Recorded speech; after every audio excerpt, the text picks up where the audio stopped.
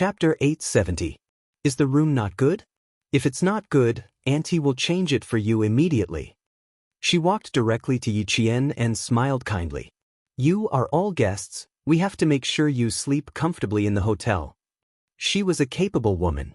Yiqian quickly composed himself and politely said, No, I have to go to the airport. That's why I woke up early. I slept very well and didn't feel uncomfortable at all. She could fall asleep anywhere. It was just that the hotel's security personnel had sent a special forces soldier over. She was startled awake at 3:30 in the morning. Going to Jiang? That's great, I also need to go to the airport to pick someone up. Take my car. Manager Song, with her exquisite makeup, laughed heartily. She must have just woken up, as her eyes were still bloodshot. The staff helped me get the car. Let's go and wait outside. She turned to the front desk and said, Xiaofang, prepare 2 sets of breakfast for me. 1 set with coffee and the other with fresh milk. Yi Qian's indifferent face lit up with joy. He quickly thanked her. Thank you, Manager Song. I won't stand on ceremony then.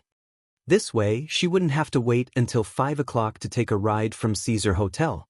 She could pick up her military uniform earlier. Aya, child, you can just call me Auntie. Why are you calling me Manager Song? Manager Song, who still had a stern expression, couldn't help but laugh. This child was really polite. Don't blame me for making the decision alone. Let's go, the car is here. Yang Heng's Auntie Song was a divorced woman. They divorced 8 years ago, and her daughter was awarded to her husband. Now, she was going to pick up her daughter from France, whom she hadn't seen for more than 2 years. The car drove over. Yi Qian's gaze fell on the 1997 red Ferrari. He saw that Auntie Song was yawning several times. Yi Qian, who originally wanted to say that she could drive to the airport, silently shut his mouth. Auntie, did you not rest well last night? Yi Qian sat in the front passenger seat and couldn't help but ask. When she was training with the motorists, the most common thing the instructor said was, don't drive when you're tired. Looking at Auntie Song, who looked rather tired and yawned nonstop, Yi Qian was still a little worried. It was not good to drive while tired. President Song smiled as he started the car and slowly drove into the entrance of the lobby. You didn't sleep the whole night. Are you worried that I can't drive well? Don't worry, I still have the skills. I used to be able to drive steadily even if I didn't sleep for several nights in a row. Throughout the journey, Manager Song's driving skills were indeed not bad, but every time she yawned deeply, Yi Qian felt a chill run down his spine. When the motor vehicle soldiers were assigned to night training, if they were really tired, they would eat morning peppers to refresh themselves and apply cooling ointment to resist fatigue. They would use all kinds of hard methods to keep their minds clear all the way. However, Director Song and the others were different. It was impossible for them to use such a ruthless method to refresh themselves. If they were so tired all the way, there would definitely be problems driving. Yi Qian didn't care about the value of the car anymore. He simply smiled and said, Auntie Song, let me drive. It will take an hour to get to the airport. I'll drive. Why don't you sit and rest for a while? Just as Yi Qian finished speaking, a strong light suddenly shone from the opposite side. This was not the strong light of a small car, but the strong light of a large truck rushing towards them. President Song, who hadn't had a good rest, couldn't help but squint when the strong light shone on her. She didn't even realize what was happening in front of her. Chapter 871. Yi Qian, who had been paying attention, didn't even have time to say, be careful. He released his seatbelt in a second and leaned toward the driver's seat. His hands gripped the steering wheel and turned it quickly. As the bright light rushed toward them, Yi Qian said calmly, step on the accelerator. Quick. In that second, Director Song's brain still reacted. She stepped on the accelerator as low as possible, and the entire car was like an arrow released from a bow. Under Yi Qian's control, the car made a beautiful drift on the road. The rubber wheels rubbed against the ground, making a sharp squeaking sound. Amidst Song's screams, Yi Qian completed the second lateral drift in a row, causing the entire sports car to rush forward with a boom, thus avoiding the rampage of the truck. Fortunately, it was a Ferrari sports car. Its refueling speed and control were top-notch. That was why it could complete 2 drifts in such a situation. Bang, bang, bang. There were several loud noises. From the rearview mirror, they could clearly see that the truck on the opposite side of the road had crashed into the guardrail in the middle of the road. It continued to sweep forward, breaking several lampposts, and finally rushed into the greenbelt.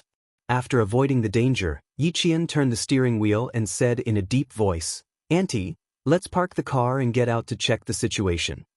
No matter what she learned was useful. If she hadn't trained with the auto soldiers, this would have been the second time she had lost her life. Compared to Director Song, who was scared stiff, Yiqian was unbelievably calm. She didn't even have a trace of fear on her face. Even her eyes were as calm as a mirror. Director Song, who was scared out of her wits, didn't even know how she lifted her foot to step on the brakes. She even forgot to pull the handbrake. It was Yiqian who pulled it and turned off the engine. "Annie Song, calm down first. I'll get out to check the situation." Yi Jian had encountered accidents like the one just now when he was training. His brain and his hands reacted together. His brain thought of a way to avoid the accident in the first place, and his hands reacted quickly with his brain. Thus, he could nimbly and calmly avoid the sudden accident. In the car, Manager Song was still in a daze. When Yi Qian spoke to her, she turned her neck stiffly and looked at Yi Qian in a daze. Although he said he was looking, his pupils were dilated. His gaze was not focused on Yi Qian, which meant that his brain could not keep up. He did not know what Yi Qian had said, nor did he know what he was doing. After getting out of the car, Yi Qian saw that the front of the truck that had rushed over from the opposite side of the road was twisted out of shape.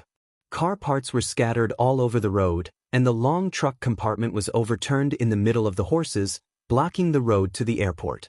Yi Qian's first reaction was to look across the road to see if any cars had been hit. A gust of wind blew past, bringing with it the smell of gasoline and paint.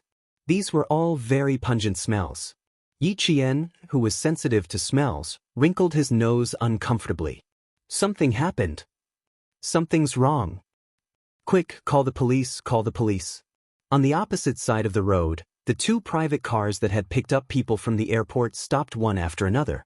Those with cell phones quickly called the police, while others called the ambulance. Then, another car sped into the city without stopping on the opposite side of the road. The speeding car meant that the traffic on the opposite side of the road was smooth and no cars were hit. On her side, the scene was very tragic. Car parts were scattered everywhere. 5 lampposts were knocked down, and the lamppost at the edge was lying on top of the truck compartment. The cables buried in the ground were dragged out. Yi Qian looked at the cables carefully. He did not see any signs of wires being torn. Chapter 872. The cars heading to the airport saw this from afar and stopped on the side of the road. The large truck in the middle of the road blocked their path. Yi Qian had already run to the front of the deformed truck and realized that the front tire was missing. The pungent smell of gasoline wafted from the front of the truck. The engine of the truck had shut down after the collision, and the entire engine had stopped working. The truck was too high, so Yi Qian jumped on the road and shouted, "Can you hear me? Can you hear me? Can you tell me how many people are in the truck?" The smell of blood mixed with the smell of gasoline and gradually drifted into her ears. It started faintly and grew stronger. Yi Qian, who did not hear a reply, took a deep breath. She needed to climb onto the truck to see what was going on inside. When she saw that the fuel tank was intact, she did not hesitate to climb onto the side of the humongous truck. Using the dim street lights in front of her, she looked through the broken windows and saw that there were 3 people in the truck. The driver was the most seriously injured.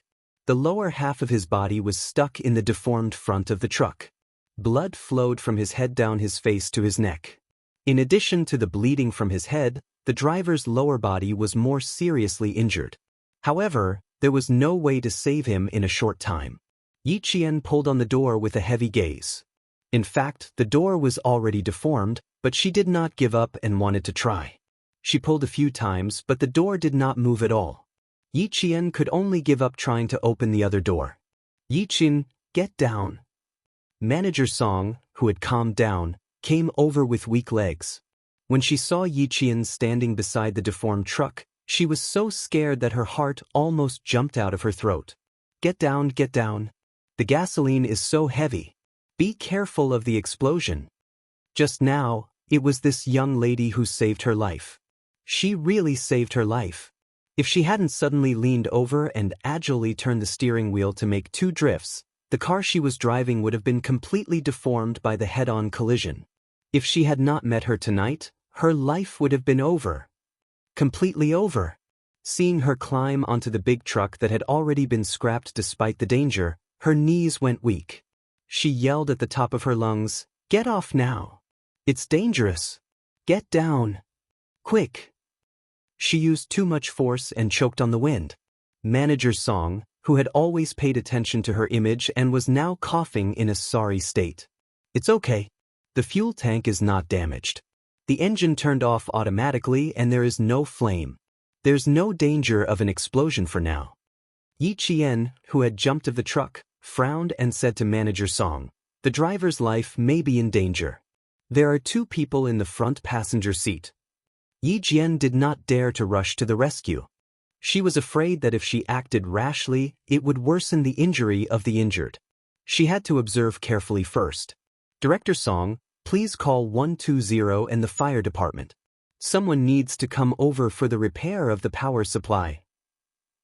People had already surrounded the truck. They all stood about 2 meters away from the truck. No one dared to come up.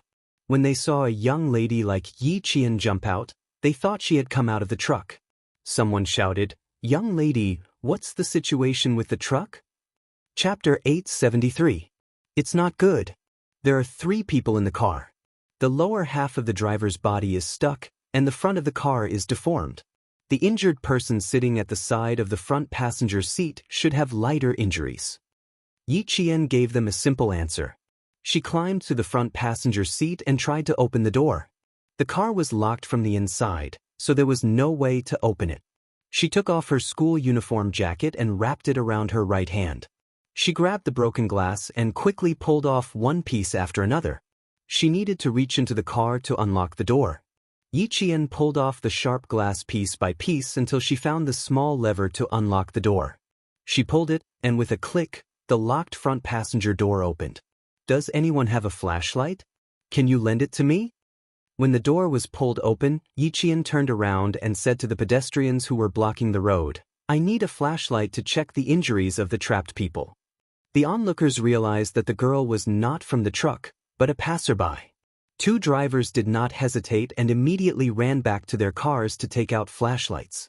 Some hesitated and chose to stand aside to watch. Chief Song was on the phone with his brother-in-law, Chief Yang. He said anxiously, "Brother-in-law, there was a car accident at the intersection of Zhongjin Road near the airport. A truck came from the opposite side of the road, and the front of the car was deformed.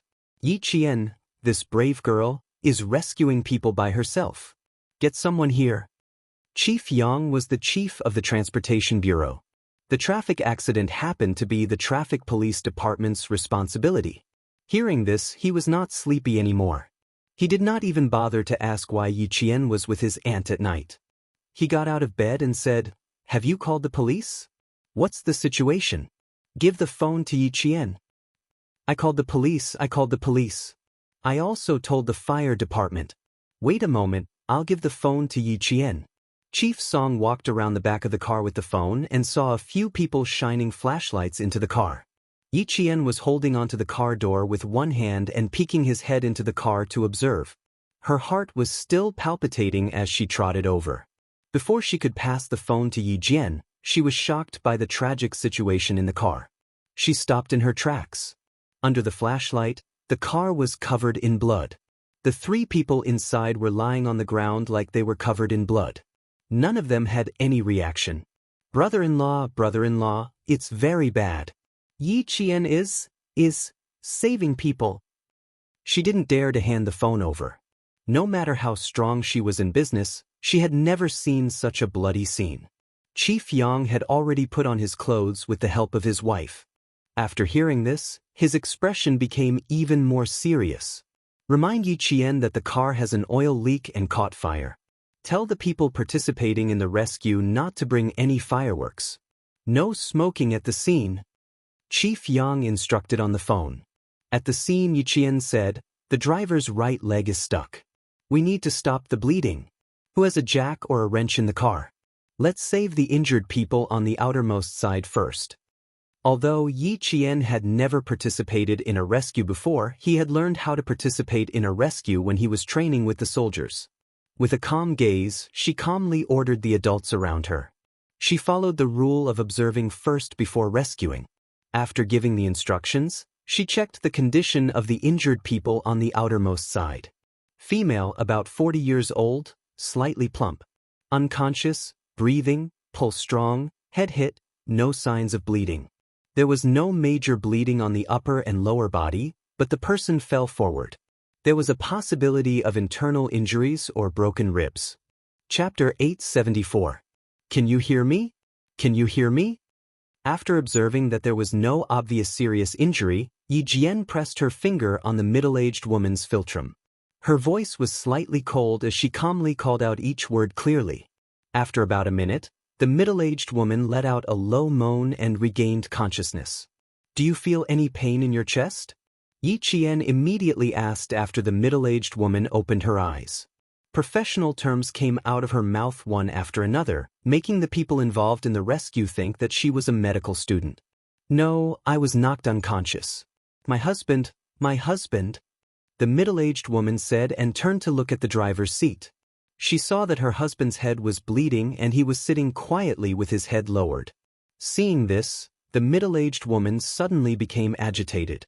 She grabbed Yi Qian's hand and begged, save my husband, please save my husband."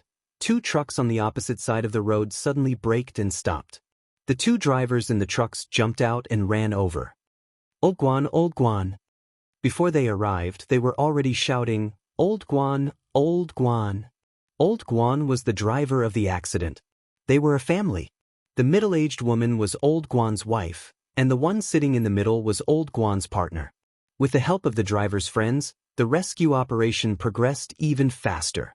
The driver's friends kept saying with trembling lips, "Daughter, you have to help us. Old Guan can't die. He can't die. Uncle, everyone is working together now. We don't want to see the worst outcome. You should comfort the anxious woman first. We'll use the tools to save her." Yi Qian held the flashlight and confirmed that Old Guan's wife's left leg was stuck and that the blood supply to her left leg was normal. Only then did he start the rescue operation. Straighten the woman's body. Stabilize her neck and spine. Give me the jack. At this time, Yi Jian had undoubtedly become the temporary commander-in-chief.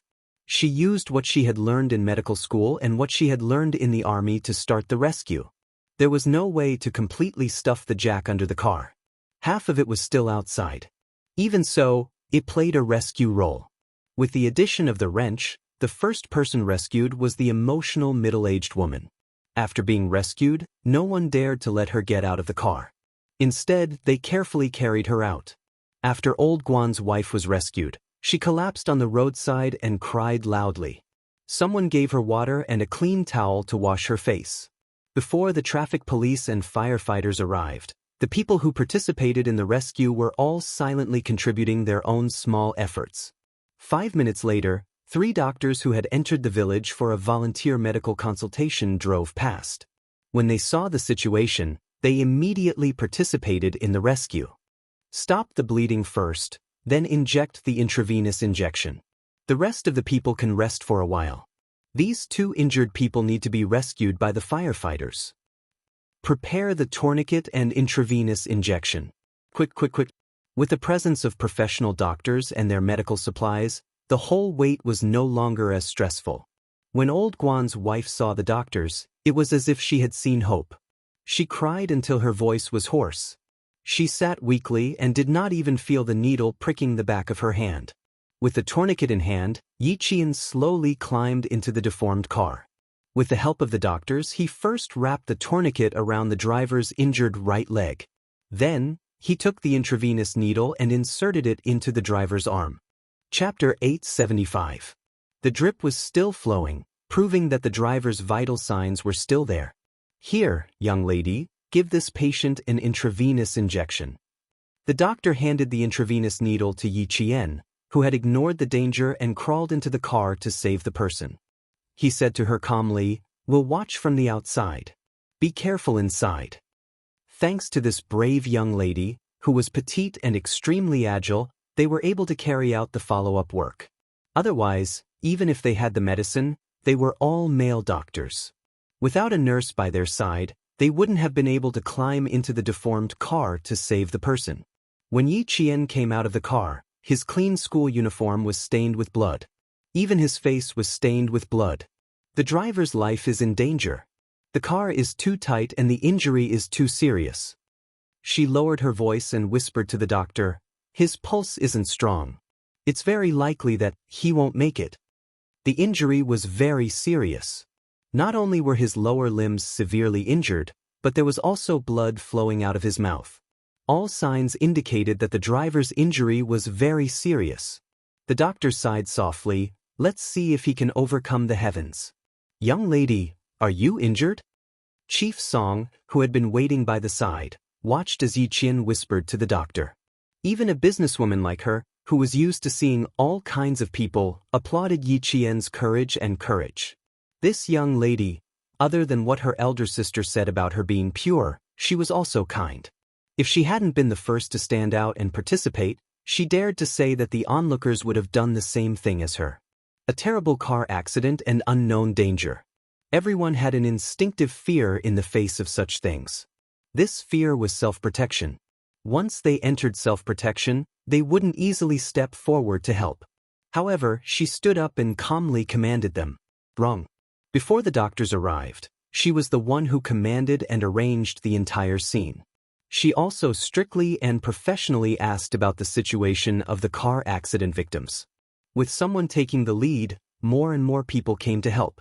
Ambulances, fire engines, and police cars arrived one after another half an hour later. Yi Qian didn't stay at the scene. There were 3 doctors at the scene. They would inform the relevant personnel of the injured one by one. A kind-hearted passerby took out a box of mineral water from the car for Yi Qian to wash the blood off his face and hands. Director Song opened another bottle for Yi Qian to wash his face. "You must be tired. You've been rescuing people for half an hour." Yi Qian said embarrassedly, "I'm sorry, Auntie Song. I was so busy that I forgot." "If you're embarrassed, I'll be too ashamed to show my face." Director Song sighed. She had helped out earlier by putting her shawl on the middle-aged woman who was the first to be rescued. Then, she called the hospital and used her connections to greet them. Other than that, she did nothing else. Compared to Yi Qian, who had been busy since the beginning, she really couldn't help at all. "There are clothes in the car that I usually wear after work. If you don't mind, you can change into them in the car. They're all clean, so don't worry." Manager Song's attitude towards his savior was definitely not the same as how an adult would treat a child. There was a sense of familiarity and respect in his attitude. Yi Jian looked at the bloodstains on her body and thought of Manager Song's expensive Ferrari. She felt that she really needed to change her clothes because of the bloodstains on her body. Director Song's sports car appeared at the 1995 Beijing Auto Show. As a manufacturer, Ferrari made its first appearance at an auto show in China. After that, several mysterious rich people bought the Italian sports car, which had a sky-high price. Chapter 876. Manager Song's sports car appeared at the 1995 Beijing Auto Show. As a manufacturer, Ferrari made its first appearance in China's auto show. After that, several mysterious rich people bought the Italian sports car, which was sold at sky-high prices. Manager Song was one of the mysterious rich people. She took out 6 paper bags from the back of the car. They were all branded with the logos of luxury brands. She searched through the bags and said, "This one won't do. The color doesn't suit you. It's too old. This one won't do either. It's an evening gown. This one seems okay. Oh no, it's an A-line dress set. It's not suitable for students." Manager Song nodded in satisfaction after searching through the 5th bag. "This one will do. This one will do. The long-sleeve dress is perfect for this time of year. You won't feel cold." She took out a custom-made, lake green linen long-sleeve dress. It had ethnic elements. Peony flowers were embroidered with colorful silk threads. It was refreshing and enchanting. The style and style were rarely seen in the market. Just by looking at it, one could tell that it was expensive. After searching through several bags, she was satisfied with this dress. Manager Song didn't feel bad at all. She directly stuffed the dress into Yi Qian's hands and said firmly, "Don't be polite with Auntie. You saved Auntie's life. Not to mention one dress, I'll give you hundreds of dresses. Go change in the car. I'll keep a lookout for you." She didn't give Yi Qian a chance to be polite. She said, "Auntie isn't afraid that you'll dirty the car. Think about it. When we arrive at the airport, why would the airport staff let you in when you're covered in blood?" Indeed, there was no reason to refuse. If she entered the airport with a bloody uniform, it would scare others and the airport staff. Manager Song was slightly shorter than Yi Qian. When Yi Qian put on the ethnic autumn cotton dress, her facial features were beautiful. She was tall and slim, so the dress came alive. It was a combination of innocence and enchanting. Large peony flowers bloomed alluringly from the side of the skirt to the waist and then to the chest. A few branches with vines curled up and then delicately extended to the neckline. A clear and seductive temperament assaulted one's senses. She was an obedient female student in her school uniform. Once she changed her clothes, her temperament changed so much that even Mr. Song was amazed. "Beautiful, beautiful, so beautiful. My friend said he's going to Hong Kong and Taiwan to hire a model. He doesn't need one, he can just ask you." Yi Qian couldn't see the effect of the dress, but he could only see President Song praising it. He couldn't help but smile and say, "Auntie Song, it's your dress that's beautiful." No matter how beautiful a dress is, someone has to wear it. The person who wears it has to have a temperament to make the dress beautiful. Co Song's complexion had yet to recover, and his voice was still a little hoarse. He had shouted Yi Qian so loudly just now that his throat was filled with blood. He took out 2 bottles of mineral water from the car and handed 1 bottle to Yi Qian. Instead of driving immediately, he raised his head and took a big gulp of water. After a while, he smiled bitterly and said, "Xiao Yi, you drive. My legs are still a little weak. I don't even have the strength to step on the accelerator." Her legs went soft and she felt nauseous. Whenever she thought of the bloody scene in the carriage, she felt nauseous. Behind her, police lights flashed. The traffic police came over to direct traffic, the firefighters started the rescue, and the medical staff sent the injured to the hospital. Everything was carried out in an orderly manner. A car accident happened suddenly. Fortunately, it was around 4 o'clock in the morning. If it was daytime, the entire truck would have been driven from one side of the road to the other. The scene would have been even more tragic. Chapter 877. As for the driver, Old Guan, no one could guarantee that he could be saved. Yi Qian said softly, "It's all over now. I'll drive. You should rest for a while." The scene was indeed tragic, but on the battlefield, it was even more tragic. "You don't seem to be afraid at all. Your reaction to avoid the car was also very fast. Xiao Yi, Auntie is a little curious about you." Yi Qian was the one driving the Ferrari. It was her first time driving such a luxury car, so Yi Qian was not unfamiliar with it.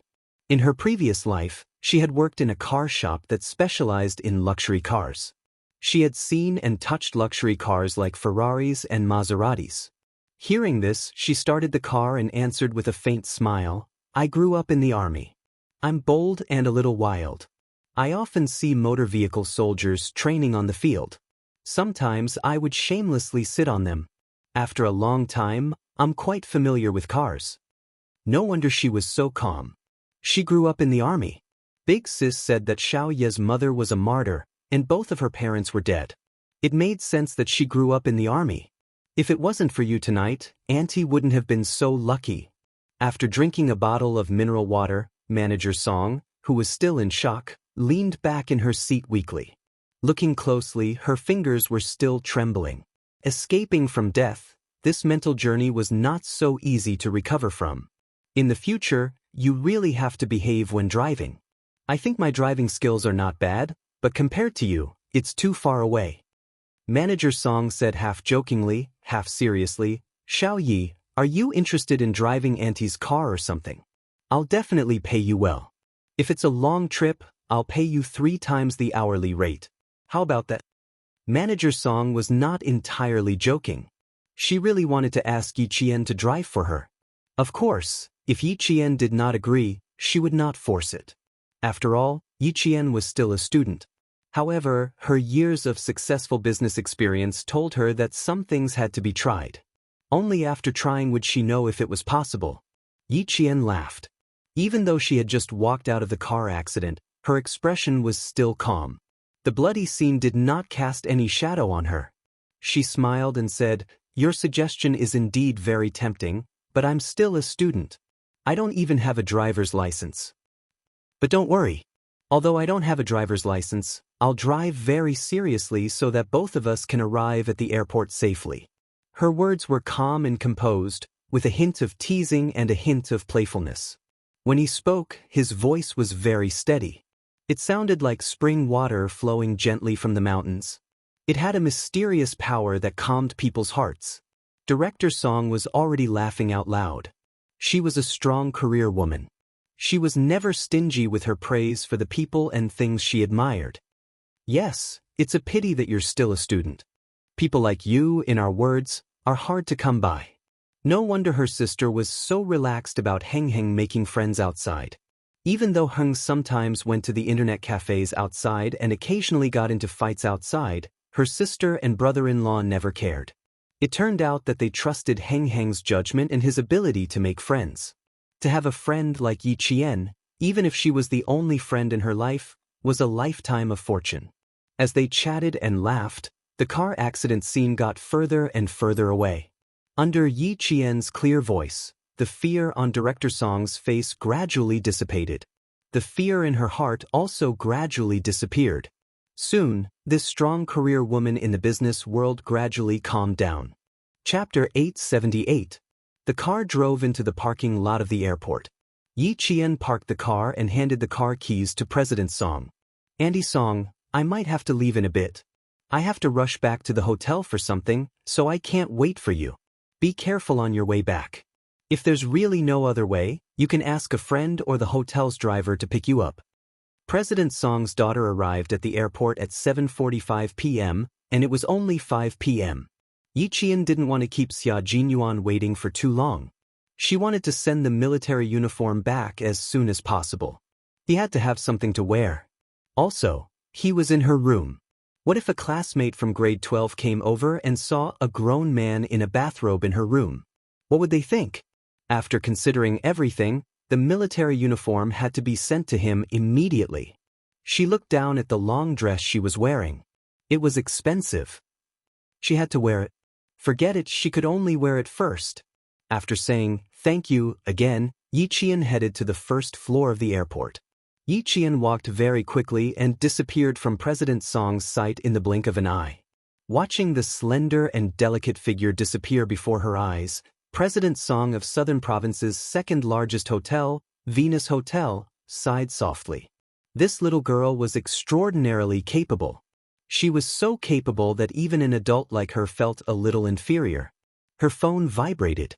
President Song looked at the caller ID and answered, "Hello, brother-in-law. I'm at the airport with Yi Qian." "Yes, we're fine." "No, I should say that if it weren't for Yi Qian, you might have seen me in my wrecked car at the scene of the accident." President Yang rushed to the scene of the accident. He heard people saying, if it weren't for the little girl in the school uniform, the 3 people in the car might not have survived. They were all talking about the little girl in the school uniform. Even the 3 doctors who participated in the rescue said that it was all thanks to the girl in the school uniform. Otherwise, they wouldn't have been able to climb into the car. President Yang was deeply moved. Needless to say, the little girl in the school uniform they were talking about was Yi Qian. Yi Qian, who was full of courage, had a strong sense of righteousness about her. She was clear about good and evil, and she was flexible. Huiying said that she wanted to take her as her goddaughter. This was a good decision. Yang Heng had a younger sister, and Xiao Yi had an older brother. Both of them were sentimental people, so it was best for them to be brother and sister. It was a good thing to go back and ask his wife to settle the matter. He supported it wholeheartedly. "Why is Yi Qian at the airport so early in the morning? Why are you 2 together?" Feeling emotional, Director Yang asked his wife's sister, "I'm at the scene now. There are 2 traces left by drifting cars. Did you drive? Mr. Song let out a long sigh. He still had some lingering fear when he mentioned the incident. No, Yi Qian was the first to notice the abnormal situation on the opposite side of the road. She reacted quickly and snatched the steering wheel from me. She drifted twice to avoid the truck that was rushing towards us. Yi Qian grabbed the steering wheel and drove his sister-in-law Song Tinglin's car, quickly avoiding the oncoming cars. Even Chief Yang found it unbelievable. He asked, "Are you two really okay?" President Song rolled down the car window and rubbed his forehead with one hand. "We're fine. We're really fine. Yi Qian came to the airport to do something. I didn't ask what it was about. Now that she's gone, I'm still waiting for my daughter to come back. As long as they were fine, as long as they were fine." Director Yang didn't ask any more questions. He said, "Okay," and hung up. Chapter 879. Chief Song wanted to talk about how scary the car accident was, but her fingers were still rubbing her temples when the phone beeped. Her brother-in-law would never take the initiative to wait for someone to hang up. She threw the phone aside and closed her eyes to calm her mind. The driver had not been rescued yet, and the road to the airport was blocked. The traffic police cleared the fence in the middle of the road and made a road to the airport on the opposite side of the road to avoid the traffic jam. When the sun rose, it was even more dangerous. Everyone was secretly glad that the accident happened in the early hours of the morning when there were fewer cars. This big truck had crossed the road directly from the opposite side of the road. If it had really collided, all the cars would have been crushed into scrap metal. "Chief." A traffic police ran over. Chief Yang kept his phone and immediately went into the emergency rescue. "We were checking the broken wheel of the truck just now. We took out 4 steel nails from the front wheel. The preliminary judgment is that the driver was negligent and did not notice the nails, causing the accident." The traffic police reported their findings one by one. Beside him was the driver's friend, an old friend who drove together with him. After we got off the highway, we specially checked at the repair shop at the intersection. We rested for a while before driving again. "Chief, we can pat our chests and say that there are absolutely no steel nails in the wheels. We have been driving for 6 or 7 years. We definitely did not miss such big steel nails." The driver was from Hunan and had a heavy hometown accent. The traffic police added, "The 4 steel nails are the most common too. 4-inch steel wheels. Once they pierced the inner tire, it would cause the tire to burst during high-speed driving, causing the truck to lose balance and causing the accident." "That's right. We are experienced drivers. Our lives are in the car. How can we be careless? Before and after getting off the highway, we have to stop and check." The driver said with red eyes as he wiped his tears, "Old Guan is our master. I always follow Old Guan when I go out. How could he not notice it? How can he be so careless?" Last night, Old Guan also checked himself with a flashlight. Chief Yang took a steel nail and looked at it. This was a brand new one and was the most common steel nail. He thought it was a car accident caused by a burst wheel, but after listening to the analysis, it did not seem like a normal car accident. "Bring the people from the repair shop here and ask the driver's wife. Also, call the police station and ask them to send someone over." Director Yang quickly made arrangements and took control of the entire situation so that his subordinates could carry out their work in an orderly manner. After waiting for someone from the Public Security Bureau to arrive, Director Yang called Director Song again. He wanted to ask if there were any other discoveries at the scene of Yi Qian's car accident.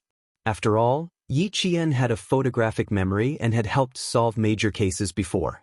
Yi Qian, who had already arrived at the airport, was standing on the first floor of the airport, looking at the distribution map.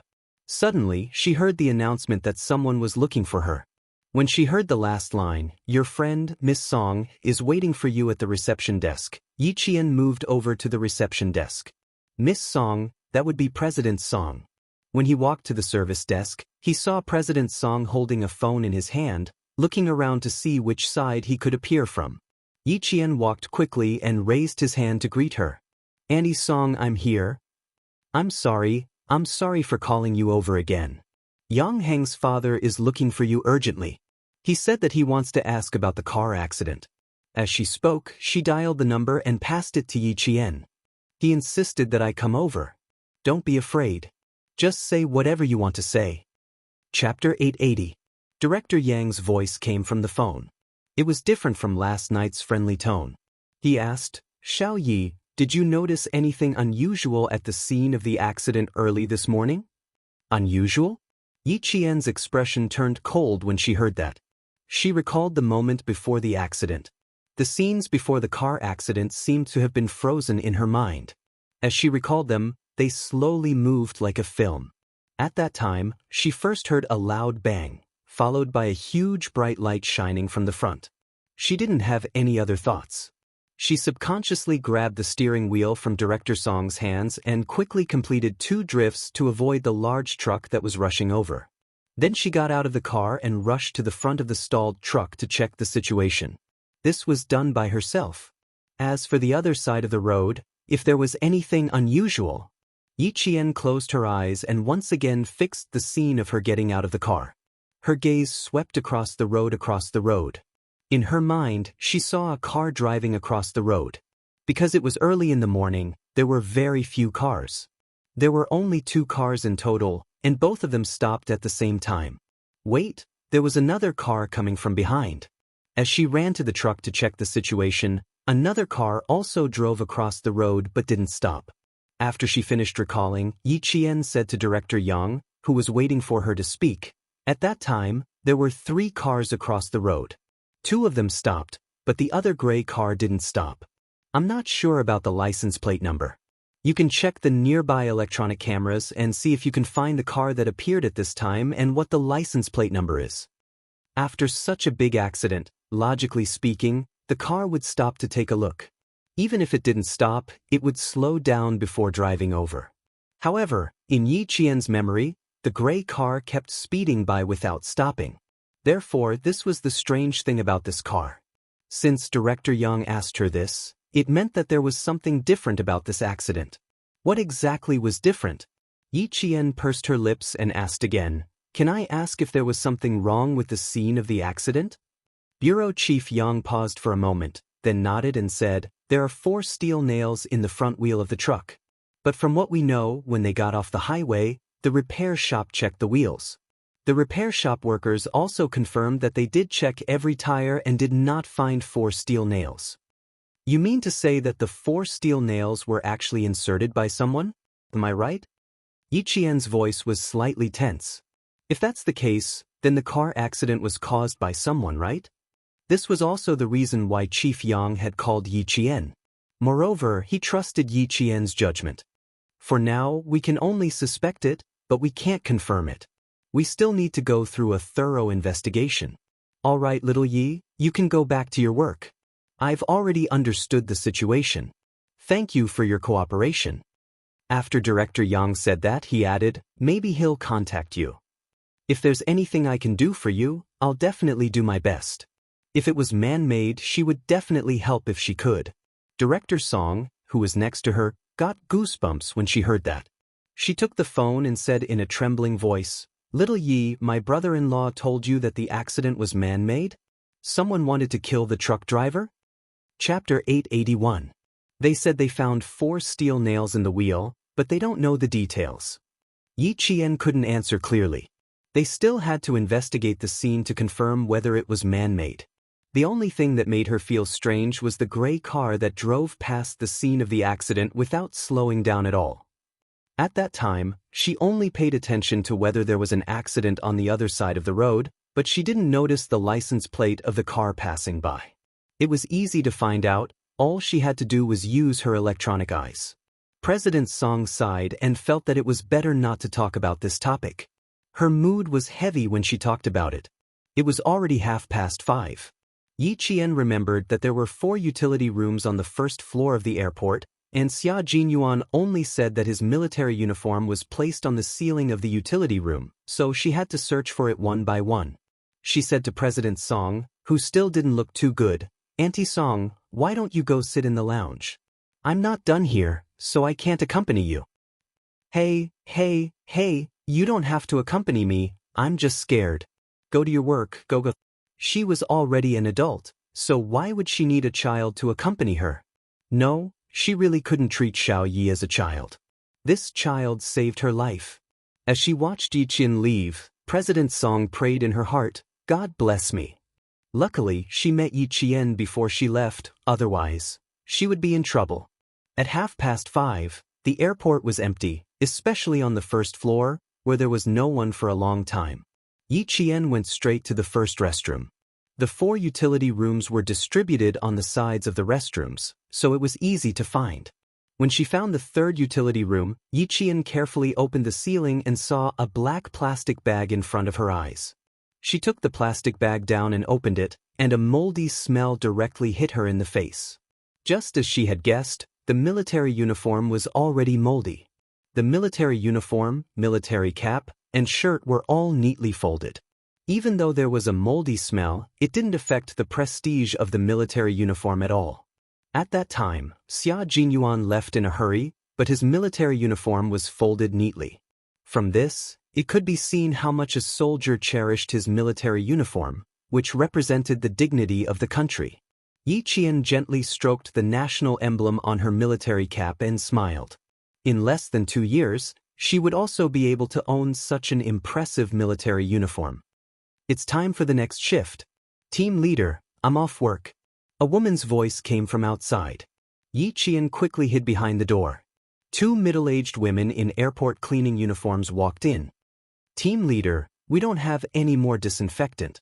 We need to replenish it for the day shift. Last night, the night shift staff handed over their work. When the 2 of them walked to the counter, Yiqian quickly left the storeroom without alerting them. At 5 o'clock in the morning, buses had already started coming in and out of the airport. Yiqian didn't stay for even a minute.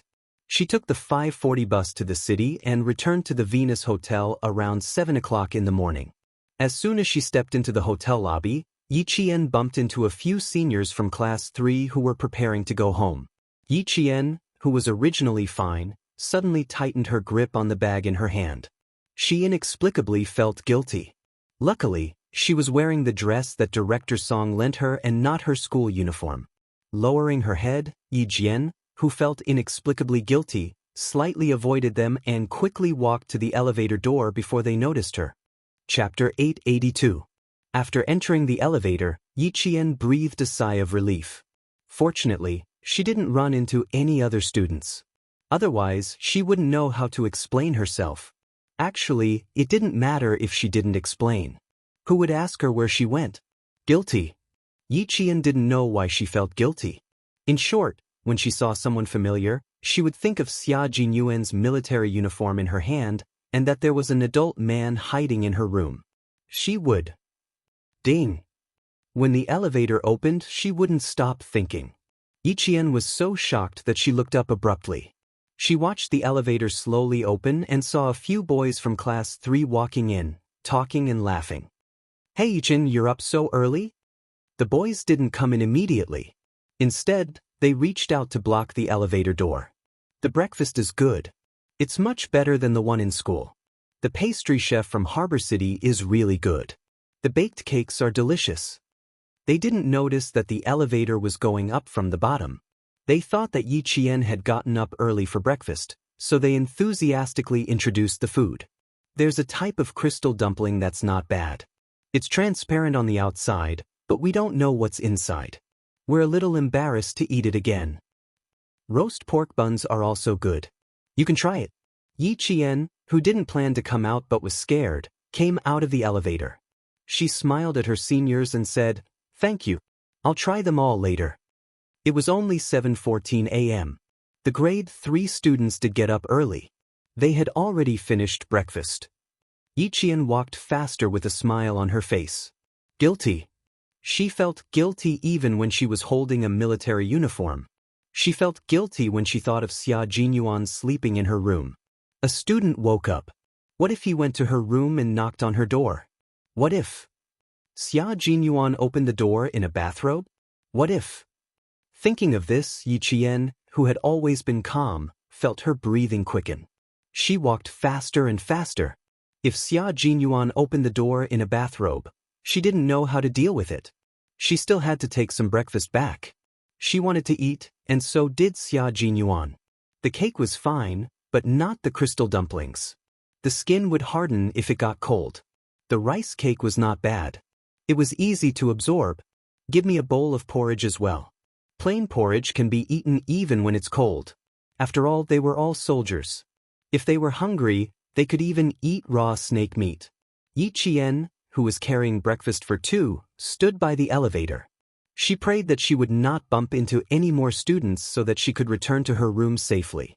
In the elevator, Mother Yang was talking to her relatives. You don't have to eat out for lunch. Come to my house. Ting Lan picked Anqi up at the airport and asked her to come to my house directly.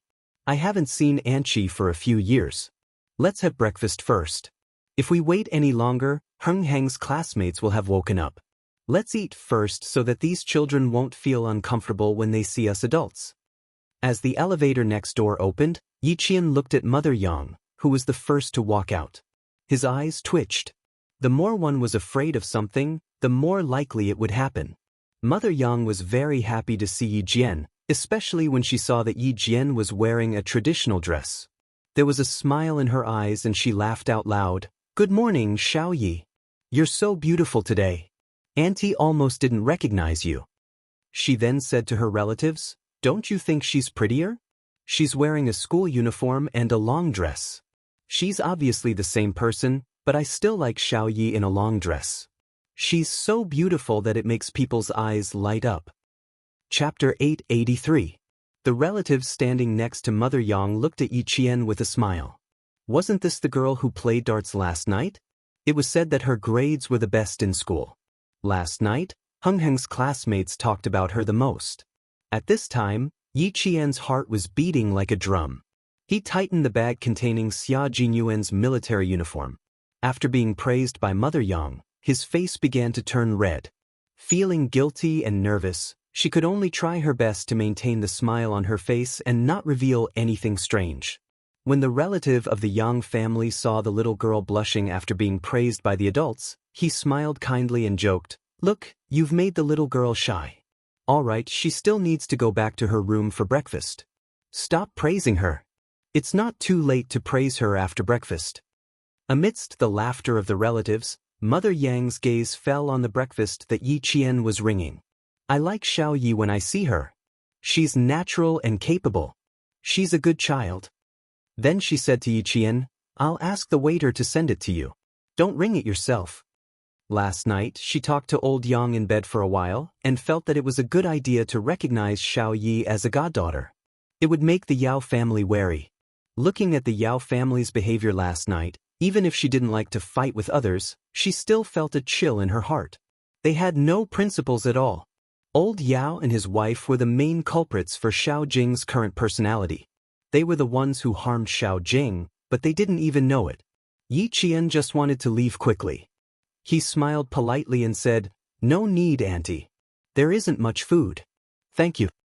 You're being too polite with Auntie again. The elevator is here. Go back to your room and eat first. I'll ask Yang Heng to come find you later. Last night, she said that she would let Xiao Yi come to her house for lunch. Now that she had to treat Ting Lan's family, she could only postpone it to tonight. Mother Yang smiled and said, in her heart, she was thinking about inviting Yi Qian to her house for lunch tonight. How could she ask Yang Heng to find her later? Yi Qian quickly said, Auntie, I have something to do later. I'll leave first. Last night's incident is over. I'm fine here. Thank you for your concern. She glanced at the elevator floor number from the corner of her eyes. There was one more floor. It was a long wait. Leaving so early? Then you go back to your room and have breakfast. Just as the elevator arrived, Mother Yang smiled and said, Go in quickly. It's late and breakfast is already cold. Watching Yi Qian say goodbye to her as he entered the elevator, Mother Yang's eyes had a warm smile. This child was afraid of troubling her family. In fact, in the end, it was Yang Heng who had implicated this child. That brat Jing saw that she was close to Yang Heng, and that was why she kept picking on Yi Qian. In the end, that brat Jing's heart was rotten to the core. Through the slit of the slowly closing elevator door, Yi Qian saw Mother Yang and the others leave while talking and laughing. The door hadn't closed yet. Yi Qian's whole body leaned against the cold metal surface of the elevator. There was a small amount of sweat on the tip of his nose. When the elevator stopped at the correct floor, Yi Qian stepped out of the elevator. She took a deep breath, and then, she held her breath all the way to her room. She took out her card and swiped the door.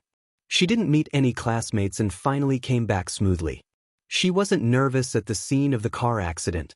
Returning to the hotel, she was nervous like a thief. Sure enough, as long as it was something related to Captain Xia, she couldn't let go of herself. Her heartstrings were stretched taut. The room was very quiet. There was no sound at all. After gently closing the door, Yi Qian walked in with light footsteps. She finally managed to catch her breath. Her breathing tightened again, and her face inevitably turned red again. Chapter 884. He actually maintained the same posture as when he left a few hours ago. He didn't move an inch and just covered his face with her clothes. What kind of habit was this? He even covered his face with someone else's clothes. After putting away the breakfast, Yi Qian, who had originally wanted to take off his clothes, took 2 steps forward and hesitated. She raised her hand and gently patted her slightly flushed face. She took out his military uniform and walked into the bathroom. He didn't wake up even when she came back. It was obvious that he was really tired. Forget it, let him sleep. When Yi Qian turned on the water, she lowered the volume to the minimum for fear of waking him up. She didn't immediately wash the clothes, but turned on the shower head and washed her hair. Her hair was stained with blood. Other people didn't smell the blood, but she smelled it all the way back. The water flowed out gently, making a slight splash sound. After washing her hair, Yi Qian started washing the hat. She washed the military uniform until there wasn't a trace of mold. Yi Qian used the bath towel to soak up the water again, then began to dry himself with the hairdryer. She dried herself in the bathroom from 7 in the morning to 8:30 in the morning. Only her shirt wasn't dry. She hung the jacket and pants neatly on the hanger, then placed the tie together and hung everything on the hanger. Her movements were light and silent. She didn't wake up Xia Jinyuan, who had been sleeping for 4 days and 4 nights. Xia Jinyuan, who had used Yi Qian's clothes as a blindfold, slept soundly and peacefully. This was because there was a girl beside him.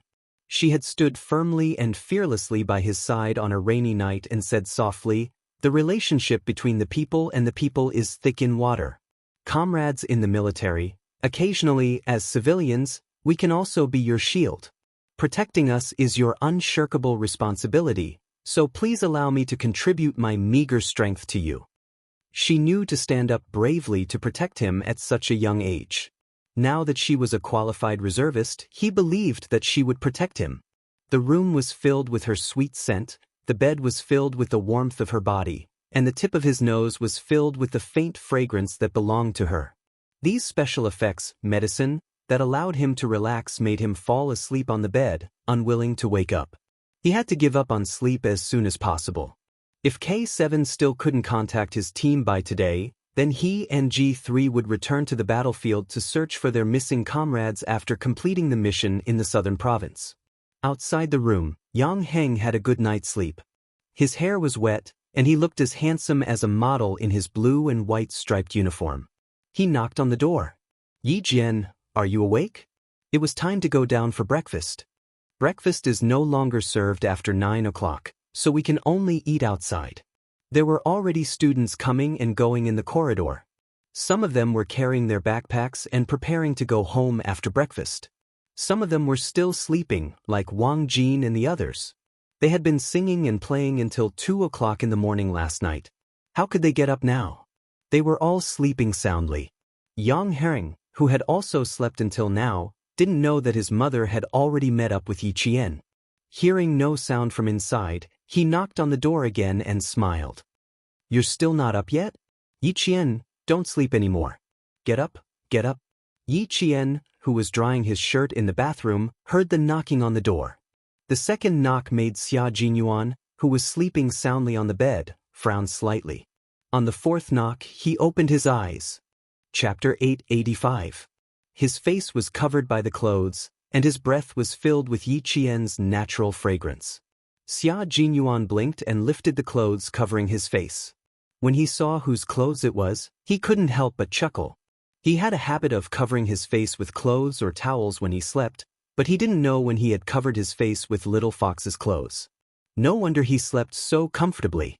Yiqian, are you up? A young boy's voice came from outside. His voice had gone through puberty, but it still had the cleanness of a teenager and the deepness of a young man. From his voice, he felt that the boy outside was quite good-looking. Xia Jinyuan didn't want to move, and he didn't dare to either. He was afraid that Yiqian would open the door and step out. This was a huge misunderstanding. Yiqian isn't up either? A classmate asked Yang Heng as he passed by. Xia Jinyuan heard the boy who knocked on the door laugh and say, "No, I asked her to have breakfast. You don't have to wait for us. Go down and eat first." The bathroom door opened, and Yiqian walked out with a dry shirt in his hand. When he was hanging it up, he unconsciously leaned into the room to see if he had woken up the man in bed. Just then he saw Xia Jinyuan lift the blanket and get out of bed. Yiqian hurriedly hung up the shirt and said softly, "Did I wake you up?" He slept for less than 6 hours. If it was deep sleep, it was enough for a high-intensity Special Forces soldier. Xia Jinyuan didn't say anything. The moment he opened his eyes, he felt refreshed.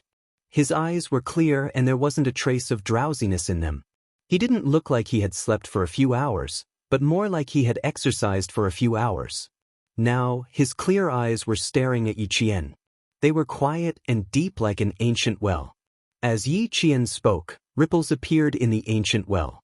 Light floated in the depths of the well. Yiqian was confused by his gaze. Dai Qing frowned. "What are you looking at? You're so strange." "What are you looking at?" Xia Jinyuan was naturally looking at Yiqian. At this moment, he only had eyes for Yiqian. He knew that his little fox was not bad. No, it was not just not bad. It was just that when he first saw her, he felt that she was a stunning beauty. Her beauty was not just the frivolous beauty of a gorgeous appearance, but a simple beauty that had been accumulated over time. She had a connotation that could withstand the test of time, and even more so, she had the tenacity to withstand tempering.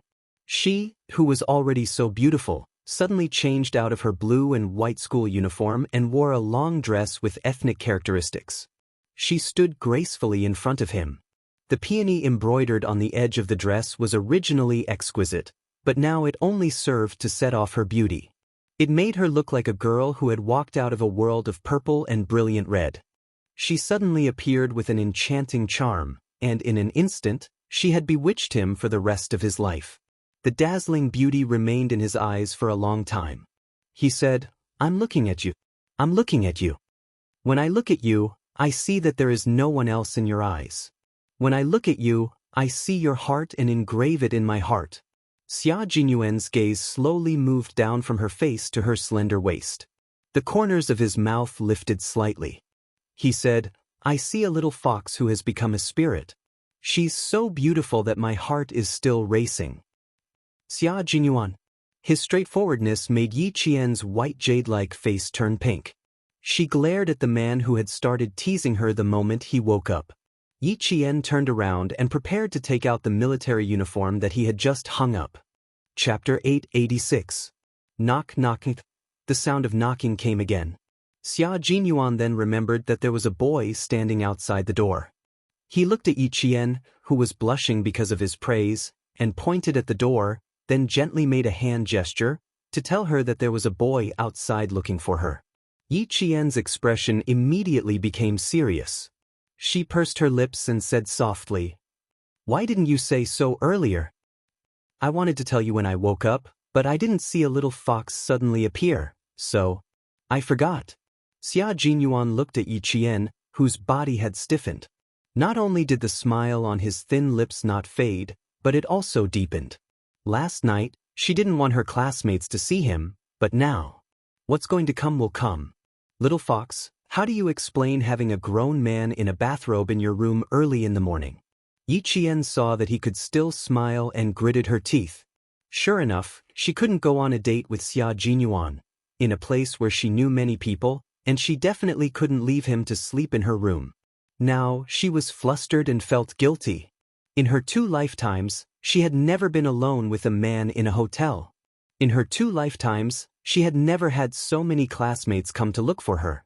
Moreover, when they came, there was a man in a bathrobe in her room, revealing a large portion of his muscular chest. Clothes, put on your clothes properly. Yiqian pointed at his chest and glared at him with her dark eyes. You're no different from being naked right now.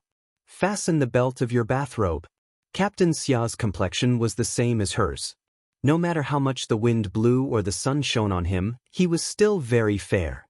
The light at the entrance was a spotlight, so she could clearly see the beautiful lines of his chest muscles.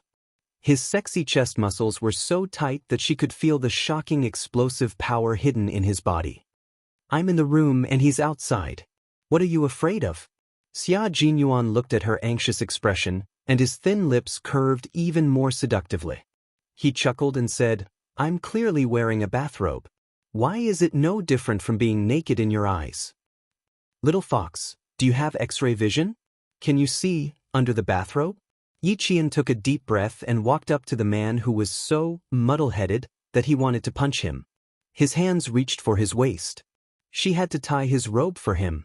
She could feel his hot breath above her head. She was sure that if she looked up now, she would only see her figure in those unfathomably dark eyes. Because, even if she didn't raise her head now, she could feel his deep gaze on her body, not a single trace of his gaze away. She pulled the loose belt of his bathrobe into her hands and fastened the Yiqian tightly with her lips pursed. Then she pulled the lapel tightly to cover his chest. X-ray vision? Even without X-ray vision, I can still see it clearly. Xia Jinyuan lowered his head and looked at her slender hands tidying his robe.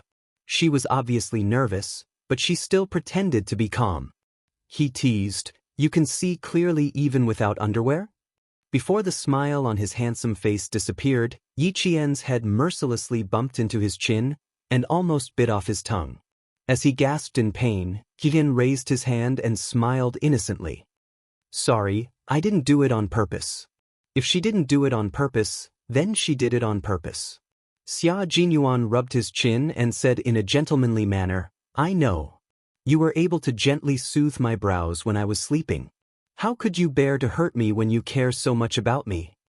Chapter 887. Yiqian didn't say anything. His face was red and his teeth were chattering.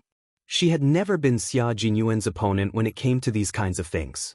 Why should she make things difficult for herself? She had to endure it for now. When she grew up, she wouldn't have to be so cautious anymore. Major Xia, just you wait. When do you plan to open the door? Don't let your senior wait too long. Major Xia Jinyuan's jaw hurt, but his heart was filled with sweetness. He stood in front of the door and pushed it open. She could see him standing in the middle of the hallway.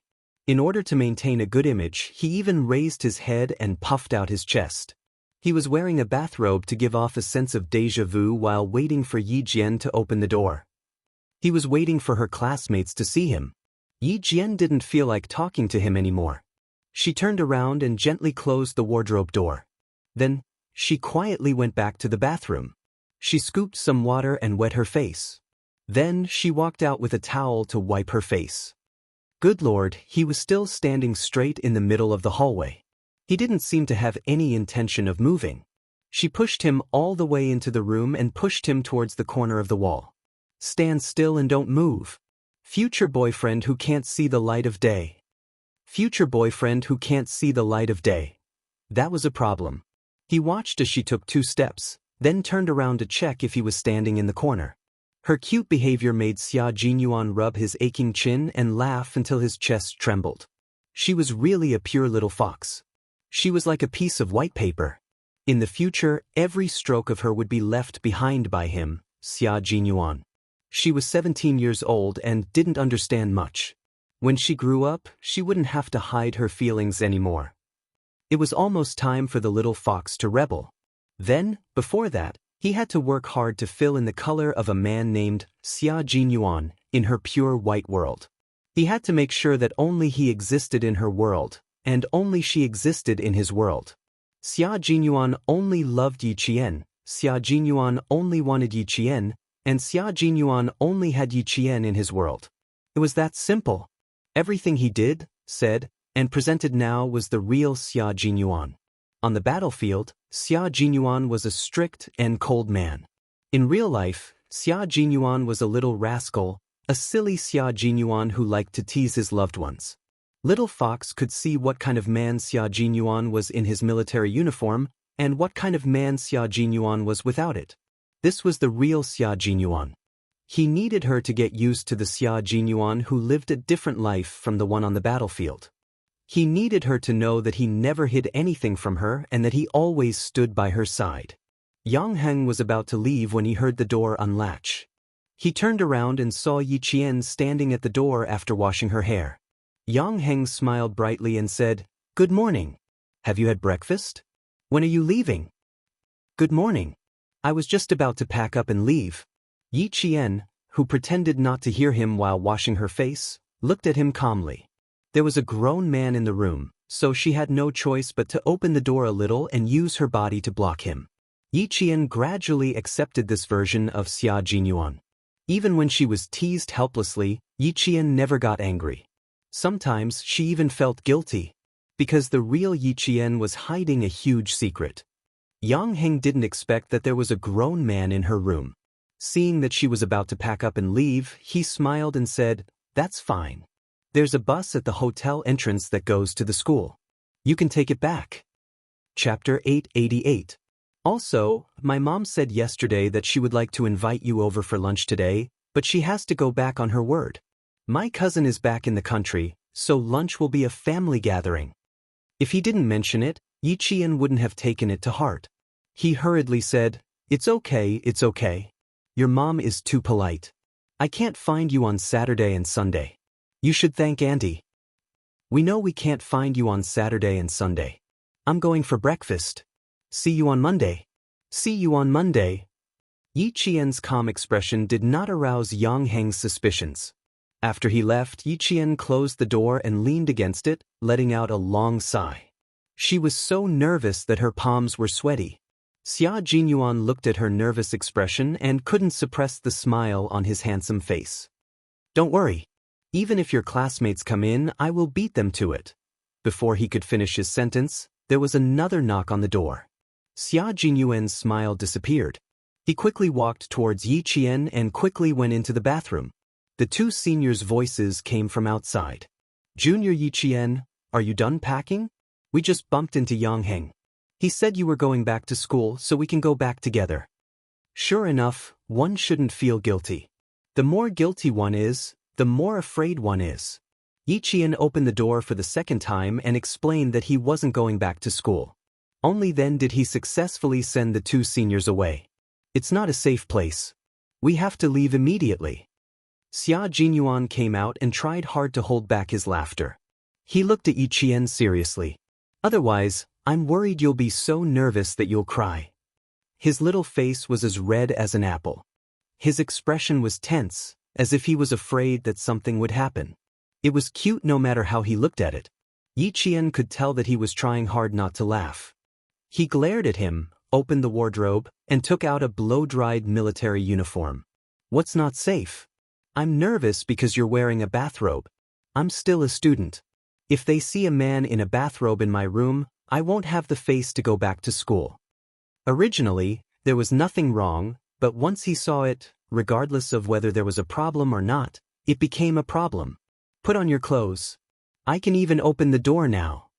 Yi Qian took out his military uniform and shirt. When he looked up, he saw Xia Jinyuan staring at him with a deep and pitiful gaze. Yi Qian paused and took a step back. "Why are you looking at me like that? Hurry up and get dressed." His voice was steady, but it was a little soft. At that moment, Xia Jinyuan made Yi Qian's heart tremble slightly. His handsome face, which had just woken up, revealed a bit of drowsiness and laziness. His deep black eyes were dark and gloomy. His whole person gave her the feeling of a cheetah stretching out its claws and staring at her, the prey. You change into your clothes. We'll leave after you change." Her breathing was a little tense. He could feel that she was a little nervous. Xia Jinyuan walked over and took the clean, fragrant military uniform. His gaze was locked on her face and did not move at all. "After I fell asleep, you immediately went to the airport? Didn't you say that you didn't have any clothes? Then the only thing I could think of was to get your military uniform back." His expression was very calm. It was impossible to tell why his eyes had suddenly darkened. Yi Qian, who was trying to figure out what was going on, was also certain that he had not touched any sensitive nerve.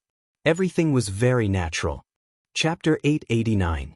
However, his gaze was still so deep that it was as if there was a whirlpool in his dark eyes that could suck her in. The military uniform was dry and dry. Her slender fingers tightened around the military uniform that she had brought back from half the provincial capital without his knowledge. There was a feeling of solidity in her heart, as if the whole world was filled with solidity. There was not a single empty space that was filled by her at this moment. It seems like I slept too deeply. I didn't even know when you left or when you came back. Xia Jinyuan said softly. His calm tone did not change. His deep gaze was still so deep that Yi Qian's heart couldn't help but tighten. He came over at 3:30 in the morning. Little Fox left at around 3:40 in the morning. It would only take an hour to get from the hotel to the airport. It was now 8:40 in the morning. A military uniform would take around an hour to dry, which meant that she rushed back to the hotel at around 6 o'clock. He had been back for so long, but he didn't hear any movements. It seemed that the scent she left on his clothes was even more effective than taking sleeping pills. He didn't know that Yi Qian had been delayed at the scene of the car accident for nearly 40 minutes. He even thought that Yi Qian had returned very early. He should have reminded her before going to bed last night to bring back the military uniform. Unfortunately, he couldn't wear it now. Her efforts had been wasted. You were too tired. That's why you didn't know. You look a lot better now. Hurry up and change. Why are you still standing there? Yi Qian said uneasily as his gaze on her became more and more intense. She didn't know if it was because he had just woken up, but he was standing in front of her with a casual laziness. Even a casual raise of his eyebrows was sexy. Her heart was beating a little faster. Could he not be so sexy? Could he not look at her like that? Could he hurry up and change? Xia Jinyuan looked at the girl who was working for him quietly. She was nervous because of him and blushed because of him. His world was not only filled with satisfaction, but it also made his heart throb. He took a step forward, and Yi Qian immediately retreated to the door. His dark eyes widened, and he looked at Xia Lei warily. At the same time, he maintained his calm and said seriously, "Captain Xia, this is a hotel. There will be students outside looking for me at any time. Don't do anything rash." Act recklessly? What did she mean by messing around? But why was it that every time the little fox was alone with him, she would always have that, "What are you trying to do?" expression on her face? Simply put, she was trying to seduce him even when he clearly had no intentions of doing anything. "What do you think I will do?" He raised his eyebrows and asked with a smile. Yi Qian waited solemnly. "I don't know. You know." He took another step closer, and his lazy aura began to surround her. "You know, that's why you're telling me." He shook his head firmly and replied with an even firmer tone, "I don't know." Even if he knew, he couldn't say it out loud. The air began to thin, and his masculine aura was flamboyant and scorching. His eyes were getting darker and darker, making her feel as if her soul was being sucked into his dark eyes bit by bit. Looking away was a sign of weakness. In front of him, she had to get used to looking him in the eye. She couldn't show any weakness. Once she did, he would start to gain the upper hand again. "Actually, I told you a long time ago. Captain Xia also reminded you that the more you reject me and resist me, the more I will cling to you. Look, you're resisting me right now. It's hard for me not to mess around with you or not to do anything to you." Chapter 890. He chuckled as he approached her step by step. It wasn't the kind of approach that would make Yi Qian want to run away, but the kind that would make her afraid of losing herself in his gentleness. Little by little, as light as silk, he approached her. Before she realized it, he would entangle her more and more, until she couldn't escape and was completely trapped in his gentle net. This feeling made Yi Qian panic. She didn't know what to do. She could trust him, trust that his deadly gentleness gave her a sense of security. "We can't do anything right now. Don't forget, we have an agreement.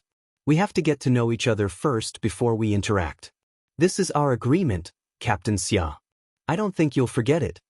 He was so close that her mind was a little confused. Her heart was messed up by his breath and his gentleness. Yi Qian secretly took a deep breath to calm her flustered heart. She looked up at the man whose entire body was wrapped around her. She saw her tiny figure in his eyes and also saw the faint smile in his eyes. She pursed her lips and said calmly, "Also, you're right. I shouldn't resist. This will make you want to conquer me." It seemed that his nearness made her panic. Very good, there was only panic and no fear. Xia Jinyuan's smile deepened. His handsome face looked as lazy as if he was drunk. His smile had the sexiest charm of a man. "But I really like your resistance. Because even though you're resisting me, you're also accepting me." There were still 2 years left in high school. She had enough time to accept his approach, because every time they met, he would make their relationship better. Just like now, she only felt panic and no fear. This was enough to show that their relationship had been improving. Yi Qian, whose thoughts were exposed, raised her hand and gently rubbed her tense forehead. She had indeed been accepting Xia Jinyuan despite her resistance. Did accepting him mean that she needed to confess her mystery to him? Did she need to find a chance to confess her past and completely open her heart to Xia Jinyuan, who made her feel safe? Could she reach out and grab his hand? Looking at Xia Jinyuan's gentle gaze, Yi Qian couldn't deny that he had the urge to do so. Then, the impulse only flickered in his heart like a spark. When the light disappeared, the impulse was gone. Grandpa Zhen and Uncle Chen had taught her that women also needed to stand tall and proud in front of the world. When one did not have enough capital, one had to learn to endure, to lie low, and to wait for an opportunity to soar into the sky. No, it was not yet time for her to reveal all her secrets. She still needed time to prove if he could really accept her. After all, she was still young and he was still young. "I admit that I'm accepting Captain Xia, who's so far away, so tired, and still sneaking around in the middle of the night. If I were to heartlessly refuse, I'm afraid Major Xia would be heartbroken." Yi Qian smiled, relaxing his tense heart and body. Her admission filled Major Xia with even more joy. He reached out and easily pulled the nervous little fox into his arms. He smiled and sighed. Getting along with people is a process of acceptance. I said before that I would wait for the day when you would accept me. I will wait for that day to come. That little head of yours likes to think too much. You actually asked me what I wanted to do. Little fox, your question is full of hints to a man. You're hinting at what I can do. Chapter 891. Yi Qian bit his shoulder, but couldn't bear to bite his flesh, so he could only vent his anger by rubbing his bathrobe with his teeth. You always have so many excuses in front of me. You barged into my room in the middle of the night, can I ask you what you want? She couldn't even bear to bite him. Xia Jinyuan's thin lips curved even higher as he gently hugged Yi Qian, who was gradually relaxing in his arms. He chuckled softly and sighed. Of course you can ask. I like it when you ask me. You went to pick up my military uniform at 3 in the morning. Little fox, you're really good at taking care of people. What should I do, little fox? It's getting harder and harder for me to let go. Yi Qian's expression was extremely unnatural. Hugging and hugging. Ever since they kissed in the army, he had become more and more presumptuous. Xia Jinyuan, I think we should sit down and talk. How about this? She wasn't used to it and felt particularly embarrassed, but she didn't resist his embrace. She wasn't pretentious either. Anyway, think. Xia Jinyuan hugged her very comfortably. The girl in his arms was delicate and soft, and she even secretly did things for him. He couldn't tell from her expression that she was tired, but she was naturally considerate. That's right, she was considerate. Considerate that made him happy. If it's not like this, then what is it? He asked softly. His voice was as deep as the sea, and his breath blew by her ear. Yi Qian gritted his teeth and made a huge decision in his heart. This decision really shocked Xia Jinyuan. She actually hugged his neck and took the initiative to kiss him. She even kissed his lips. He was stunned for half a second, and naturally, he couldn't help but loosen his grip on her. A second ago, he was still in shock, but in the next second, he lost her in his arms along with the kiss. The person in his arms nimbly escaped from his arms and raised her eyebrows proudly. You've hugged me, hugged me and kissed me. Captain Xia, can you change your clothes now? I still want to go to the regiment to start training in the afternoon. The injury on my arm has been recuperating for half a month. If I don't train now, my skills will become rusty. If he were to find a man from the Special Forces as a boyfriend, he would need to prevent him from sneaking into the room in the middle of the night. If he were to find a woman from the Special Forces as a girlfriend, he would also need to prevent her from kissing him. However, she had already nimbly escaped from his embrace. When a male soldier faced a female soldier, or a Special Forces soldier faced a Special Forces soldier, this kind of love was a love that could run together and compete together. It was a love that was evenly matched. Xia Jinyuan smiled helplessly. I didn't even feel like it was a kiss and it was already over. His slender fingers gently caressed her warm lips as he raised his eyebrows and said meaningfully, "Why don't we kiss for a while more? Let me feel it again." It wasn't easy for him to escape, so how could he possibly go back? Yi Qian rejected him with a smile and used his eyes to signal him to quickly go into the bathroom to change. "You're not wearing your school uniform, but you're wearing such a beautiful dress." Then, Xia Jinyuan put the military uniform back into the wardrobe and said with a smile, "I'm not wearing my military uniform today. I'll wear casual clothes." He glanced at the breakfast on the cabinet in the entryway and said, "I'll wash up first. You can watch TV while eating breakfast. How about the International News Channel? Although you're in school now, since your current goal is to enter the military academy, you should also pay attention to international news." Chapter 892. He picked up the breakfast that Yi Qian had brought over and placed it on the coffee table. Under her slightly serious gaze, he said casually, "The morning news is over. Let's watch the 9 o'clock news. Didn't I say that our operation this time was a decapitation operation? Can you see if you can find anything from the international news?" Yi Qian's expression was serious. "Xia Jinyuan, this is the second time you've mentioned your operation, and you haven't forgotten the top 10 confidentiality rules. But why do you have to mention it again and again in front of me? You can watch it first." Okay, this is the channel. For this operation, he had to let her understand it step by step. He wanted her to watch it first. What she saw was always more realistic than what others said. He wanted her to watch it more and analyze it based on what he said. He also wanted her to be able to immediately ask questions that were beneficial to her analysis. Looking at the news, with her intelligence, she might be able to figure out what the operation this time was related to and what it was for. Yi Qian and the others didn't have the opportunity to watch TV at school. In 1997, the provincial number 1 middle school didn't have a TV in every classroom. The only TV was placed in the auditorium and no one dared to sneak in to watch it. Yi Qian sat on the sofa with a heavy burden on his heart.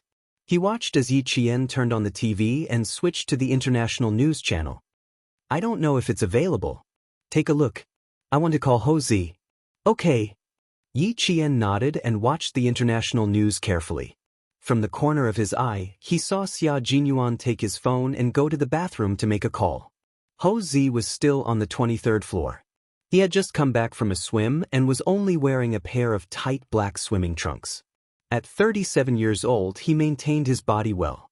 From his tight abdominal muscles, it was obvious that he paid a lot of attention to exercise. He picked up the phone and said, "Hello." His expression gradually became serious. "So this is the cooperation with this territory. Okay, I'll send the clothes to you in half an hour. I'll take you directly to pick the goods." Hozi loved Xia Jinyuan because he loved him. Moreover, the other party was worthy of his help.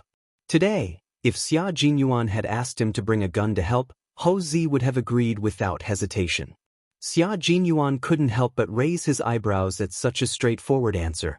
He said with a faint smile, "I killed someone overseas and fled back to the country. Brother Z, I'm in big trouble." "What am I afraid of? Who do you think you are? Killing people was not done for personal reasons. Alright, stop trying to scare me. Other than your sister, there's no one else who can scare me." Hozi smiled, her beautiful phoenix eyes filled with killing intent. She smiled and said, "Thank you." What's there to thank? He had two thanks. First, he was thankful that Xia Jinyuan thought of him at this time. Someone like Xia Jinyuan went overseas to kill people, and he killed people for the country.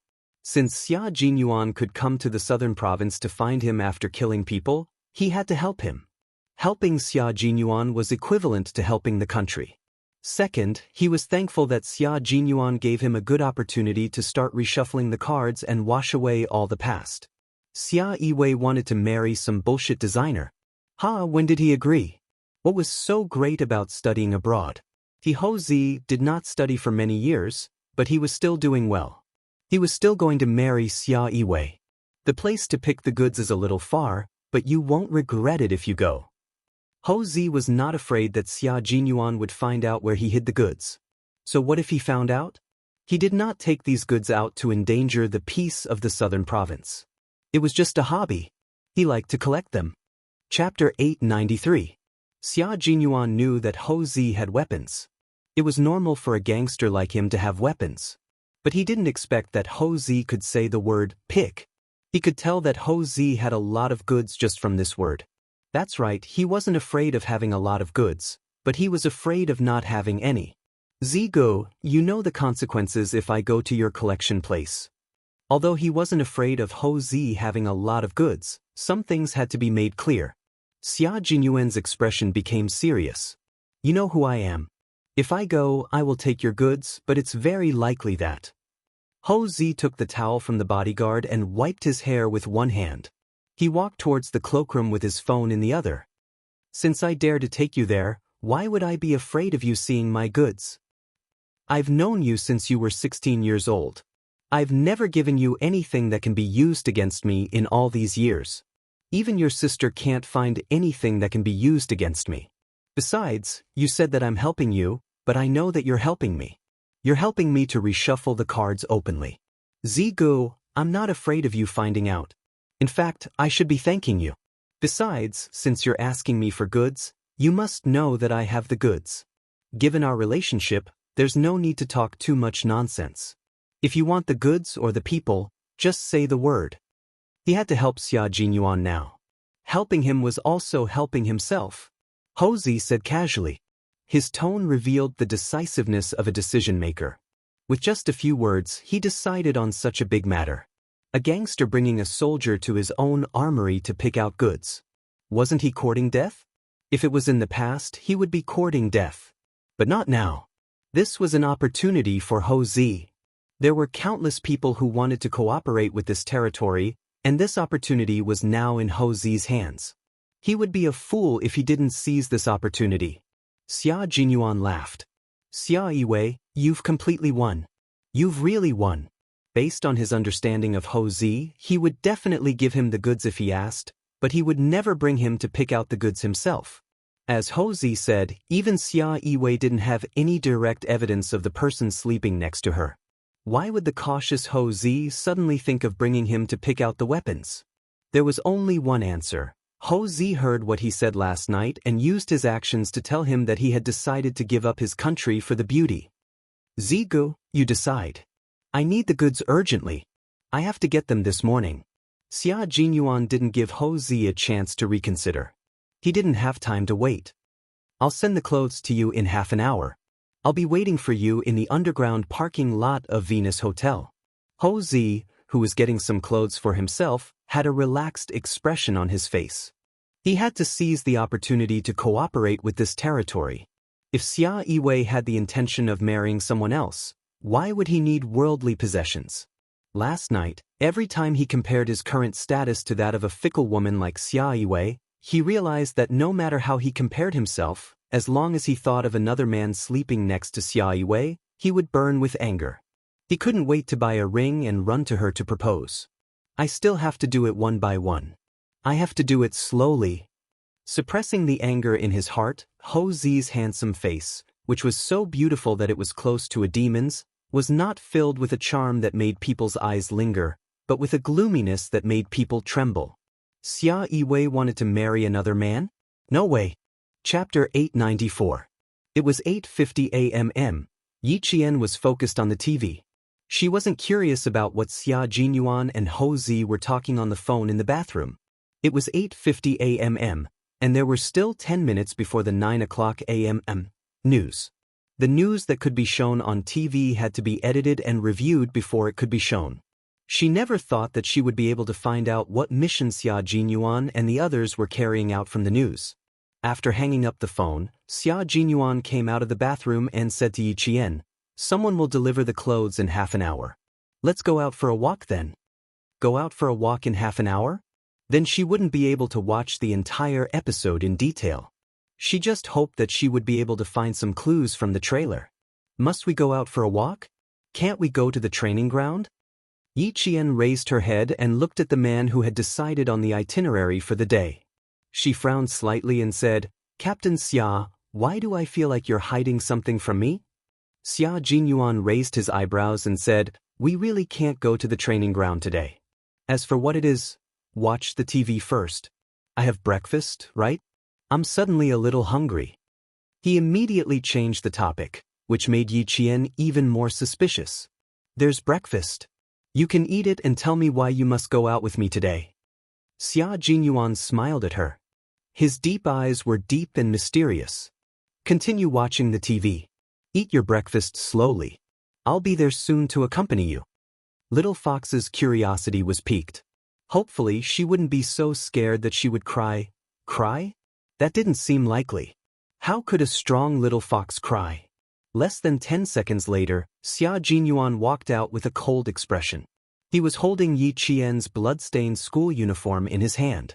"What happened on the way there?" he asked in a low voice. He even sounded a little anxious. "Did you meet any suspicious people? Did you get rid of them directly?" Ever since he entered the country, he had been on the lookout. It was impossible for a snake from outside the country to discover his whereabouts in such a short time. Could it be that he had been too careless? Had someone already made a move to kill the little fox? Yi Qian, who was watching TV intently, looked up and saw his handsome face tensed up as he held the bloodied school uniform she had left in the bathroom. She was a little surprised by his reaction and immediately explained, "I was on my way to the airport when I bumped into a car accident. The blood on my uniform wasn't mine. It was the blood of the injured people in the car when I participated in the rescue." So that was the case. He was really frightened just now. She looked at the school uniform in her hand. Although the dried blood on it did not belong to Yi Qian, her heart sank. He didn't show any strange expression on his face and said with a smile, "So that's how it is. It seems that this car accident is very serious. You participated in the rescue and were stained with so much blood. It's pretty bad. I wonder how the driver is doing now." Yi Qian furrowed his brows when he saw that Yi Qian's brows had loosened after his explanation. Even his expression had relaxed a lot. What exactly happened to their team during this operation? Why were they still so tense when they were back in China? Also, did he just say that he met any suspicious people? Did she get rid of them directly? How could she get rid of anyone directly? No, it wasn't that she could get rid of anyone directly. There was someone who needed to be dealt with directly. Someone followed Xia Jinyuan back to China. Otherwise, why would he burn the clothes he wore that day on his way back? Chapter 895. Yi Qian's pupils constricted. She walked over with an unprecedentedly serious expression. "Are you in danger now? Are you in great danger? Someone followed you back to the country. Is that right? Answer me, Xia Jinyuan." Her voice was sharp and urgent, and it carried with it a chill that broke through the ice. Seeing her angry expression, Xia Jinyuan quickly comforted the little fox whose hair was standing on end and whose expression was tense. "Don't be too nervous. If this is someone else's car accident and you are just rescuing him, then I am safe in the southern province. I've been covering up my tracks. I won't even wear the clothes I've worn a second time. If someone really followed us, I think we'll find out together and get rid of these little tails together." He stroked her hair and maintained a faint smile. "Our profession is special. There will be danger at any time, but in our own country, it's relatively safe." He had been dealing with these people to buy time for the J5 and the others to escape. Now that the military had received text messages saying that his comrades were safe, his plan had succeeded. He had successfully lured all the snakes to himself and allowed his comrades to return safely. He talked about dangerous topics as casually as if he was talking about the aftermath of a movie. Even his expression was indifferent, as if it was not worth mentioning. That smile made Yi Qian a little breathless. The car accident did not scare Yi Qian. It made her lose her cool. Yi Qian's heart sank even more. She looked at him with a determined gaze and said softly, "If someone followed us, I will definitely share the danger with you." Her fearless gaze made Xia Jinyuan's eyes ripple.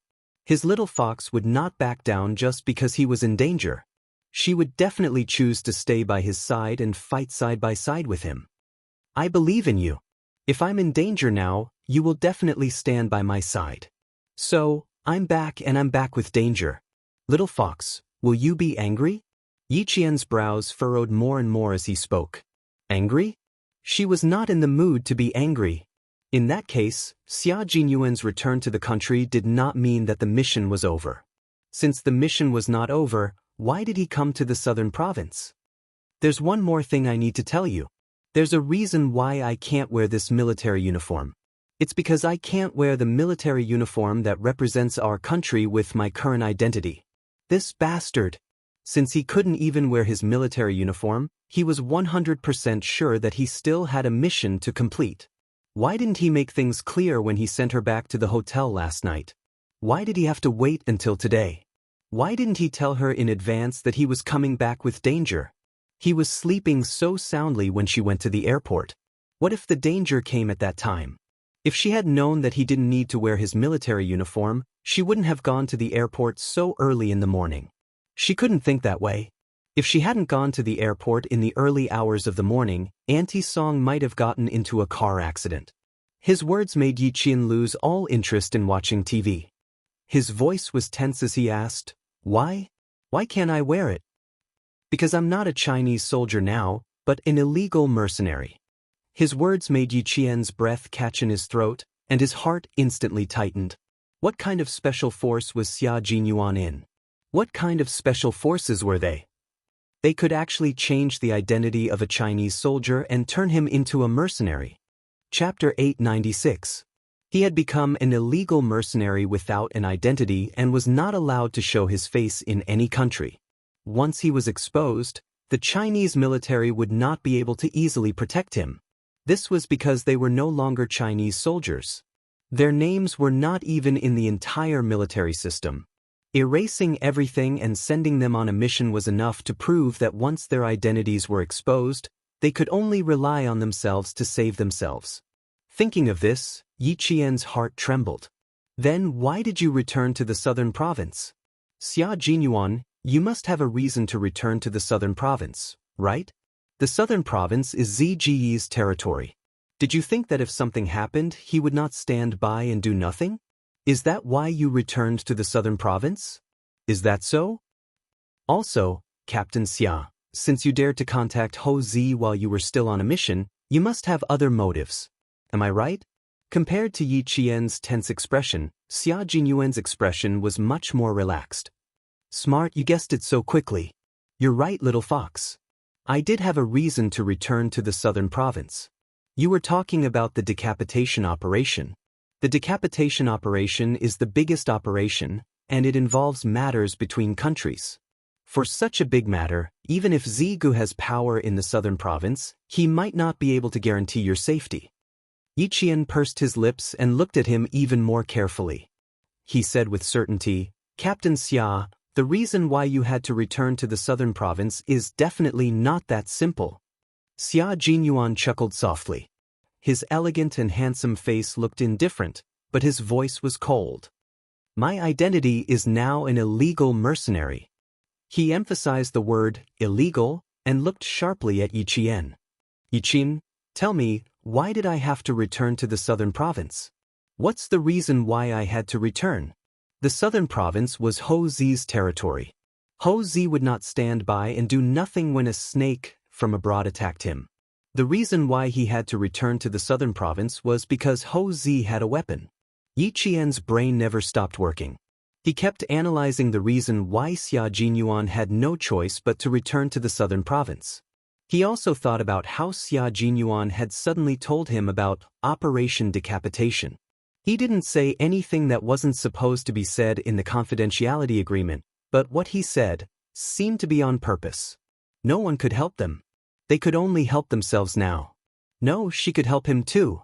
If it was as she guessed, Xia Jinyuan deliberately wanted her to know about their operation. It was also the military's intention. Otherwise, as a soldier, how could he tell him about their operation so easily? He only dared to say it after getting the approval of the military. The military knew that he had returned to the southern province, that he had contacted Ho Zi, and that he had contacted her. The military knew everything, but Xia Jinyuan was still an illegal mercenary.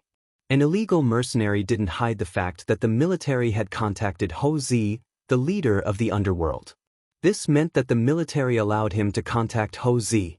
It was obviously a clueless matter. The more Yi Qian thought about it, the more confused he became. Gradually, he found a reason why Xia Jinyuan had no choice but to return to the southern province. It was because Ho Zi had something that the military couldn't give to Xia Jinyuan for the time being. What was that thing? Yi Qian's eyes gradually darkened.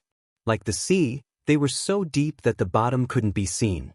After about a minute, the bottomless sea began to ripple. She should have guessed the reason why Xia Jinyuan had to come to the southern province. Chapter 897. Weapons. Ho Zi was the boss of the underworld, so he must have guns and ammunition on hand. Xia Jinyuan, an illegal mercenary, needed guns and ammunition. How could he not have a weapon to defend himself before the mission was over? You return to Nan province because you trust Ho Zi and are sure that he will help you. You need to get weapons from Ho Zi, she said in a trembling voice. She was trembling so much that even her fingers were trembling. Why would he need weapons when he returned to China? What kind of people did he offend? One thing was for sure, the people he offended back in China also had weapons in their hands. The smile on Xia Jinyuan's face deepened, and so did his eyes. He had guided Yi Qian to understand the dangers of his mission. When he heard her analyze the purpose of his return, he felt a sense of pride. This was his little fox, a brave and strong girl who would never give up easily in the face of difficulties and setbacks. That's right. Also, I'm an illegal mercenary now, so I can't return to the army to get weapons. If I want guns and ammunition, I can only get them from Ho Zi. Returning to Nan province is my best choice. Our mission after returning to China is to lure the snake out of its hole. I'm responsible for leaving clues along the way to lure these foreign snakes to Nan province and give my comrades a chance to escape safely. So, Yi Qian, I came to your side with great danger. Are you afraid? That was what he asked her. It was only 3 words and his voice was soft, but every word was heavy. Every word was like a mountain pressing down on her. Yi Qian wasn't afraid. She wasn't afraid of danger at all. She wasn't worried that he would bring danger with him.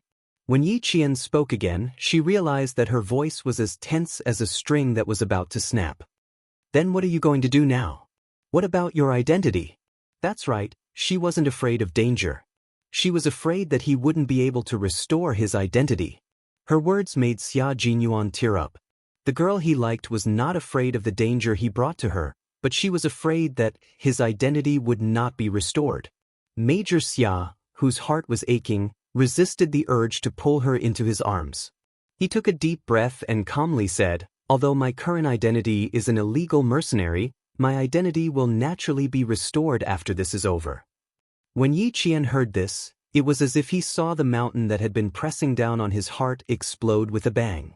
His entire body relaxed. It turned out that his identity could be restored after the mission was completed. That was good, that was good.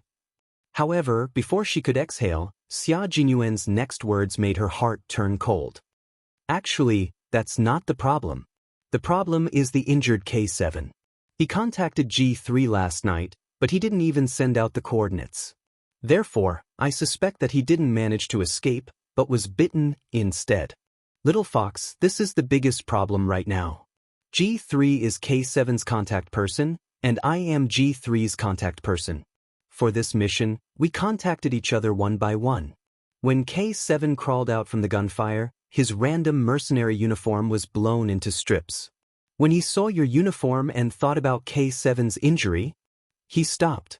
He didn't want to personally voice out his suspicions that his comrade was injured and captured. He kept looking at Yi Qian with a heavy gaze. Yi Qian, whose emotions were stirred up by Xia Jinyuan, narrowed his eyes and stared at him. He didn't ask anything else. Instead, he asked for himself, "Captain Xia, if you tell me about your mission and the difficulties you're facing, it means that not only can I ask you some questions about your mission, but I can also directly participate in your mission, right?" Chapter 898. Didn't you already guess correctly? What else do you need to confirm? I can only contact you and tell you what our mission is if the military agrees to your participation. Xia Jinyuan laughed and even raised his hand to rub her head. What else do you want to confirm?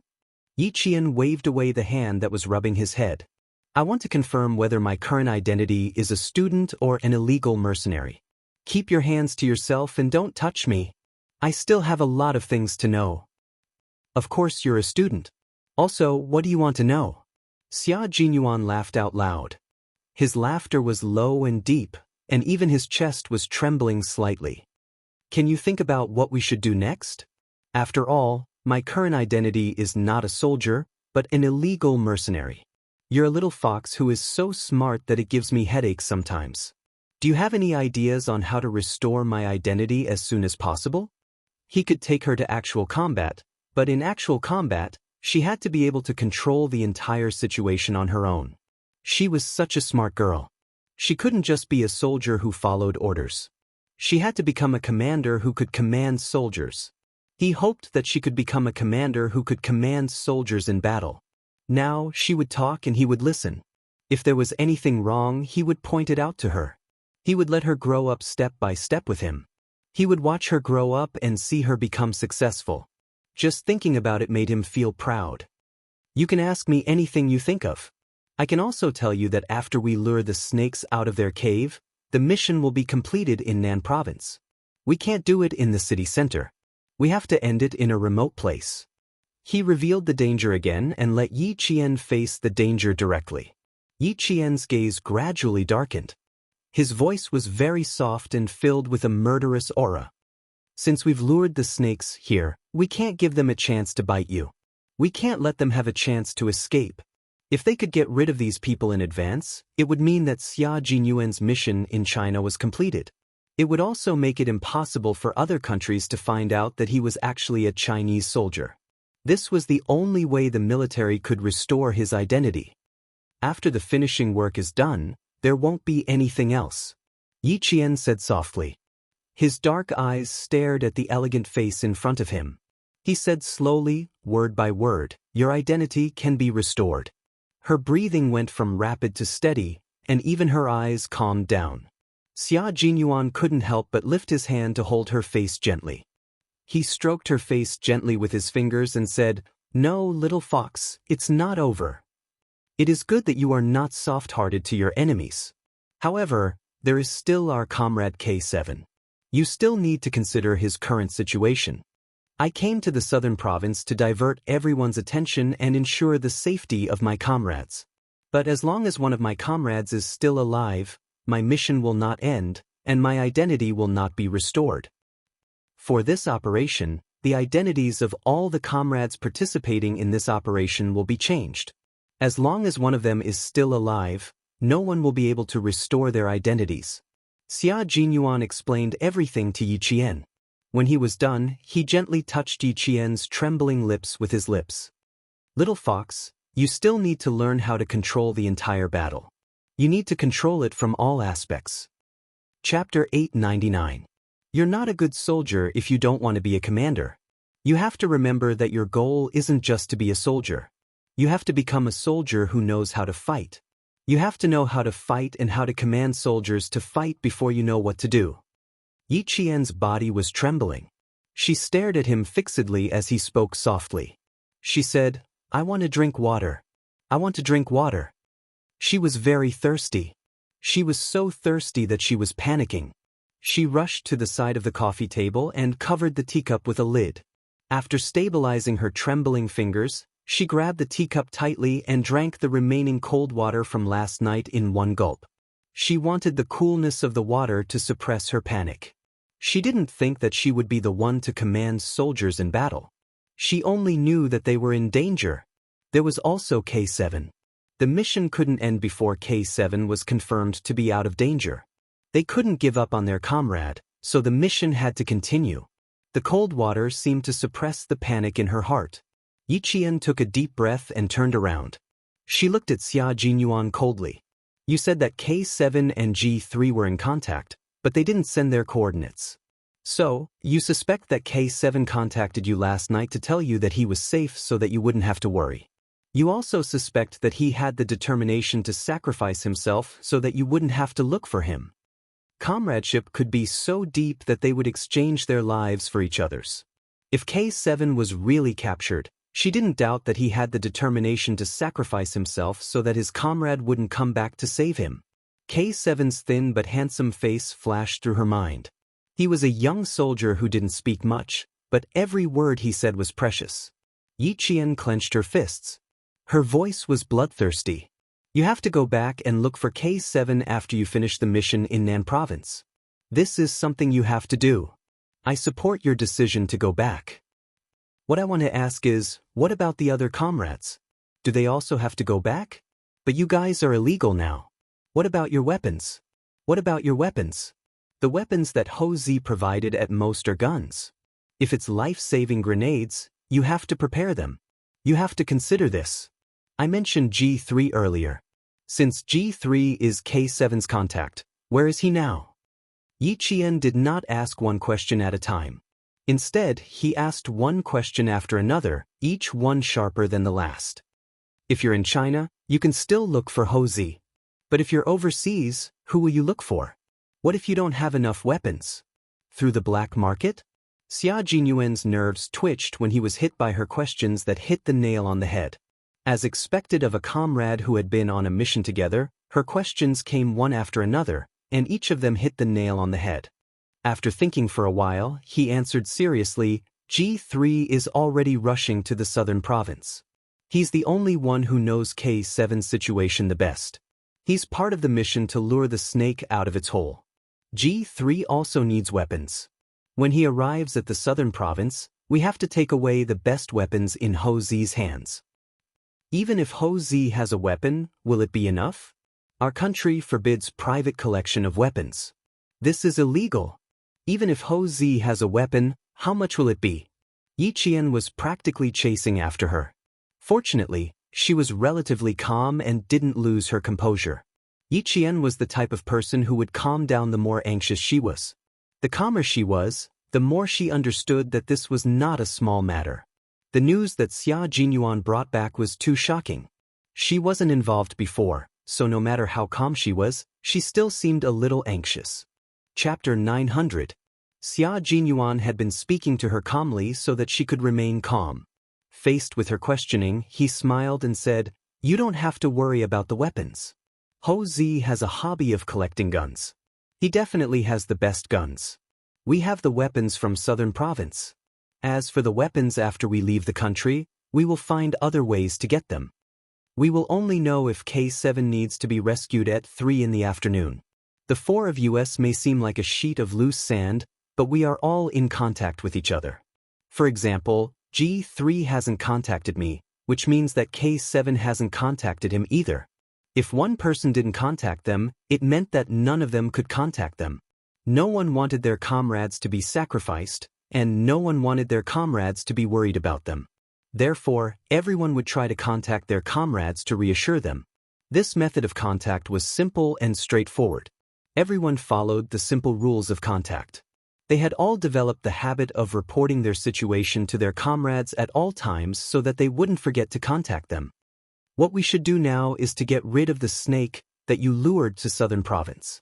Then, you guys should hurry back to find K7. Yiqian summarized everything in one sentence. The last sentence was the most important. They were comrades who had sworn to each other that they would live and die together and never give up. This was their oath, and it was engraved in their hearts forever.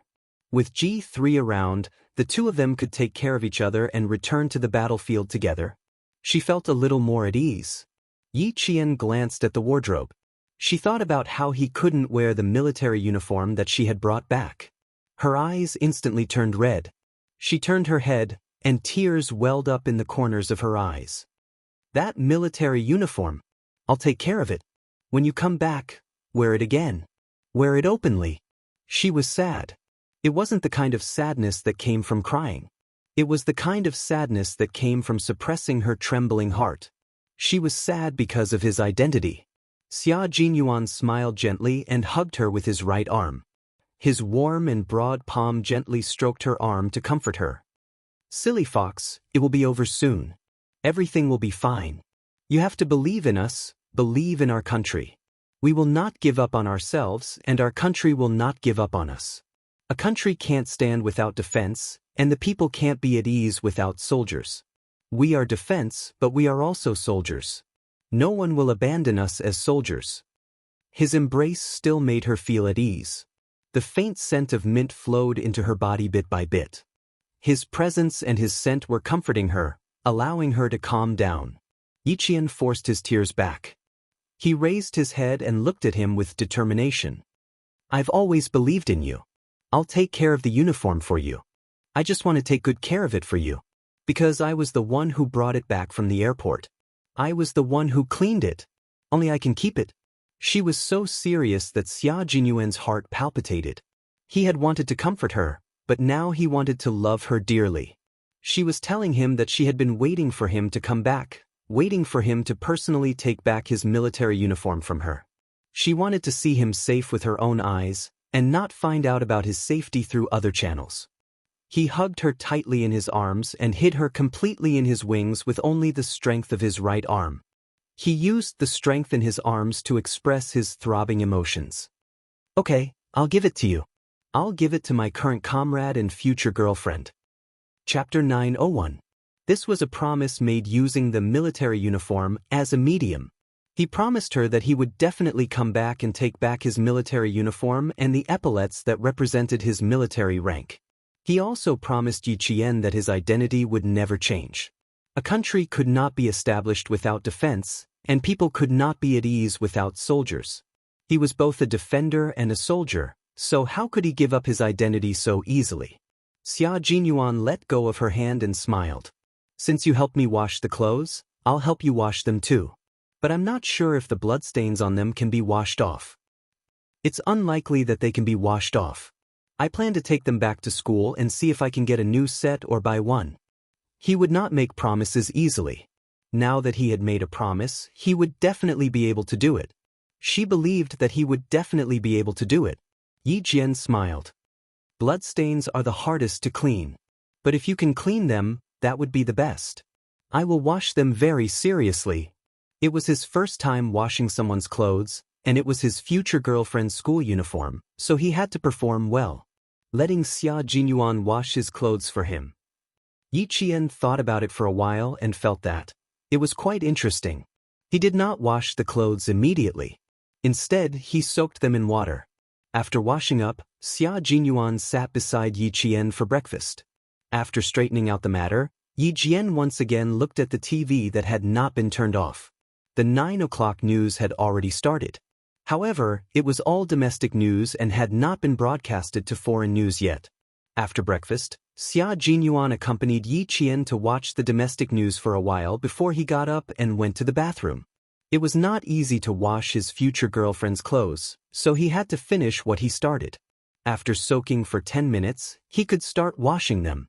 After scrubbing hard, Xia Jinyuan looked at the light brown stains on the school uniform. He put it in the water and scrubbed it a few more times. He picked it up and looked at it again.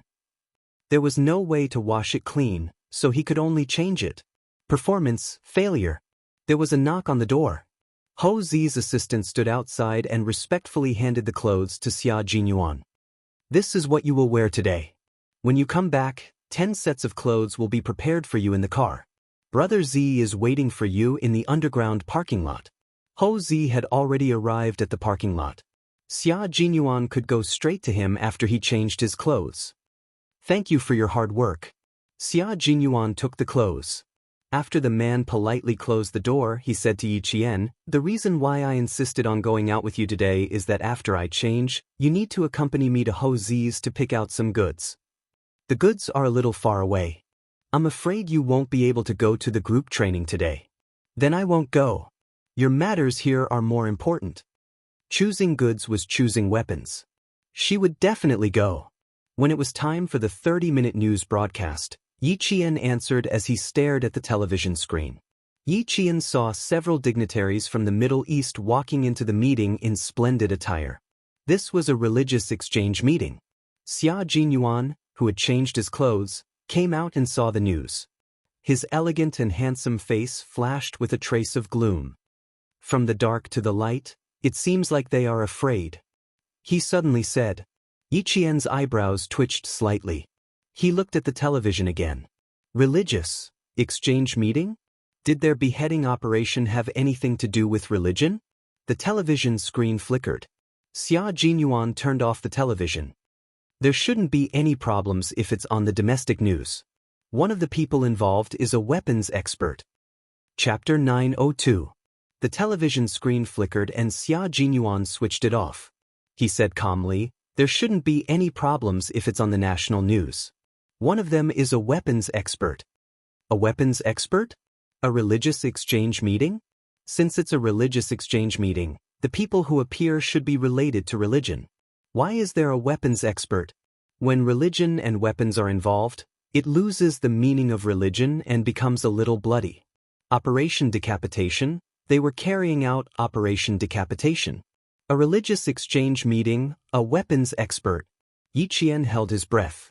This time, the target of the operation was someone from the religious exchange meeting. What they had taken care of was a person who had been secretly causing trouble for the Chinese side under the pretext of religious exchange. Such a person seemed sanctimonious, like a savior who promoted religion, but in fact he was the real creator of blood and violence. Xia Jinyuan looked at the expression on her little face and understood. It seemed that his little fox knew who the decapitation leader was. As he buttoned his suit, his thin lips curled up slightly as he brought up a past incident. In the no man's land, there was an active soldier in the mercenary group that we dealt with together. This active soldier followed the person who used the name of religious exchange to enter Tibet. He came from China's borders as a believer and stole military intelligence from China's borders. He secretly spread bad ideas and tried to cause chaos at China's borders. Little fox, our country is at war everywhere. It seems peaceful, but there are many countries eyeing our country covetously. They want to take the opportunity to stir up trouble and weaken our country's strength to achieve their unspeakable goals. What we need to do is to eliminate these people who are secretly stirring up trouble. While warning other countries, we also need to maintain the stability of our country's borders. They were soldiers, and the duty of soldiers was to protect the country's security, the country's borders, the stability of the government, and the stability of the society. Once there was an abnormal situation that threatened the peace of the country, they would draw their swords. Yi Qian listened quietly. When he looked up, he saw Xia Jinyuan in a black suit standing in front of him. In the blink of an eye, he had changed from a powerful soldier to a calm and reserved businessman. He pursed his lips and smiled. Captain Xia, you're a natural. Very suitable. Not bad. Xia Jinyuan adjusted his tie and his thin lips curled up slightly. In an instant, there was a noble and distinguished aura between his eyebrows. How is it? Do I look more like it now? It wasn't that. Xia Jinyuan was now a mature and steady business elite who exuded a distinguished aura. No matter how he disguised himself, he was always the noble Xia Jinyuan who stood at the top of the world. Yi Jian nodded with a smile. You look alike. No one would be able to tell that Captain Xia is actually a soldier. Even if he came to her side with danger, he was still a soldier that she admired. Danger is always present. It depends on how you face. Regardless of whether you are relaxed or worried, the danger will never disappear automatically. And I choose to face it. Chapter 903. The danger is right there. The first thing we should think of is to solve it, not worry. Little Fox, as a Special Forces soldier, even if you are just training, danger still exists. We have to face unexpected situations at all times. Being calm and collected is our attitude when facing them. There is no fear, no retreat, only forward. This is the mission and responsibility of a soldier. Yi Qian, you have to remember that we are always in danger. There is never a way out. The only way is to face it and solve it. Complete it. Do it without hesitation. Xia Jinyuan and Yi Qian's relationship was not just that of lovers. He would also tell Yi Qian what a soldier should be like. He would clearly tell Yi Qian all the dangers and difficulties that Yi Qian faced. He would not allow Yi Qian to have any thoughts of running away. He would be her closest comrade in the future. Uncle Zhen and Principal Chen could teach Yi Qian all the skills she needed to know, as well as how to be a person, how to make decisions in the military, and how to be strong in handling matters. Then, Xia Jinyuan would be the one who could truly get close to Yi Qian's heart.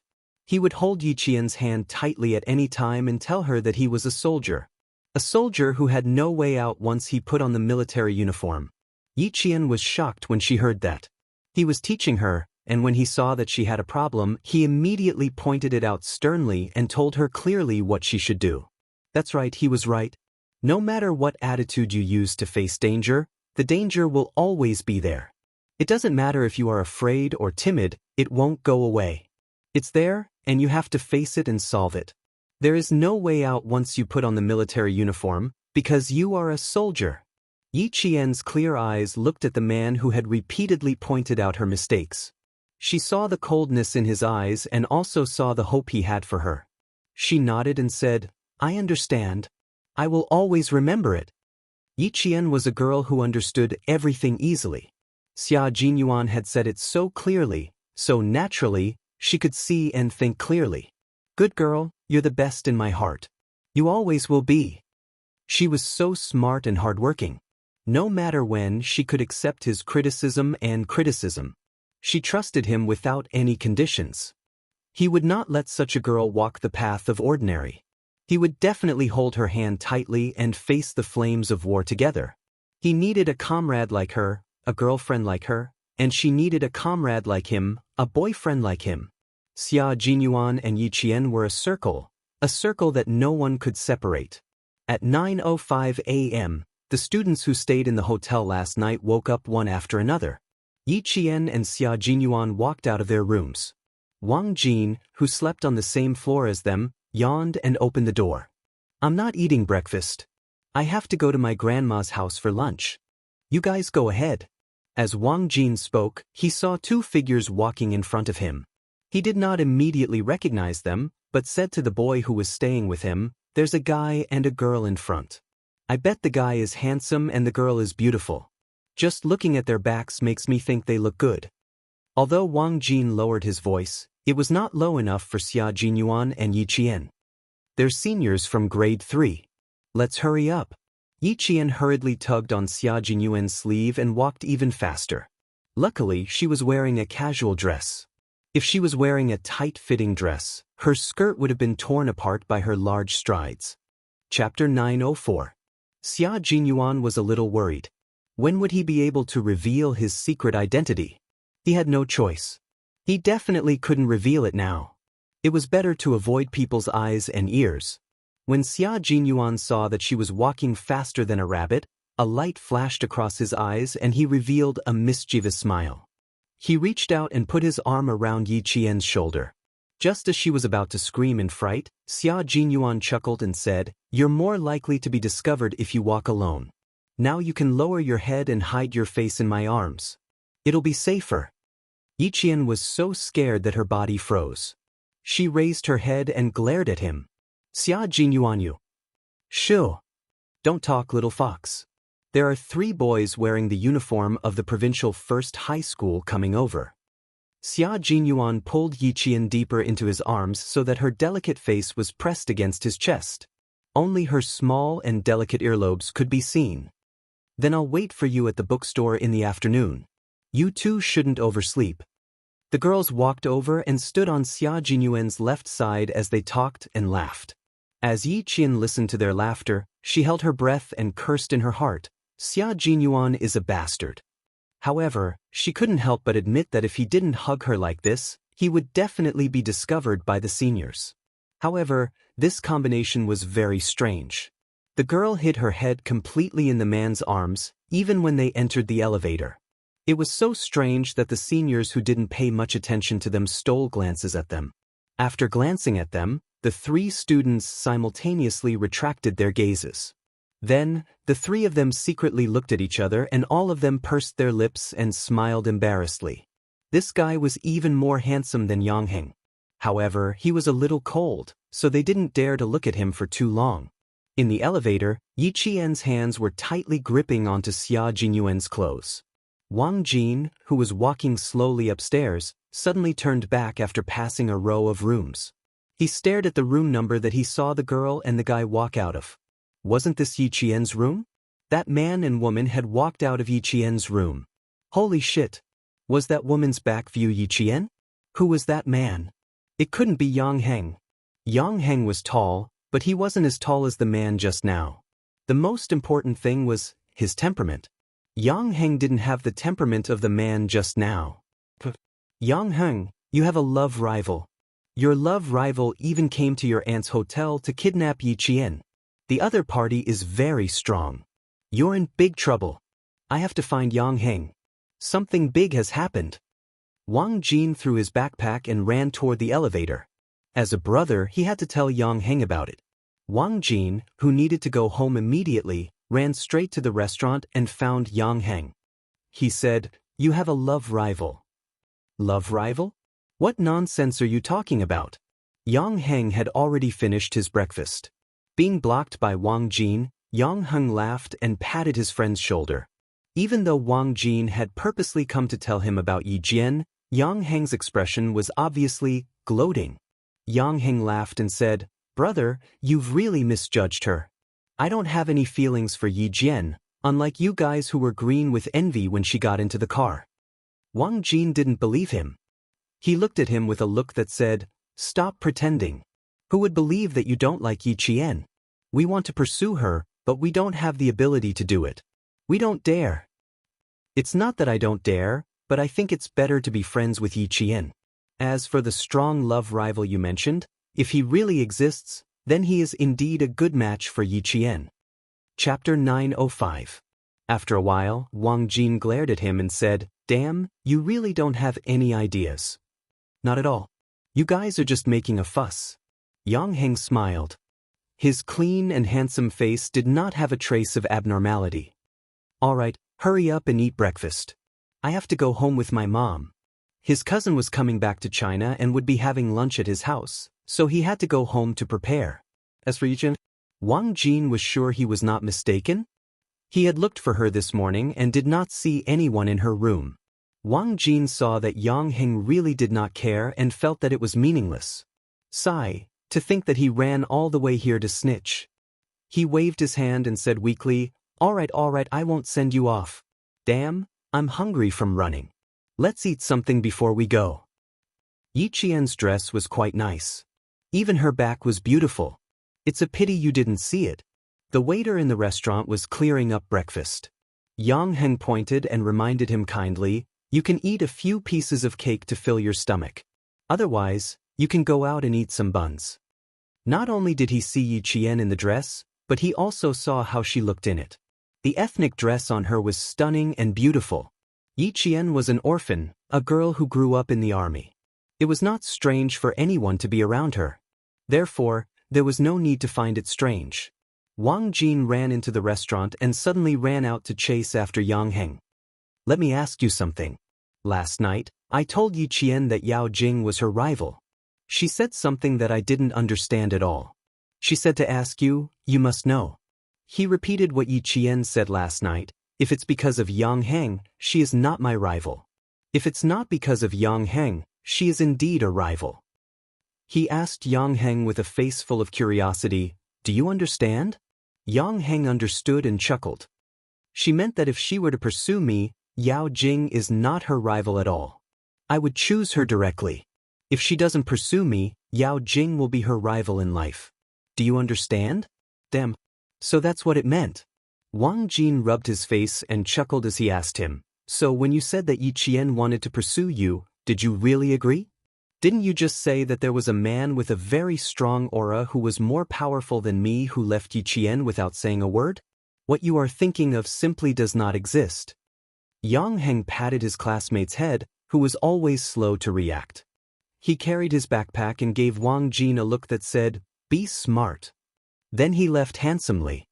Hang over here.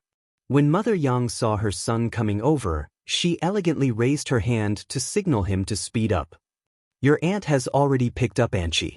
We have to go home quickly. Also, have you spoken to Xiao Yi? Invite her over for dinner tonight. Yesterday, she had said that she would invite her home for lunch this afternoon. Now that she had to change the time, she had to go and inform her. Yang Heng opened the car door and smiled. Mom, I have something to do on Saturday. Let's talk about it next time. You child, I clearly said that I would invite her for lunch last night. Now that your cousin went back on her words, you still... Mother Yang said as she bent over to get into the car.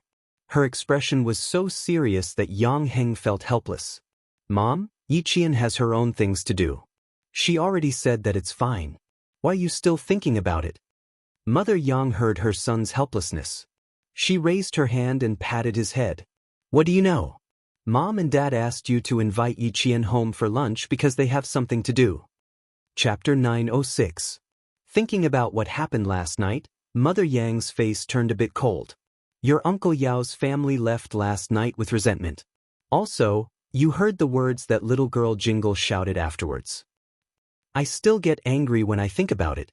Jing is so stubborn.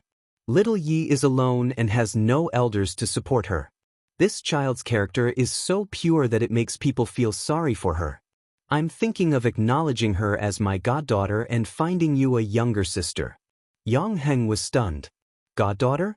Find me a younger sister? Mom, why were you so agitated last night? Didn't my dad comfort you last night? Goddaughter? You have to get Yi Qian's approval first. Yang Heng couldn't help but laugh. His mother was really funny sometimes. What era was this? Goddaughter? How did she think of that? Mother Yang laughed and scolded. You child, your dad also thinks that my idea is good. But are you not happy? Fine, if you're not happy, I won't mention it. It's not that I'm not happy. Having a younger sister like her is quite impressive. Yang Heng didn't know whether to laugh or cry. He thought about it seriously. It was not bad. Being a friend was not as good as being a sister. Why don't I ask on Monday? I still have to get Yi Qian's approval. When Uncle Yao and his family know about it, they will restrain themselves. The mother and son were seriously considering it in the car. A black car drove out of the underground garage and headed towards the suburbs. We don't have a lot of goods. They are all light weapons. I don't think you can take the cannons with you. We have enough pistols and bullets. In the car, Ho Zi didn't avoid the topic just because Yi Qian was there. Family Xia even brought the little girl along. To be honest, he was thinking that he wasn't afraid that someone would find trouble with the little girl. After thinking about it, he felt that he was worrying too much. Young Master Xia wasn't worried and the little girl didn't look scared at all. It was obvious that they weren't afraid of trouble at all. Since they were both bold and fearless, what else did he have to worry about? He could avoid the topic. Xia Jinyuan trusted Ho Zi's arrangements. He said calmly, Brother Z, you can make the arrangements. Southern Province is your territory. I don't need to worry about anything. I really can't worry about you. You only said that you killed someone overseas. I don't know what kind of person you killed. Ho Zi had a smile on his face the entire time, and his voice no longer had the coldness that could not be hidden from before, but carried a hint of lightness. Just now, I told a few brothers in the underworld to pay attention to anything. I've also sent people to the hotel. If anyone sneaks in, we'll know immediately. Not. He came and attacked. It's not like he's a monster with only one head. But the other party is here to take your lives. Aren't you afraid? He didn't believe that a little girl could be so calm that she wasn't afraid of death. Yi Qian wasn't afraid at all. She had been reborn. She already knew what death felt like. What was there to be afraid of? Now, she wasn't afraid that someone would come looking for her. She was afraid that no one would come looking for her. Her eyes gradually darkened and turned cold. A murderous aura appeared in her dark eyes. She maintained her calm smile and said slowly, What's there to be afraid of? He wants to kill me. I want to kill him too. I'll kill the person who wants to kill me first. There's nothing to be afraid of. Chapter 907. His words were so domineering and confident. Even Ho Zi, who was in the underworld, was stunned by his words. Good boy, he was able to say such responsible and confident words at such a young age. It was true that one should not question a hero's background, and one should not bully the young. After a while, Ho Zi couldn't help but applaud. Old Six, you're very lucky to be able to say such words. Zigu supports your decision. Even if you're young, you have to act in advance. Kill the person who wants to kill me in advance. That was what he thought back then, and that was how he got to where he was today. You're not afraid of anyone, but you're afraid of yourself. You're the one who destroyed your own hope and lost your own life. It was a bit far from the Venus Hotel to the place where the goods were hidden. It took more than 2 hours to drive. The place where the goods were hidden was a scenic area developed by Ho Zi, the Dalong Mountain Scenic Area. This was a scenic area developed by Ho Zi and the government in cooperation. It was filled with the latest foreign resources and had everything you wanted to do. There was also a very large golf course and a shooting range. Just these 2 projects alone were enough to attract countless rich people to come and visit. At the end of October, the maple leaves on Dalong Mountain were all red. There were also many tourists who came to enjoy the scenery. Yi Qian sat in the car and also enjoyed the beautiful scenery along the way. Ho Zi's personal phone calls were very few. There were only 2 calls in 2 hours. One of them happened to be someone who invited him to play golf at Dalong Mountain. The other party even brought his own client. You 2 go back to the villa and wait for me. This person has some background in the underworld in the north. I'll come over after I say hello. The car entered the scenic area at around 11 o'clock in the afternoon. Ho Zi gave a few instructions to the driver before getting out of the car and leaving. On the way, Xia Jinyuan spoke very little. Yi Qian noticed that his hand was in his trouser pocket. He was holding his phone and waiting for his comrade to call. He was waiting patiently. There was no trace of impatience on his handsome face. His gaze was as calm as a city in the sky. Occasionally, he would even raise his eyes to look at the beautiful scenery and point it out to her. From this, Yi Jianjian could see the distance between him and her. The car drove all the way to the villa's parking lot. Xia Jinyuan did not ask the chauffeur to get out of the car and open the door. Instead, he pulled Yi Qian out of the car and said, "You go in first. I'll come over later." He gently squeezed Yi Qian's palm, indicating for Yi Qian to be more careful. Although Ho Zi was someone he trusted, Yi Qian was a comrade he trusted enough to put his life in her hands. After the early autumn, the weather became cooler day by day. When they reached the mountains, the temperature dropped even lower.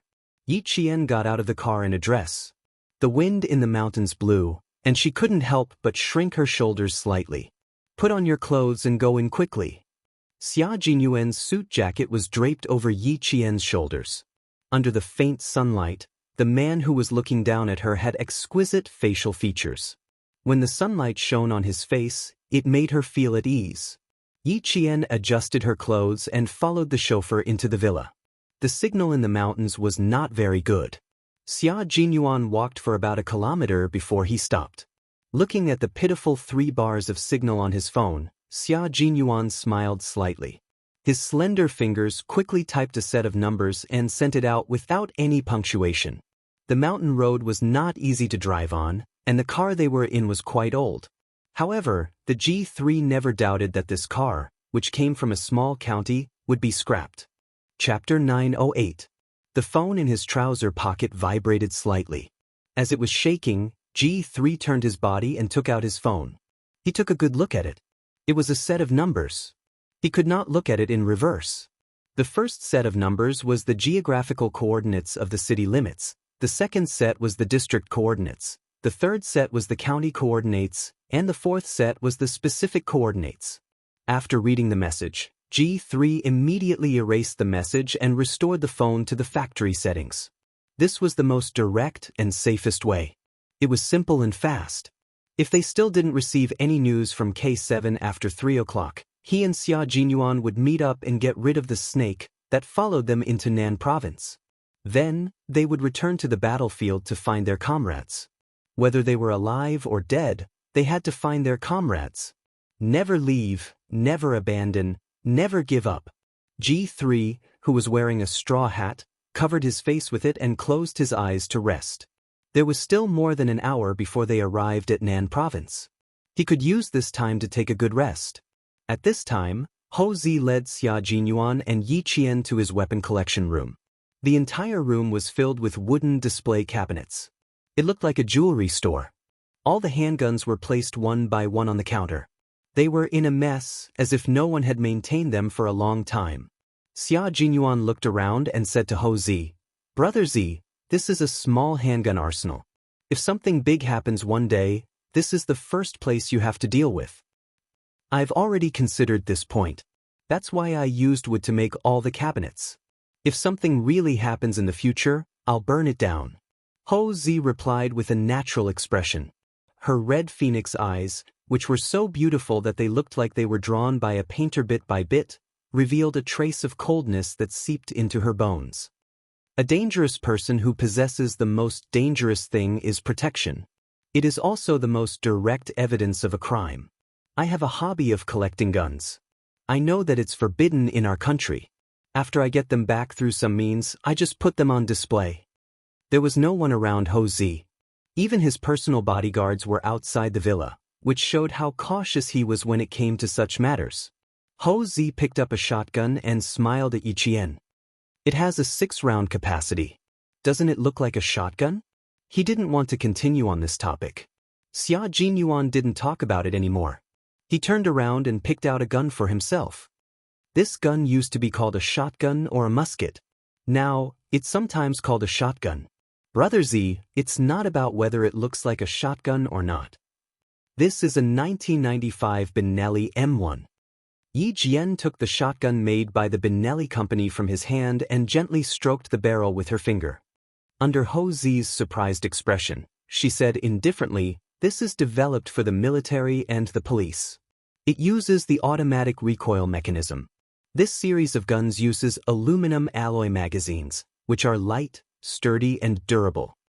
Unfortunately, it wasn't suitable for him and Xia Jinyuan. It had a 6-round capacity. Even if it had great lethality, it wasn't convenient to carry around. Hou Zi's impression of Yi Qian changed drastically. "You even know about this? Yi Qian, are you really just a high school student? Are you really not hiding your age? Are you sure you're a student?" While Yi Qian was talking, Xia Jinyuan picked up a Colt M200 pistol. Chapter 909. The Colt M2000 pistol fired 9mm labellum bullets. The gun was only 195 mm and weighed only 0.82 kilograms. However, the magazine had a capacity of 15 bullets and an effective range of 50 meters. Yi Qian put the shotgun back in its original position and glanced at the pistol he had picked. His gaze swept over all the guns and locked onto the Colt M2000 pistol. "There are 3 in total. You can pick all of them." She walked to the display cabinet and picked up the other 2 Colt M2000 pistols from 2 different places. The shooting accuracy is very good. The power index is also very high. The ergonomics index is also not bad. You can bring all 3. "Isn't that right, Brother Zi?" She asked him if he was right after she finished picking. Hou Zi raised his eyebrows and looked at the 2 pistols she had picked up in just a few seconds. He looked at Yi Qian thoughtfully and smiled. "You know more about guns than I do. If you say it's right, then it's definitely right. Then we won't hold back. Also, Brother Zi, you separated the guns and bullets. Where do you keep the magazines?" Yi Qian waved the 2 Colt M2000 pistols in his hands. There was a faint sharpness on his beautiful face. When he held the pistols, even his aura changed from when he was carrying a backpack. When he saw Yi Qian holding the pistols, Hou Zi, the boss of the underworld, couldn't help but think to himself, what kind of girl did Xia Jinyuan find? Why is she so strange that it makes me feel a little guilty? There were no less than 200 guns in his small weapons room. He liked to collect them. After he collected them, he would play with them for a while and then put them aside. After a long time, he didn't even know where the pistols were kept. He also couldn't remember if he kept one or a few of the same type of guns. But this girl just glanced at them and picked up the 2 Colt M2000 pistols as if she knew where they were and could take them out with just a stretch of her hand. When Yi said that she had a good memory, he was also very surprised. However, it was far from being surprised to the point where he felt guilty. There were only 2 people who had made Ho Zi feel guilty. The first one was the person who had single-handedly raised him to where he was today and was now enjoying his retirement on a small island in the Atlantic Ocean. The second one was Xia Jinyuan's girlfriend. Pull out the magazines from the lower compartment. They're all inside. Look for them yourselves. Ho Zi continued to observe Yi Qian. He wanted to see how good her memory was. He separated the magazine from the gun to prevent anyone from breaking into his collection room. Yi Qian tried pulling at the bottom of the wooden cabinet with both hands. After confirming it, he pulled harder. A drawer-like compartment was pulled out. Rows upon rows of magazines of various sizes were neatly placed in the drawer with a black velvet cushion. Compared to the guns that were casually placed on the wooden cabinet, the magazines were much neater. Go ahead and choose. After you're done, this place will cease to exist. Ho Zi opened the other 3 compartments together.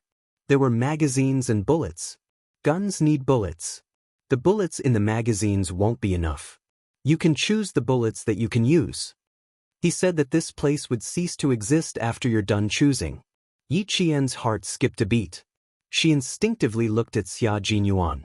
Xia Jinyuan only smiled at her. Do you see the magazines? Brother Z is right. Guns need bullets. Chapter 9-10. So this is why he brought me and Little Fox here. Madam Xia Yiwei, it seems like your plan is working. This man who can do whatever he wants in the underworld is cutting off his own path of retreat. Seeing the smile on his face, Yi Qian felt a lot more at ease. This meant that before Ho Zi brought them in, he had already made up his mind to destroy everything. This made her feel at ease. No wonder Xia Jinyuan said, if something big happens one day, this is the first place you have to get rid of. In fact, he was telling Ho Zi that this place had to be destroyed. Ho Zi really had the guts to destroy this place. However, Yi Qian felt that Ho Zi seemed to be doing something very important. He had started to destroy some evidence that could directly incriminate him, and the gun collection room was the first evidence he wanted to destroy. As for why, Yi Qian, who had never been interested in other people's private affairs, had no way of knowing why Ho Zi wanted to destroy this place. There were 3 Colt M2000 pistols in his hands, so he needed 3 magazines. Yi Qian scanned through the 3 rows of magazines, picked up the magazines one by one in front of Ho Zi, and threw them to Xia Jinyuan. Colt M2000 pistol magazine, capacity 15 rounds, loaded 15 rounds. She was very fast. Ho Zi, who had been paying attention to her, saw that her gaze swept across the rows of magazines, and she did not even look for them. She was even more familiar with the exact location of the magazines than he was. He was convinced, he was really convinced. Xia Jinyuan caught the 3 magazines that were thrown to him in succession and put them down one by one. He did not even need to check carefully, he just took them and loaded them. His expression was full of trust in her. Ho Zi saw this kind of trust in Xia Jinyuan, and his eyes darkened. He could vaguely see the attitude that Xia Jinyuan had towards relationships. He did not hide it, he was not afraid, he was only going to advance and retreat together. Now, the trust between them was like a lock, locking their every word and action, making it impossible for others to interrupt. Brother Z's collection of guns is very tasteful. These 2 are magazines for the M9, and these 2 are magazines for the Desert Eagle. There's a total of 7 pistols, and that's about it. Yi Qian had picked out the best of the best, especially the Desert Eagle, which was the king of pistols. If they really destroyed this place, it was better to take out the good guns and let Xia Jinyuan and the others use them properly. Ho Zi did not care anymore. He was only responsible for bringing the couple in. The couple was more familiar with everything else than he was. The magazines she picked out were all good magazines. Among the rows of magazines, she picked out the good ones in less than 3 minutes. What else did he need to care about? There's no dagger here. I'll get one for self-defense when the time comes. Just pick a few pistols. The rest of the guns are inconvenient to carry and can be easily recognized. Xia Jinyuan did not say much during the whole process. Yi Qian did all the work. After disassembling the guns, she could even reassemble them from a pile of scattered gun parts. Her eyes and hands were so sharp that from the time she picked up the handle to the time she finished assembling the gun, she did not even have to think about whether the parts in her hand were correct or not. This was because she could accurately pick out the correct gun parts from a pile of parts. He felt ashamed of his own inferiority when it came to such memorizing skills. What Hou Zi saw now was only the tip of the iceberg of Yi Qian. Just this side of him was enough to make him gasp in amazement. Chapter 9:11. Hou Zi had only seen the tip of Yi Qian's iceberg. What she didn't know was that after Yi Qian entered the collection room and scanned the entire display table, her brain was like a mobile high-speed computer, storing the models and positions of all the guns. You take these guns. These two are enough for me. After picking out the guns for Xia Jinyuan, Yi Qian picked up two HKP-7M8 pistols for himself. These pistols used 9mm parabellum bullets, had 8 and 13 rounds, magazines, and had an effective range of 50 meters. Yi Qian picked this pistol because it had a low recoil and was so safe that it could be carried safely even if the magazine was loaded. If the magazine was loaded, it was easy to misfire, but this pistol wouldn't. Therefore, it could be quickly fired when necessary and could immediately remove the safety and fire. After picking out the guns and magazines, Yi Qian had finally found all the weapons they needed. There were a total of 9 guns and bullets. Xia Jinyuan had gained a lot. Holding Yi Qian's hand, they left the small gun storage room. Hou Zi was the last to leave. Before turning off the lights, he glanced at the collection room where the first gun was placed 15 years ago.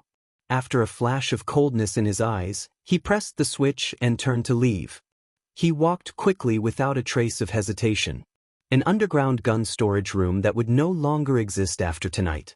Since he had already decided to abandon it, he wouldn't hesitate anymore. It had only been 10 minutes since they entered the basement and came out. The staff of the attraction had just delivered today's lunch to the entrance of the villa. Xia Jinyuan pushed the fridge to block the entrance to the basement. His eyes fell on a yellow hose pipe. This pipe had appeared by the gun counter before. It was a natural gas pipe.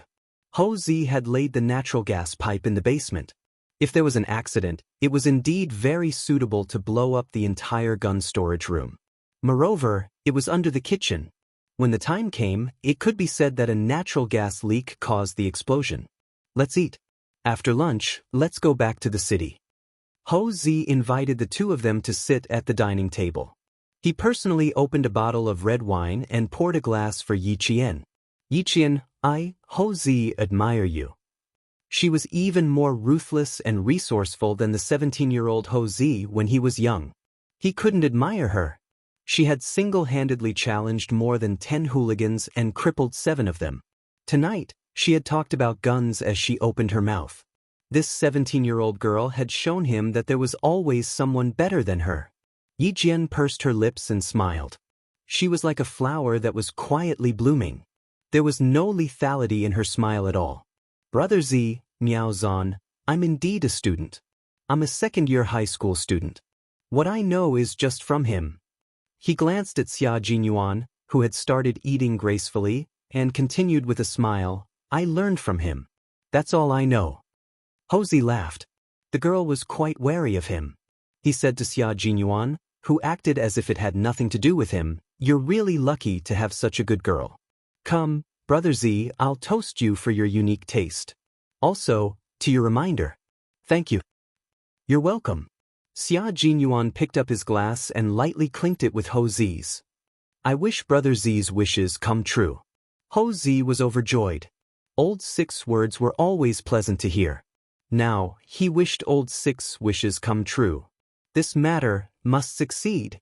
Cooperating with this territory was for no other reason than to prevent the woman he loved from being married to another man. Hou Zi, who was sitting at the dining table, was talking cheerfully and wittily. There was no trace of ruthlessness in his expression. Although he occasionally spoke with the arrogance of a superior, his words were always humorous and witty. Unconsciously, one would be deeply attracted to his conversation. Chapter 9:12. Xia Jinyuan's trust in Hou Zi could also be seen at the dining table. After everything was over, he directly told him that he would bring Yi Qian here to enjoy the scenery of Mount Dalong and would leave a little later. Indeed, you can leave a little later. The maple leaves on the mountain are all red. There are a lot of tourists at this time of year. You can enter from the small path behind the villa. You don't have to squeeze with the tourists.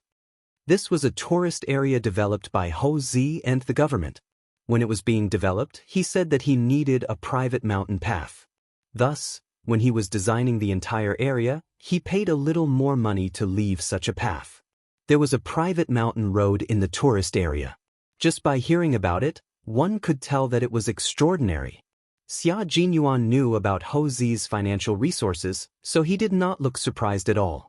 After thanking him, he was led by Hou Zi's bodyguard into Mount Dalong from the back of the villa. The bodyguard was only responsible for escorting them to the entrance. After watching them leave, he turned around and reported back. G3 will come to Mount Dalong. We will meet up with him later. After walking for a while, Xia Jinyuan said to Yi Qian in a low voice, "When the time comes, cover for him and drive away directly." Yi Qian nodded slightly. He knew that Xia Jinyuan did not want Hou Zi's people to discover G3. Soldiers were soldiers and bandits were bandits. Regardless of his relationship with Hou Zi, the safety of his comrades was the most important thing. When G3 arrived at Mount Dalong, they would begin to deliberately reveal their whereabouts on Nanshan Hill. They would attract all the danger to themselves until the danger was over. After the matter in Southern Province was settled, they would set off directly from here and appear on the soil of another country as illegal mercenaries to search for their missing comrades. There were tens of thousands of maple trees on Mount Dalong. When Southern Province was promoting tourism, they would film the scenery of Mount Dalong all year round. However, Hou Zi had left a private path for them to enjoy the best scenery. There were mountains, rivers, and scenery. Yi Qian, who was going to visit Mount Dalong in the future, smiled and said to Xia Jinyuan, "Looks like Brother Zi invested a lot here. Otherwise, the government would not have allowed him to leave a private mountain path." That's not the case. Sometimes, this road is also used by provincial leaders to receive VIPs and to climb the mountain for sightseeing. Xia Jinyuan walked a few steps ahead, occasionally stopping to wait for Yi Qian to come closer. It was rare for the two of them to have such a pleasant time together, and it made him have the urge to shorten 1 minute into 2 minutes. After about 40 minutes of climbing, Yi Qian, who was wearing a skirt, was so hot that her back was sweating. She picked up a fallen maple leaf from the bottom of a huge, towering rock to fan herself. "Let's rest for a while. I'm all sweaty." These were Aunt Yangheng's clothes. She was planning to return them after washing them. She didn't want to get her sweat on them after wearing them once. She wouldn't be able to return them when the time came. Xia Jinyuan raised his head and looked at the rock. After circling around it, he put on his suit jacket and began to climb up the rock. When he reached the top, he lowered his head and looked at Yi Qian, who was still wiping her sweat and resting under the rock. "Go up there and rest for a while. You can get some wind." When Yi Qian saw him climb up, she immediately went around and heard him say, "The place to enjoy the scenery of Mount Dalong is on this rock. Hurry up." There weren't many climbing points on the rock. It was high and steep, and one wouldn't dare to climb it if they didn't have the guts and skills. Yi Qian lowered her head and looked at what she was wearing today. She looked very ladylike, but none of the things she did had anything to do with being ladylike. Chapter 9:13. With a smile on her face, she walked towards Xia Jinyuan, who had already climbed up. He was at a high spot. She would climb up and enjoy the scenery with him. She had once said that she would use him and his troops as her goal. No matter when, as long as he reached out his hand, she would definitely walk towards him. The rock that no one had set foot on was not steep. Instead, it was flat enough for two people to sit side by side. There was also a backrest, which made it look like a natural stone chair. They could sit together and watch the clouds rise and the sun rise and set. "This place is really good. If I hadn't climbed up, I wouldn't have been able to find it." Yi Qian took his outstretched hand and carefully stepped on the chair of the natural stone chair. Then she slowly bent down and sat down. "You have a great view. You can enjoy the maple leaf scenery on this side of Mount Dao. Xiajing, shall we come again when the maple leaves turn yellow? Yi Qian, who had taken the initiative to suggest a next date, looked up. Although the scenery was good, she was still worried about him. Is this the time for our next date? Xia Jinyuan laughed heartily. He held her in his arms and let her head rest on his shoulder. He said softly, when the maple leaves turn yellow, I will definitely put on my military uniform and accompany you to see thousands of maple leaves. There were thousands of maple leaves on Mount Dao. When they were red, they were like clouds, and when they were yellow, they were like gold. When the weather was good, people from Southern Province City would come to see them and enjoy the beautiful scenery of all 4 seasons. Yi Qian gently closed her eyes and nodded. I have always believed in you, Xia Jinyuan. I have always believed in you. I have never disappointed you either, have I? It was like that in the past, and it will be like that in the future. His suit jacket covered their knees and let her head rest on his shoulder. This was the most peaceful and beautiful time for the two of them to be together. Even the indifferent little fox beside him took the initiative to approach him. Xia Jinyuan thought to himself, if the first time doesn't work, I have to at least try a few more times. Xia Jinyuan glanced at the bottom of the rock and saw a small, square and colorful aluminum foil bag. With his good eyesight, he took a casual glance and saw the English words on the aluminum foil bag clearly. Xia Jinyuan, who had originally planned to bring Yi Qian back to the hotel next time, wanted to get up and leave immediately after seeing an imported brand aluminum foil bag in a place like this. But the little fox seemed to like this place. Xia Jinyuan sighed softly and whispered, let me tell you something. The story of Xia Yiwei and Hou Zi. Why are you suddenly talking about them? Yi Qian immediately raised her head and looked at him with a puzzled expression. She frowned and said, did you discover something? His gun collection? Hou Zi brought us here to look at the goods. I'm guessing that he's starting to pull back. He kept hundreds of guns in his villa. These are direct evidence of his crimes. He started to destroy these things before marrying Xia Yiwei. Since she mentioned the gun collection, he decided to start from there. Xia Yiwei likes maple leaves very much. The second time she met Hou Zi was in Xianxia. In order to take the most beautiful maple leaf scene, she was only 17 years old at the time and forced herself to a dead end. It was Hou Zi who risked his life to save her. This should be the place where the two of them watched the maple leaves together. Most people wouldn't notice. I think the two of us will have to choose a new place next time. Xia Jinyuan smiled faintly and pointed at the bottom of the rock. And this place is where the two of them do some private things. Why don't we go somewhere else now? Chapter 9:14. Yi Qian wanted to ask how he knew this was the place where Xia Yiwei and the others were meeting, but when he saw Yi Qian pointing at the bottom of the rock, he looked down. After he finished looking, Yi Qian looked up and said seriously, we should leave immediately. This is their bed. We're sitting on their bed. So, bold. They're doing intimate things on the rock. Aren't they afraid of falling? Aren't they afraid of being seen doing intimate things on the rock while admiring the beautiful scenery? Yi Qian didn't even dare to think about it. He grabbed the rock with both hands and stood up. He showed his toughness from training and quickly flipped over the rock without Xia Jinyuan's help. Xia Jinyuan was too embarrassed to say anything when it came to this. He had never used condoms before. Yi Qian didn't even need to say anything.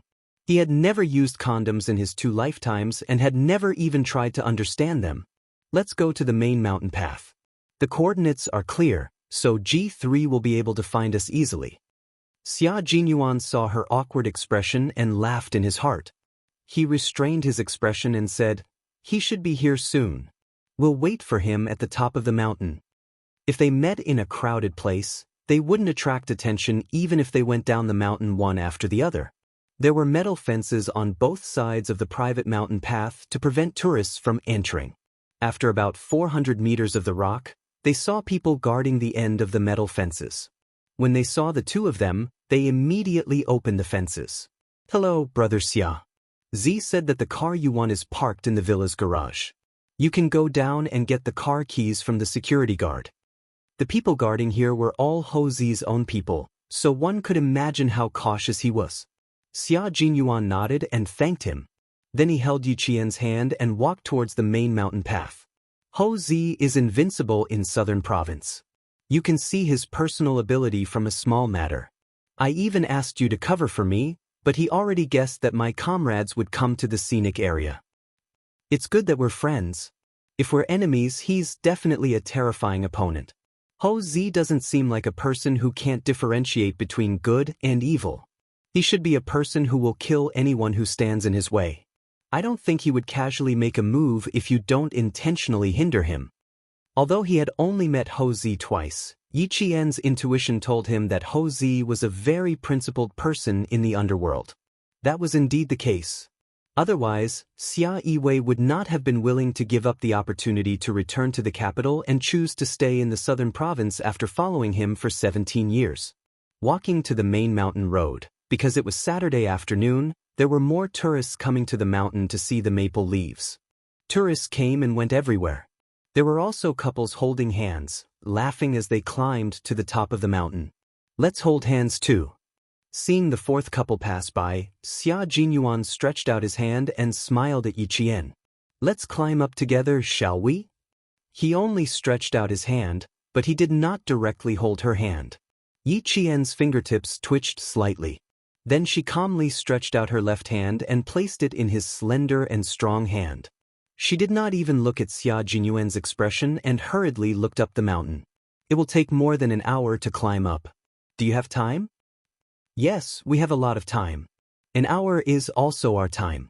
She stretched out her hand and Xia Jinyuan immediately held it tightly. We have a lot of time. This was the first time she held hands in public. It was also the first time she stood under the sun with a man.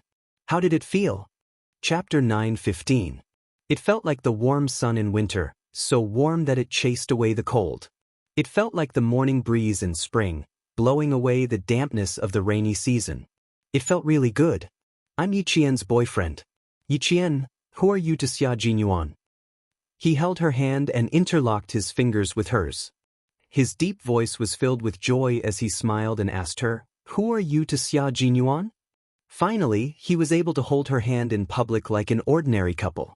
They were able to walk hand in hand intimately, letting others know at a glance that they were a couple. Xia Jinyuan felt like he had walked halfway through a long journey and finally saw the light of dawn waiting for him.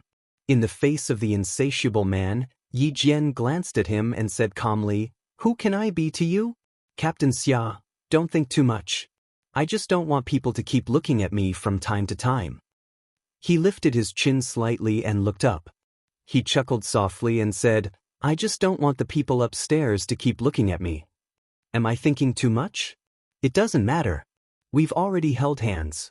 Are you afraid that I won't be able to win your heart? Xia Jinyuan smiled until his dark eyes sparkled. He looked up calmly and swept his gaze across the faces of the single men in front of him.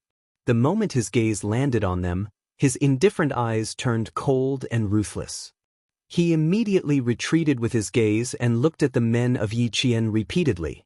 Little Fox was dressed beautifully today. Even without her school uniform, she looked much more mature. Although she looked young and inexperienced, she had a calm temperament and did not look like a high school student. She looked more like a college student. She looked like a college student.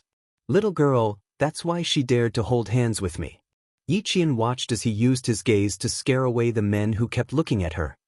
He lowered his head and pursed his lips into a smile. She could always see a different Xia Jinyuan, a real Xia Jinyuan. It still felt good. His palms were dry and his slender fingers could still wrap around her hands. This was a pair of hands meant to protect the country. At this moment, he was holding her tightly, as if he was afraid that she would pull away in the next second. Yiqian looked sideways at Xia Jinyuan, whose face was as perfect as a jade carving, and said softly, let's be together after I finish my college entrance exams. How about that? Happiness came suddenly, but Xia Jinyuan's reaction was even faster. He even stopped walking and stared deeply at Yiqian. It's a promise. Can I go back on my word now? Looking at his happy face, Yiqian suddenly felt that she seemed to have agreed too quickly. So be it, he would always think of her. If love was the first thing that came to his mind, then she believed in him. She believed in love. She believed in a love that was so illusory that she had never thought of or embraced it. Xia Jinyuan raised his eyebrows. You dare? Why wouldn't I dare? I'm not a gentleman. Under the urging of the passers-by behind, Yi Qian's eyes were filled with sweetness. He laughed and said, I'm going back on my word now. What can you do to me? What else could he do to her? That might not necessarily be the case. There were many ways to do so. Being able to stand side by side sweetly in action, this kind of love was too difficult to come by. He had thought of what he wanted to do to her 1,000,000 times in his heart. 1,000,000 times in his heart. Just thinking about it made his heart beat faster. Xia Jinyuan, whose smile was much more restrained, looked meaningfully at the smirking little fox. Later, he would find a deserted place and kiss her properly. Chapter 9:16. Previously in the hotel, she only touched him lightly. How was that enough? She couldn't do anything else, but kissing was still fine. A 17-year-old kiss was pure and innocent. Having her at the age of 17 was the luckiest thing for the 23-year-old Xia Jinyuan. Xia Jinyuan kept holding Yi Qian's hand as he pondered.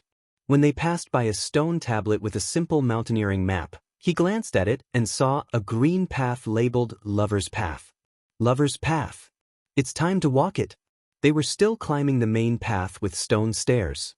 One step after another was enough to make one's knees weak. Some elderly people who were tired would rest in the stone pavilions. Ho Zi had put in a lot of effort to develop this scenic area. No wonder so many elderly people came to climb on Saturdays. There were many elderly and middle-aged people. There are a lot of people up ahead. Let's go this way. After walking for about 100 meters, Xia Jinyuan held Yi Qian's hand and entered a small path. He was so fast that Yi Qian, who was focused on climbing, didn't see a wooden sign with the words, Lover's Path, on it. Lover's Path was a path for young people. It wasn't paved with stone slabs. It was a mountain path made by stepping on foot. If the trees on both sides were trimmed slightly, it would be a winding path suitable for lovers to climb. It's too steep here. Let's go out, okay? Aya, it's too hard. My feet hurt. A woman's coquettish voice came from up ahead. A man coaxed softly, it's not steep. It'll be fine after we get past here. How about I carry you? After the sweet conversation, a woman's soft voice came from behind. Yi Qian stopped in his tracks and whispered to Xia Jinyuan, let's go later. Don't disturb them. This is a lover's path. It's a path for lovers. We can do what lovers do and not disturb each other. Xia Jinyuan was a man who was good at seizing opportunities. When she stopped, he pulled her into his arms and said, let's do a lover's thing. He didn't give Yi Qian a chance to escape. His voice was low and seductive. How was that enough for you at the hotel? You want to leave just because you've piqued my interest? Little fox, things aren't that simple. This road is fast. Don't think that it's very steep. It's straight and steep. It's not like the mountain road that goes up in circles. The last time we passed by, it was really fast. Someone was walking towards them, and it wasn't just one person. From the sound of the footsteps, there were at least 4 people. Yi Qian's body stiffened. He pushed against Yi Qian's chest and said, Xia Jinyuan, let go of me. Someone's coming. Let go of me. Not only did he not let go, but he also hugged Yi Qian even tighter in his arms. However, he also knew that she was shy in this kind of thing, so he hugged her and hid behind a maple tree. He let her lean against the maple tree, and her back was also facing the 4 young people who were walking over. What are you afraid of? They're all young people. They're all holding hands. This is a lover's path. Kissing and hugging are the most normal things to do. His voice was very low, as if he was enduring something. Listen, someone's kissing right in front of us. Yi Qian wanted to slap herself. She must have been muddle-headed to agree to hold hands. Then, she made a mistake and promised to be together after the college entrance exam. One wrong step after another, and she ended up in Xia Jinyuan's hands. Chapter 9:17. Other people are other people. What does it have to do with us? Don't push your luck, Hugh. Xia Jinyuan blocked all her words. Looking at her gently moving red lips, His heart itched like a cat was scratching it. She even said to wait until after he kissed her. Be it a beast or a minor, a 17-year-old Yiqian was an apple in the Garden of Eden. He wanted to eat her. No, he wanted to kiss her. He couldn't eat her now. If he really did, he would be a beast. After being teased by her a few times in the hotel, he couldn't hold back anymore. He held the back of her head with one hand and kissed her fiercely. Yiqian was stunned by his fierceness. She made muffled sounds of resistance and felt a sense of danger. Yiqian wouldn't let herself stay put. Her body began to struggle subconsciously, but the result of her struggling was that his arm around her slender waist tightened and the kiss deepened. Xia Jinyuan. His throat made a short, muffled sound. Yi Jian only felt that the tip of her tongue had been kissed by him until it was congested and numb. He was so strong and domineering, which made her panic all of a sudden. They kissed again. Xia Jinyuan, who was quick-witted and eager to learn, began to have a certain level of skill. He gently sucked on the tip of her tongue and slowly teased her lips with an irresistible gentleness. Yi Qian couldn't resist such a skillful kiss. She accidentally let out a mm. After the sound came out, she felt all the blood rush to her face. Her face was so red that it was burning. Xia Jinyuan chuckled. It seemed that he had improved again. Practice makes perfect. If he was given more opportunities, he would definitely improve his professional skills. Look, who would notice us, silly? No one would come to watch us. Just like how when we find people kissing, we would be kind and try not to disturb them. Let's walk over quickly. His voice became more mellow and hoarse. The ambiguity in his tone became more obvious. How is it? Did I improve? Yi Qian closed her eyes. That voice just now made her shy to speak. That voice was very unfamiliar to her. It didn't sound like her voice at all. It was delicate and soft as if water could drip from it. Yet it was his own voice. She kept her eyes closed. She was so shy that even her eyelashes were trembling slightly. Xia Jinyuan couldn't help but lower his head and place a gentle kiss on the lips. How can you be so shy? We are lovers, we will have intimate contact. What we do is a normal process for a man and a woman. Little fox, are you shy? Or are you resisting? Why don't we give it another try? He lowered his head as he spoke, and his hot breath blew on her face. Yi Qian was so shocked that she quickly opened her eyes. However, she didn't look at him first. Instead, she looked around guiltily. Then, she gritted her teeth and said, Xia Jinyuan, do you want to see how old the girls kissing are? I'm still young. How dare you kiss in public? Aren't you afraid of being discovered? Also, your identity. Oh, so she wasn't resisting. She just couldn't kiss in public. Xia Jinyuan had an epiphany. He smiled and said, well, let's find a place where there is no one around next time. A place where no one will see or discover us. For example, in a room. What do you think? Chapter 9:18. You're not even qualified to be a Special Forces soldier. How on earth did you pass the test of lust? Yi Qian, who had gone from blushing to gritting his teeth, glared at him with a harmless gaze. It's obvious that you can't pass the test of lust. They had all undergone special training in this area. The male Special Forces soldiers had undergone a series of brutal physical and psychological training to ensure that lust had no effect on them when they were held captive. With the crisis averted, Yi Qian regained his sharpness. Look at you, you're always thinking about such nonsense. Your special training was all for nothing. When the time comes and a prettier woman stands in front of you, won't you just surrender? This was an interesting topic, and it was also a question that had puzzled him for a long time. They had indeed undergone special training in lust. They were so strong-willed that they had no interest in such things. In the words of the G3, the Snowfield Brigade soldiers were all vegetarians. But Yi Qian's willpower was as weak as a piece of paper, easily broken with a poke. For this operation, they had appeared in the black market as illegal mercenaries. The naked women in the black market had walked past him one by one. The wine he wanted had been pushed to a black mercenary. He had no interest in it at all. There was nothing wrong with his willpower. Women's charms had no effect on him, except for Yi Jian and the shy little fox in his arms who looked like a peach blossom. He was certain that as long as the person in his arms was her, his breathing, heartbeat, brain reaction, and thoughts would all be affected. Especially when they were alone, he would want to do something naughty. After he was done, he felt so good that it was as if he had slept for 3 days and 3 nights. He was so energetic that he could crawl 2 kilometers with 20 kilograms of weight on his back. I definitely won't surrender. I've already encountered what you're talking about 10 days ago. I didn't act on impulse at all, so don't worry, I'm fine. I won't embarrass my little fox when I walk out of here. He used the tip of his handsome nose to touch Yi Qian's slightly wrinkled nose. He smiled faintly and looked at her with eyes as gentle as water. The faint fragrance of her body lingered at the tip of his nose, allowing him to peacefully enjoy this brief moment of peace. He had already met her 10 days ago.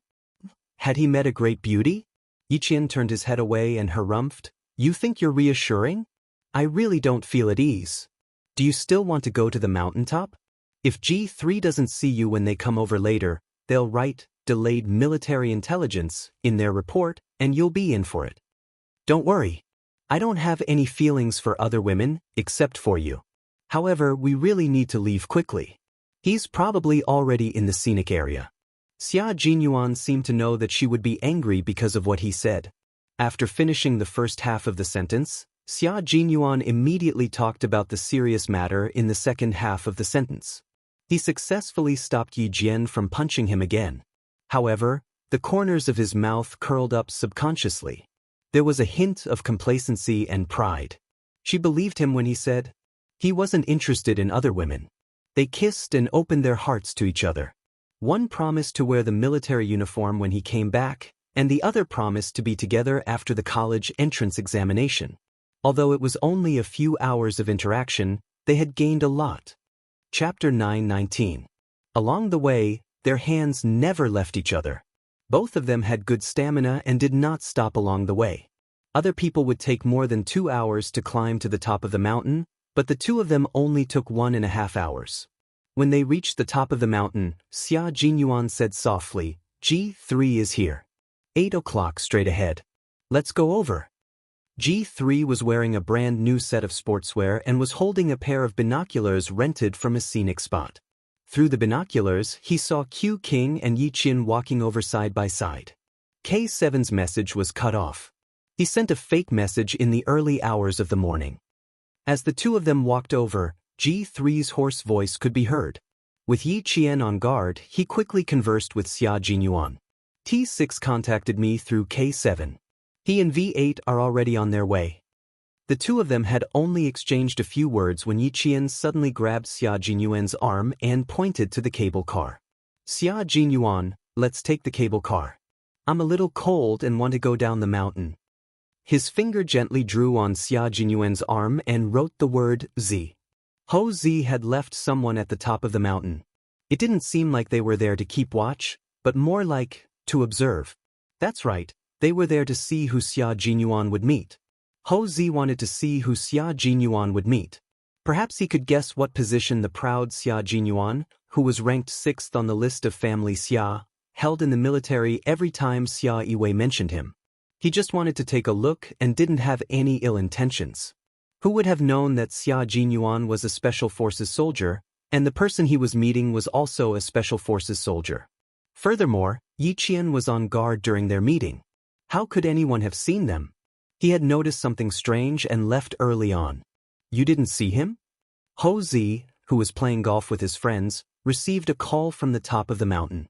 Hearing this, the corners of his mouth curled up slightly as he instructed, Forget it, you guys don't have to look for her.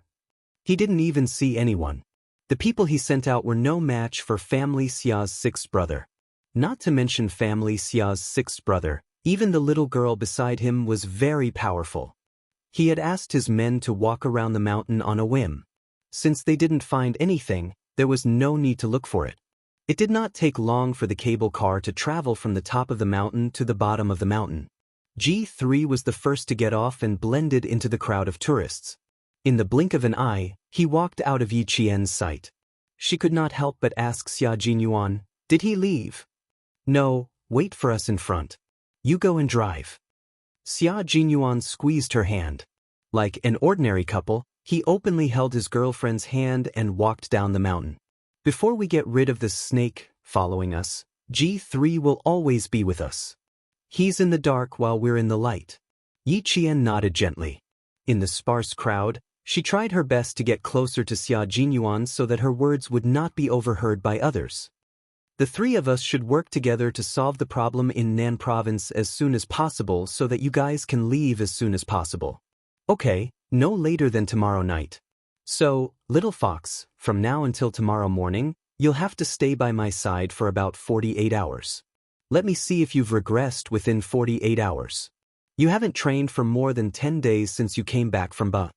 It was easy for her to become rusty if she did not train for more than 10 days after her hand was grazed by a bullet. She did not train with the soldiers, but she had been training under Principal Chen's arrangement all this time. She raised her eyebrows and her beautiful chin slightly. "It's just that I didn't increase the amount of training. My daily basic training is 365 days, and it won't be interrupted no matter what." Chapter 920. Not even on special days? Looking at her smiling face that was like a flower and her eyebrows that were filled with sunshine, Major Xia inadvertently started to become energetic again. This energy was like the tip of a bamboo shoot that emerged from the spring soil. It could not be broken even if one pinched it, and it grew day by day. Yi Qian unceremoniously elbowed him in the chest, causing Major Xia to clutch his chest and twist slightly. "I was wrong, I was wrong, I was wrong." Despite the pain, he quickly grabbed her hand and did not let go. He softly begged for mercy. "I was really wrong, I deserve to be hit. But I didn't mean anything else, I was just concerned. Don't all girls have special days? You're still growing, you can be harsh on yourself, but on special days, you really don't have to." "Xia Jinyuan, I want to tape your mouth shut." Yi Qian forcefully shook off his hand, her pink face flushed red, as if she was angry. But in her anger, her frown and smile made passers-by think that she was an angry girlfriend acting coquettishly with her boyfriend. Xia Jinyuan's voice became softer and warmer. "It's not too late for you to seal it when we're back in the room. Now is not the time. G3 is in front. He'll laugh at me if he sees it." "Laugh at you for what?" Yi Qian snorted and glared at him coquettishly. "Does he dare to laugh at you?" It was a good sign that she was already protecting him before they were even together. Xia Jinyuan's smile deepened. He did not realize that in his deep eyes, there was an almost unconditional affection for her. "Yes, he doesn't dare to laugh. If he dares to laugh, your fists won't let him off. That's not what I meant. I meant that he doesn't dare to laugh at you because of your status." Yi Qian was angered by his twisted logic. Just you wait, there will be a good day for him. Don't talk about things that make me embarrassed. If you do, I'll remember it. Sooner or later, I'll settle the score with you." This threat was big enough. Xia Jinyuan, who understood the situation, immediately shut up and naturally changed the topic. "Silly, no matter what our status is, he won't laugh. He'll only give us his blessings." Although her chest was still aching, it could not beat the sweetness in her heart. It was so sweet that her heart felt as if it had brewed honey from 100 flowers, fragrant and sweet. Holding her hand tightly, he strode forward and said in a low and deep voice, as if he was making an oath, "We'll make them give us their blessings and never let go of each other's hands. You are my lover and my comrade." "Yes, you are my lover and my comrade. I have to thank you for holding my hand throughout the journey, teaching me step by step. Xia Jinyuan, I'm really grateful to you." Holding his slender and broad hand, Yi Jian walked out with her head held high. She was as cold as the young major beside her. She hoped that they would continue to walk together like this, through all the hardships, and never leave each other. At this moment, she was indeed hoping for that. Unknowingly, they caught up with G3 again. The three of them walked at a moderate pace and even communicated secretly when no one was paying attention. When they reached the foot of the mountain, Yi Qian said to Xia Jinyuan, "I'll get the car. Wait for me." G3 also knew that she could drive. After Yi Qian left, G3, who was standing under a tree, said to Xia Jinyuan, who was standing in front of him with his hands in his pockets, Yi Qian seems to know something. Did you tell her? Chapter 9:21. She doesn't know who we killed, but she knows everything. Xia Jinyuan looked at the end of the decapitation operation and quickly separated from his comrades. He raised his fist and smiled. Congratulations. G3 extended his fist. After the two men's fists lightly bumped, G3 understood. The fact that the military agreed to let Yi Jian join must have something to do with you. Otherwise, they wouldn't let her join such a dangerous mission. That's right, but I really didn't tell her before. Xia Jinyuan tapped his head, and the smile in his eyes was brighter than the blue sky. She's very smart. I only told her that I was changing my clothes along the way, but she suddenly reacted so quickly that I almost told her everything. G3 was speechless. Why did he sound like he was showing off? After a moment of silence, he said, J5 is recuperating. This time, the team suffered a heavy loss. After this is over, think of a way to get someone to write the 10,000-word report. Let K7 do it. Although he's a forensic doctor, he's very logical. Let him write it. He hadn't found anyone yet, but he had already agreed to let him write the report. Of course, he also hoped that his comrade could return safely. There were some words that couldn't be said while crying like a girl. Saying it in a different way would make him feel much better. We're all waiting for him to come back and write it. The car is here. There's good stuff in it. Get in the car and check it out. Yi Qian picked them up for us. She finished picking them out in 5 minutes. The sound of a car engine came from afar. A white imported Mercedes-Benz was driven over by Yi Qian. An old man crossed the road. Xia Jinyuan saw that she stopped steadily and gave way to the old man out of courtesy. G3's gaze landed on Yi Qian, who was sitting in the car. A faint smile appeared on his face. She's very strong and used to our life. Q King, it was the right choice to take action against a girl like her. Other girls can't accept our life, but Yi Qian can. Moreover, she will work hard to integrate herself into our lives. If I meet such a girl, even if she has a boyfriend, I will snatch her away. Xia Jinyuan chuckled softly and said, after the matter in southern province is settled, we have to prepare some masks for our trip to the desert. Last time, I inhaled a little too much dust and sand. I can still cough out sand after 2 days back. After settling the domestic affairs, Xia Jinyuan needed to go to a country near the desert where there was little rain. The city's plumbing was well designed, but it was a little too short, which made them feel a little uncomfortable. If you don't find it tiring to carry me, that's totally fine. After G3 finished speaking, he saw the car drive over again. After seeing the brand of the car clearly, he couldn't help but raise his eyebrows. What kind of friend did you make? How generous. If nothing goes wrong, we'll start racing tonight. We need a good car. Xia Jinyuan didn't even let Yi Qian get out of the driver's seat. He opened the back door and bent over to get in. G3 followed behind him. Ho Zi's people only appeared at the top of the mountain. When Yi Qian took the car keys, Ho Zi's most valued assistant said, Brother Z said that he didn't mean any harm. He just wanted to take a look. If he did, how could he have so generously borrowed such a luxurious car? Please tell Brother Z that Lao Lu and I believe in him. Yi Qian's reply was so straightforward that Ho Zi, who was playing shooting with his friends, burst out laughing when he heard his assistant's message. Chapter 9:22. Interesting, this young lady is indeed interesting. Her heart is extraordinarily big, and she has the boldness to achieve great things without bothering about trifles. This young lady does not have a family background, but in terms of character, she is definitely worthy of Xia Jinyuan. After getting into the car, Yi Qian relayed the message from Ho Zi to Xia Jinyuan. It seems like Brother Z is starting to make preparations. I wonder if there are any movements in the city? Do you want to contact him? No, he will confirm if there are any movements. He will contact me after he confirms. After getting into the car, Xia Jinyuan was no longer Xia Jinyuan's boyfriend, but a soldier who fought for the country.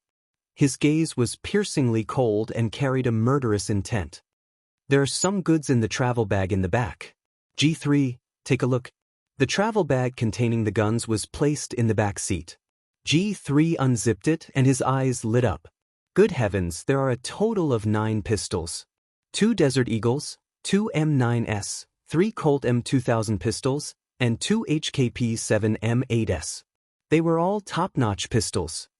They are all good stuff. Q King, your friend has good taste, but there is also a big problem. Illegal possession and illegal possession of firearms and ammunition is a violation of firearms regulations. A prison term of 3 to 7 years is inevitable. G3's voice sounded like gravel grinding on gravel from the back seat, and there was a hint of coldness in his voice. Xia Jinyuan turned around and looked at G3, who obviously had "very satisfied" written on his face and was secretly warning him. He smiled and said, "It is indeed a big problem for him to risk his life to get the guns for the 3 of us. Even the military knows about it. I don't care if the military knows about it or not. I only care about you." G3 fiddled with each gun before putting them back into the travel bag. He stared coldly at Xia Jinyuan. "I only care about you. I don't care about anyone else. I only care about you because you are my comrade. Knowing but not reporting is also a crime." Yi Qian tightened her grip on the steering wheel. What was G3 worried about? She had been worried about it before. Knowing and not reporting it was also a crime. Xia Jinyuan knew that Ho Zi had a gun, but he concealed it. This was a crime. The few tails that I left in Hongkou City yesterday should have already entered the southern province. Check their tracks first. You can have a good rest now. I will take care of things that have nothing to do with our mission. Xia Jinyuan knew what his comrade was worried about. He did not need to deal with these things. Ho Zi would naturally take care of it. Yi Jian's straightened back gradually relaxed. She knew that Ho Zi would deal with it, but she was afraid that G3 would mention in the report that they were carrying out a mission in the southern province and the source of the guns and ammunition. Xia Jinyuan would definitely be brought in for questioning. Now that even the military knew about it, there was no such thing as Xia Jinyuan. G3, who was no longer worried about the source of the guns, got into the car and closed his eyes. The tracks are easy to check. Check the provincial records. I will take a nap. Looking at King Q's refreshed appearance, it was obvious that he had slept soundly last night. But he didn't. Last night, he had walked for half the night before sitting in the county minibus that was still making clanking sounds. He had to take a nap to recover his energy. Yi Qian glanced at him. G3's skin was a healthy wheat color. The dark circles under his eyes were not as obvious as Xia Jinyuan's, but the tiredness on his face was obvious after he got into the car. Just like Xia Jinyuan, he did not have a good rest. Go to sleep. Yi Qian and I will watch over you. K7 was missing and J5 was recovering. Although the mission was successful, they had paid a high price. Chapter 923. The Snowfield Brigade members who were scattered all over the country reported their situation after their condition stabilized. The military also received their reports and knew that there was a problem with K7's whereabouts. But the military did not take any action because they could not take any action. The foreign snake had entered the country, and there were also people monitoring the movements of the military. The spies operating underground could also appear at any time. For the sake of caution, the military decided to wait and see. With the Shuiyu regiment, a sharp sword that could both attack and defend, the Central Army believed in their abilities. This special unit was responsible for all the special forces. They were the country's shield and spear. If there was an accident, they had enough ability to deal with it. Yi Qian drove towards the city center. Bureau Chief Yang, who had been looking for her, had sent a few groups of people to look for her. The school had sent people to every place Yi Qian usually went to, such as the library, etc. They even sent people to the single-player arcade on the streets to look for her. Yang Heng, see where else she goes? Go and look for her personally. Bureau Chief Yang had already called home to look for Yi Qian. He needed her to go to the Transportation Bureau again.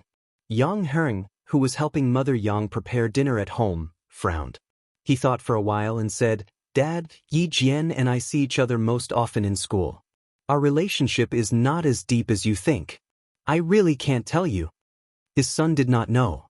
Bureau Chief Yang immediately hung up the phone and called Principal Chow. He could only ask the principal if he could find Yi Qian. Yang Heng hung up the phone and looked up. He saw his aunt frowning and looking at him with a serious expression. "Aunt, what happened to you? What happened? Isn't she still not awake?" Angie, President Song's daughter, had been suffering from jet lag since she got off the plane. She couldn't take it anymore and fell asleep after lunch. "Why is your dad looking for Yi Qian? Is it a good thing or a bad thing?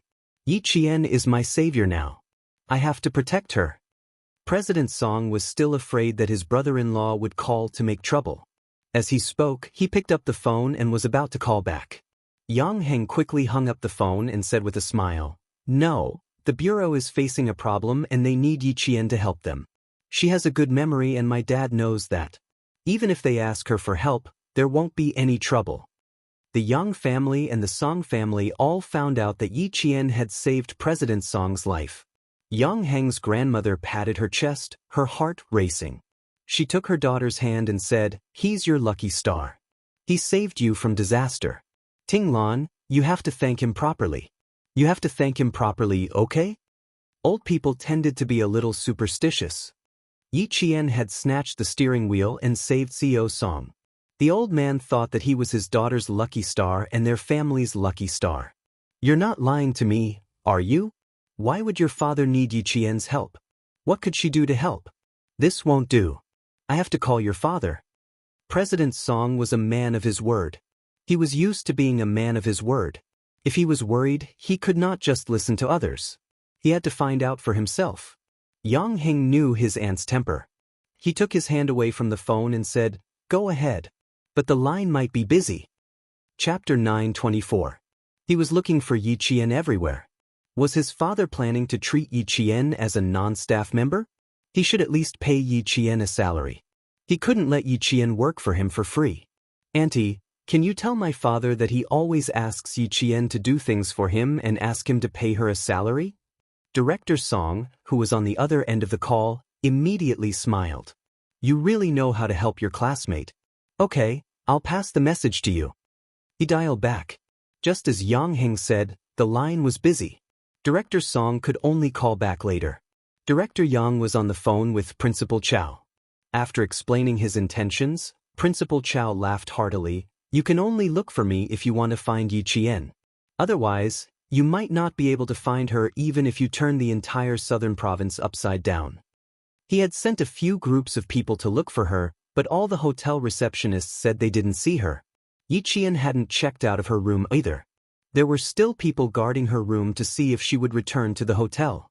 Finding Yi Qian was harder than finding the governor, mayor, or principal. There was no other way. She didn't have a communication device with her and was always elusive. It was indeed difficult. Principal Chow couldn't find Yi Qian directly either. He just knew how to find Yi Qian. It wasn't until 4 p.m. that Yi Qian found out from Regiment Commander Lu that Principal Chen was looking for her. She had promised Regiment Commander Lu that she would go for training this afternoon, but she didn't go. She should at least give him a call. From Principal Chow to Uncle Chen to Regiment Commander Lu, Yi Qian finally called Director Yang. "Xiao Yi, can you come to the Transportation Bureau right now? There's an emergency and I need your help. A car accident isn't a simple one. I'm afraid the driver saw someone he shouldn't have seen." Director Yang was still worried that Yi Qian would have to think twice before coming over. He simply told Yi Qian the results of the investigation so that she could be prepared. Yi Qian looked at Xia Jinyuan, who was taking off his suit jacket and putting it on the coat rack. She raised her eyebrows and whispered, "How's old Guan? Did you get any confirmation from him?" He stopped breathing when he was rescued. His wife also fainted. She hasn't woken up yet. None of old Guan's friends dared to call old Guan's parents back in Hunan. They only called old Guan's 2 brothers and his eldest daughter who is still in high school. Speaking of old Guan, Director Yang's tone became heavier. "We'll deal with it when his family comes. The most important thing now is to find out if it's a man-made disaster. We didn't find the silver gray car, so we wanted you to come over and confirm it." Yi Qian would definitely not let it go if it was just a simple car accident. Now that it had become a man-made accident, Yi Qian only muttered to himself for a moment before saying, "All right, I'll come over now." "What's so urgent that you need to go out now?" Xia Jinyuan, who had taken off his coat, was about to put it back on. He had talked for more than half an hour with G3, who had just woken up after resting for 2 hours. His voice was still deep. The curtains were not drawn, and the light in the room was dim. His elegant eyebrows were tinged with coldness. "I'll go with you." It was best if they didn't separate. The snakes, lured from Hongkou City, were confirmed to have entered Nan Province yesterday morning. These snakes were not ordinary people. They were all well-trained mercenaries. They were good at reconnaissance, killing, and assassination. How could Xia Jinyuan let Yi Qian go out alone? Chapter 925. After hanging up the phone, Yi Qian didn't answer immediately. Instead, she thought for a while and said, "I suddenly feel that the car accident I encountered in the wee hours of the morning is not as simple as it seems. Those guys came to Nan Province from Hongkou City in the wee hours of the morning, and the accident happened at the entrances of 2 highways. One is the airport highway, and the other is the highway to Hongkou City." Xia Jinyuan, who had put on his black suit jacket again, had a slight movement in his dark eyes. His handsome face, which did not reveal any emotions, was not only cold in the dimly lit room, but also looked more unpredictable. "Do you suspect that the car accident last night had something to do with them? I didn't connect the two before, but Director Yang just said that the driver, Old Guan, probably saw someone he shouldn't have, and that's why the accident happened. The wee hours of the morning, car accident, Hongkou City, mercenaries, death. If we look at the incidents separately, they are not connected, but if we string them together." Before Yi Qian finished speaking, Xia Jinyuan suddenly grabbed her hand. "Let's go and take a look. I trust your intuition. Bring a gun just in case." Of course he trusted her intuition.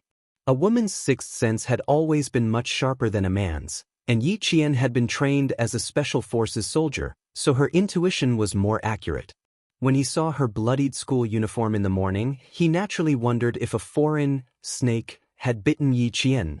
The incidents that seemed like they wouldn't be connected, but if they were really separated and thought about it carefully, they would be connected. "Looks like we don't have to wait. I'm afraid they've already found us." Yi Qian quickly opened a paper bag and took out a set of pure cotton sportswear. "1 minute, I'll change." On the way to the hotel, Yi Qian bought a set of sportswear from a clothing store on the street so that it would be easier for him to fight. After changing out of the skirt, Yi Qian put on the sportswear that could be used as a boxer, and when he walked out of the bathroom, he didn't look as stunning as he did in a skirt. Instead, he looked clean and valiant. Compared to wearing a skirt, Yi Qian preferred the sportswear that was convenient for him to move around. G3 was also staying at the Caesar Hotel. He, who was in the dark, did not need to go over for the time being. Instead, he rested in the hotel first and took a hot bath. Now that Ho Zi would not come up to the 23rd floor of the Caesar Hotel, Xia Jinyuan had the final say. G3 said to the two of them, "Be careful." Without saying anything else, he turned around to take care of his personal hygiene. From the hotel to the traffic bureau, it only took about 40 minutes. In 1997, the Southern Province's provincial capital was not as busy as it would be 10 years later. There were very few private cars, and the roads were mostly filled with motorcycles and bicycles. There was no need to worry about traffic jams, and they soon arrived at the traffic bureau. Chief Yang was already waiting at the guard booth. When he saw a white car stop in front of the police station, he saw Yi Qian get out of the car. Chief Yang immediately went over to greet him personally. "Someone from the Public Security Bureau is here too. You've seen him before. It was all from last time. Isn't this Secretary Xia's brother? Xiao Yitu? How did you meet each other?" Xia Jinyuan, who got out of the car one step later, smiled at the chief of the traffic bureau who recognized him and said, "Hello, Chief Yang. I'm Secretary Xia's cousin." I know you. Last time, you and Xiao Yi." Chief Yang looked back and forth between the two of them. He slapped his forehead and laughed. That's right. Last time, Secretary Xia looked for you first, and then you brought Xiao Yi over. Look at me, I got confused. You two know each other." Chapter 926. The three of them chatted as they entered the police station. They headed in the direction of the surveillance room that Yi Qian and Xia Jinyuan had gone to last time. Yi Qian said that he saw a silver-gray car, but there was no silver gray car on the highway or at any of the intersections where the accident happened. There were no surveillance cameras installed at the scene of the accident, so the only person who could find the car that was acting strangely last night was Yi Qian. The workers at the repair shop were very sure that every wheel of the car was carefully checked. There was not a single nail in it, and the nails used in the wheels were the most common ones on the market. Even repair shops used them, so there was no way to trace where the nails came from. Old Guan's friend said that Old Guan is usually kind and never quarrels with others, so he doesn't have any enemies. Yi Qian carefully watched the video on the surveillance camera. The officers at the police station reported their findings to Xia Jinyuan, and Yi Qian could also hear them. The video switched very quickly, starting from the moment Old Guan's car appeared in Hongkou City. This video was sent by the Hongkou City Transportation Bureau. Director Yang was not present when Yi Qian watched the video last time. Now that she saw it, her eyes were filled with surprise.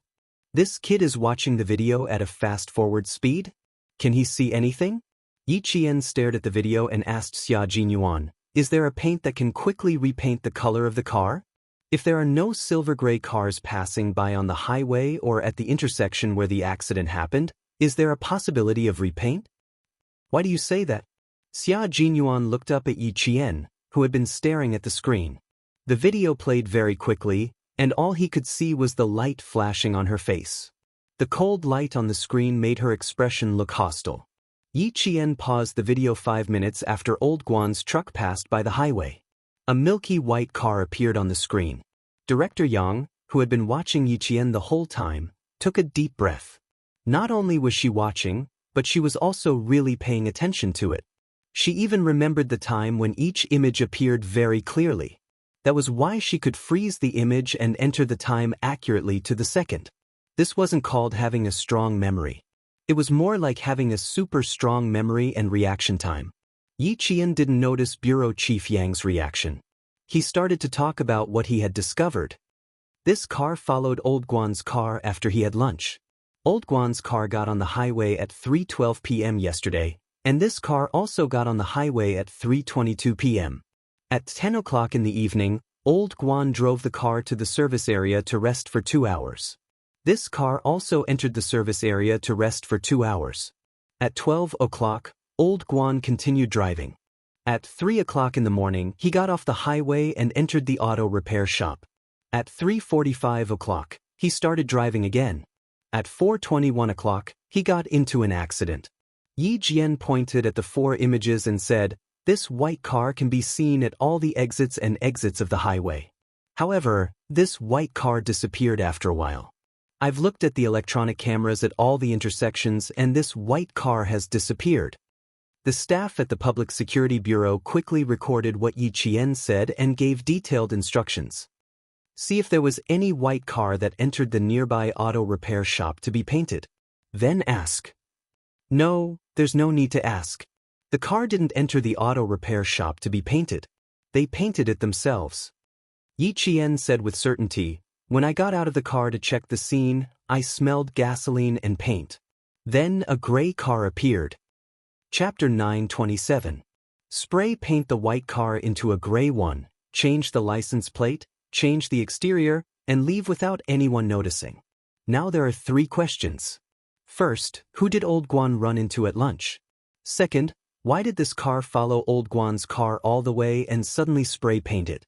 Third, where is the car? Where are the people in the car?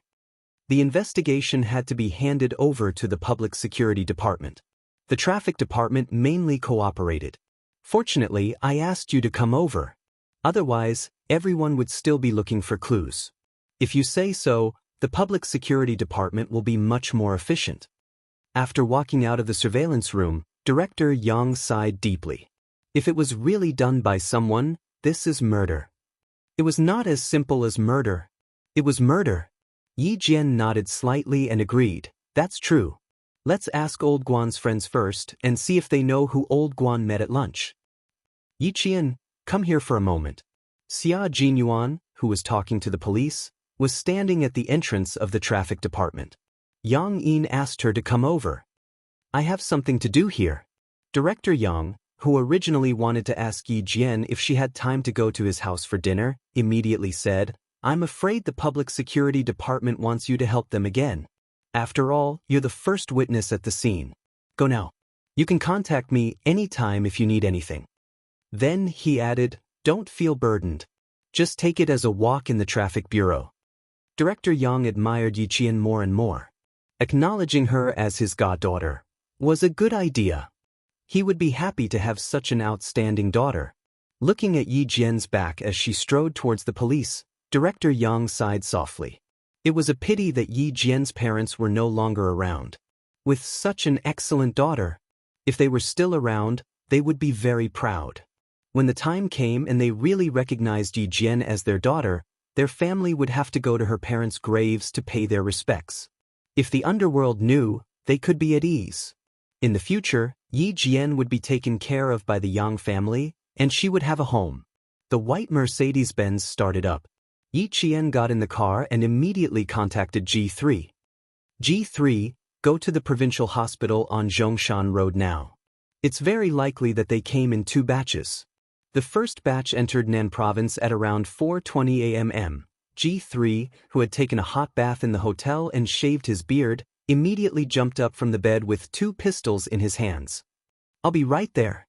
"Okay, Q King and I will rush over as well. The patient's room is room 07 on the 5th floor of the inpatient building." Who exactly did Old Guan meet at noon yesterday? He had to ask Old Guan's wife and friends, and they were all in the hospital now. On the way from the traffic bureau to the hospital, Yi Jian told G3 about the car accident she had encountered in the early morning, as well as the results of her analysis. If Old Guan saw someone he shouldn't have seen, and it was really them, being silenced is something the mercenaries would do. The foreign mercenaries were originally here to kill people. In order to hide their whereabouts and their ill intentions, they did not feel any guilt in killing civilians. It was almost 6:00 when they left the transportation station. The sky was still a little light.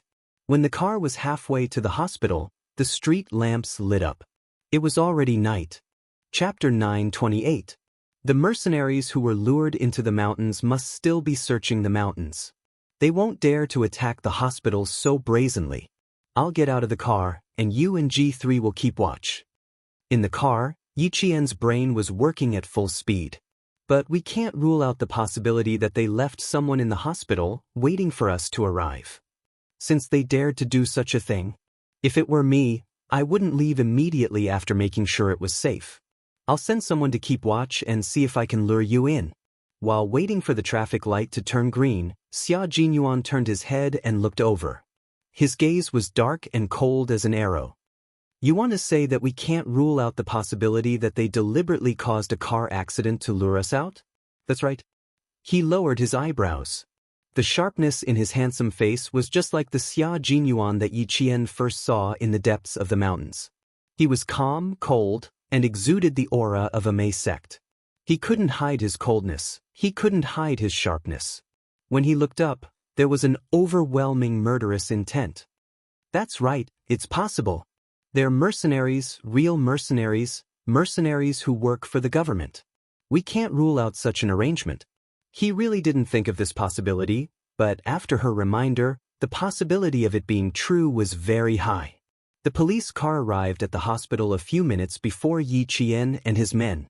After Yi Qian entered the hospital with them, Xia Jinyuan got out of the car. G3 waited in the hospital for 5 minutes. Did anything happen? Stepping into the hospital, Xia Jinyuan stood in the corridor and contacted G3. He hid in the darkness and adjusted his breathing and voice to be inaudible. Yi Qian is here. G3 was downstairs in the inpatient department. Yi Qian's figure came into sight with 2 police officers. Yes, I saw him. I didn't find anything on my side. Look at Yi. Before he could finish speaking, he saw G3's eyes turn cold. There's a situation. Someone is following Yi Qian. Someone is following Yi Qian. They're quite smart. Keep an eye out for a few. I'll go into the inpatient department and block them. There was nothing unusual at the entrance of the hospital. The inpatient department only had a front door and a back door. The front door faced the main entrance of the hospital, and the back door faced the street. It was very likely that they escaped through the back door. Xia Jinyuan observed the situation outside. His long, slender legs, dressed in a suit and leather shoes, walked elegantly into the hospital. At night, the hospital seemed to be almost the same as during the day. It was noisy, but it was much better after they came out of the outpatient department. When they arrived at the inpatient department, it was quiet and they could still hear the crickets chirping. She was wearing a hospital nurse's tail. However, she had only taken a few steps when a cold light flashed in Yi Jian's dark eyes. She had already sensed that someone was following her. After the interrogation, there's nothing else to do. There's no need to go to the bureau. Are you hungry? Do you want me to pack some fast food for you? There were 2 police officers accompanying Yi Qian. The police officer on her right was about 34 or 35 years old. He was thin, but had a pair of sharp eyes. He spoke at a fast pace and had a strong sense of rhythm. He was the team leader of this operation. He was the first person they met at the traffic station. Having worked together before, they felt less unfamiliar. The team leader who spoke to Yi Qian was very polite. When he spoke, it was as if he was negotiating with her. He didn't mean what he said. This was the charm of Yi Qian's personality. In her previous life, Yi Qian suddenly woke up from her muddle-headed days. She endured the hardships life gave her and gritted her teeth to survive. She was like a tenacious cattail. No matter how tough the environment was, she would live on with determination. Chapter 929. After a long time, even if her face was beautiful, it wasn't dazzling and resplendent. Instead, it was like a flower blooming in the morning dew, swaying with the wind, causing people to feel relaxed and happy. The charm left behind in her previous life settled in the charm of this life. In this life, she lived a colorful life, with a dazzling splendor to compete with the world. The 2 different kinds of charm poured out at different times, and the result was completely different. Just like now, her calm and leisurely aura made the police officers around her feel her calmness. They would be infected by her calmness and involuntarily put her in an equal position. They would discuss, and treat her as one of their own. Captain Feng, you're too polite. I'll go to the restaurant after I'm done with the questioning. Yi Qian quietly walked closer to the captain who was talking to her and said, Don't look back. Someone is behind you. Think of a way to contact the higher-ups to protect Old Guan's wife and friends. Captain Feng's gaze suddenly stopped. He said to his colleague beside him, I'll go over and pay for their hospitalization fees. You go up with her first. Why is it still our side paying? We paid 5,000 during the rescue, and now we're paying again. The other police officer did not notice and said helplessly, Okay. Go. It's a matter of life and death. Don't talk about money. The family members should be here soon. We still need to arrange for the manpower. Yi Qian listened to the 2 police officers talk and did not say anything. She did not need to say anything. She just quietly followed them. The inpatient building was not high. It was only 10 floors. There were 2 elevators and they moved slowly. She said to the police officer, It's too slow. Uncle, let's take the stairs. Taking the stairs was more convenient to deal with Tail, who was wearing the hospital's uniform. These foreign mercenaries were really patient. They waited for her in the hospital. Not only were they patient, but they were also very cautious. They would not let go of anyone or anything that was disadvantageous to them. Yi Qian was not surprised that a Tail had appeared in the hospital. The reason why he paid attention to her was probably because he was the first one who rushed to the driver when the accident happened. They were afraid that the driver would say something wrong, so they were so cautious that they would rather kill 1,000 innocent people than let one person go. The younger policeman was very patient with Yi Qian. When he heard that, he even smiled and said, Sometimes, it's indeed faster to climb the stairs than to take the elevator. But the stairs in the hospital are dark, and some of the lights are not on yet. You have to be careful when you walk. Don't bump into anything.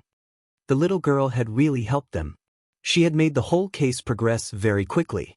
Later, as long as they could ask Old Guan's friends about who Old Guan had met at noon and whether he had noticed the white car, the whole case could be considered to have made real progress. The Tail, behind them, obviously understood Chinese. As Yi Qian and the others walked towards the stairs, the Tail quietly followed them with a lunchbox in her hand. There were not many people in the inpatient building, and there were even fewer people climbing the stairs at night. When they entered the stairwell, their vision suddenly turned dark. Yi Qian, who had deliberately walked behind them, immediately closed the fire door. She said to the police officer who sensed something strange about Yi Qian, "Someone is following me. Be careful of guns. Go upstairs and guard. Don't come down." These words really made one's scalp tense. They were not afraid of knives, but they were afraid of guns. The closed door opened less than 3 seconds after Yi Qian finished speaking. A black shadow followed closely behind. The shadow quickly reached out to the wall, trying to turn on the lights in the corridor. Chapter 930. Yi Qian, who had been hiding in the dark and concealing her presence, immediately made her move when the man raised his hand to close the door. The moment the door was closed, the light reflected off the door reflected a trace of coldness in her eyes. Her target was the gun in the man's right hand. His right hand, which had been holding the lunchbox, was now holding the gun. A gun was not a good thing. It was a dangerous and bad thing in the hands of the enemy. She had to either snatch it or kick it away. Yi Qian did not intend to snatch the gun. She intended to kick it away. Kicking a gun away was a boxing skill. She would fight with whatever she could win until her opponent was dead. Yi Qian could be so ruthless when facing her enemies. These mercenaries who had chased Xia Jinyuan back to China would not be able to get anything out of them. And Xia Jinyuan did not expect to get anything out of them either. She was not joking when she said she would kill without mercy. She had to do it. The silver wire in her hand was like an agile snake. It wrapped around the man's right wrist at lightning speed. The man had been very vigilant, but no matter how vigilant he was, he did not expect someone to suddenly attack him from behind the fire door. "You're asking for death." The South Asian man spoke in stiff Chinese. He gave up on turning on the lights and raised his right hand, which was bound by the silver wire, in an attempt to break the thing around his wrist. As soon as he exerted force, the South Asian man felt a sharp pain in his right wrist. He realized that the thing around his wrist could not be broken, and he did not need to exert force. If he exerted force, the thing would cut into his flesh even faster, as if it could break his wrist. The pain made him involuntarily release the strength in his right arm. However, Yi Qian's reaction was faster. She straightened the entire silver wire and kicked the man's right elbow. She did not kick him from the front, but from the back. She straightened the man's right arm and kicked his right elbow hard. Yi Qian held the silver wire tightly in her hand. She was not afraid that the man would be strong enough to drag her over with the silver wire. The best thing about the silver wire was that the harder it was wrapped around the person, the tighter it would become. "Who are you people?" she asked in stiff Chinese. "You are all Chinese soldiers, right?" Chinese soldiers. Seeing that they were suspecting that it was Chinese soldiers who had assassinated the religious leader, Yi Qian smiled coldly and replied in perfect English, "It's useless for you to know who I am. However, I can admit that I am a Chinese soldier." "That's right, you can think that she's a Chinese soldier. As for whether she is or not, and whether you believe it or not, that's your own business." Yi Qian answered the question honestly and did not lie. But this direct admission made the South Asian men suspicious. They suspected that the assassin was a Chinese soldier, and they also suspected that there were other countries involved. For example, the powerful countries in Europe and America. After all, China's military power was inferior to Europe and America's in every aspect, and the soldiers they trained were also inferior to Europe and America's. Their suspicions were more inclined towards Europe and America. "You are not Chinese soldiers." "No, Chinese soldiers are weak. You're strong." After the East Asian man finished speaking, his fist flew towards Yi Qian's body. The previous attack made the East Asian man realize that he had been careless, thinking that the girl he had targeted was just an ordinary student. Now that he knew that this seemingly ordinary girl had such powerful skills, it made him even more suspicious that she was not a Chinese soldier. It was impossible for China to train a student to be so powerful. Chapter 931. The Chinese soldiers are weak? The Chinese soldiers are weak? How dare a mercenary say that the Chinese soldiers are weak? Yi Qian was instantly filled with anger. G3 knocked on the fire door. 3 quick, 3 light, 2 quick, 2 quick, 2 light, using rhythm to scout the way. Yiqian had been standing at the fire door the whole time. When he heard the knock, he quickly tapped the door with the tip of his foot and replied, "I'm fine here. I don't need backup." This was the first time that Yiqian was going up against a real mercenary. Instead of being afraid, she was excited. She wanted to fight a real mercenary who didn't care about their lives and only cared about money. She wanted to step on the edge of death and fight for her country. After G3 heard the response, he said to Xia Jinyuan, who had been on the phone the whole time, "First floor of the inpatient department, West Corridor, 1-on-1. There's nothing going on here. It seems like they only sent one person to guard the door. They're just waiting for Yiqian to come over." Xia Jinyuan, who was standing at the back door of the inpatient department, had a cold expression on his face. He said in a deep voice, "Take care of them. The real mercenaries are at least 5 times more aggressive than the mercenaries we faced in the no man's land." Afraid that Yiqian would be at a disadvantage, Xia Jinyuan didn't want G3 to help her too early. He chose the safe and stable way to deal with it. He asked G3 to guard the door first, just in case. The voices inside stopped for a moment. Then, a man shouted fiercely. He was probably going to attack Yiqian again. "There's a problem with the door here. Wait for the maintenance staff to come over. Take the elevator." Someone wanted to go up the stairs, but G3 stopped him and politely asked him to leave. He also guarded the entrance to prevent anyone from entering recklessly and getting into trouble.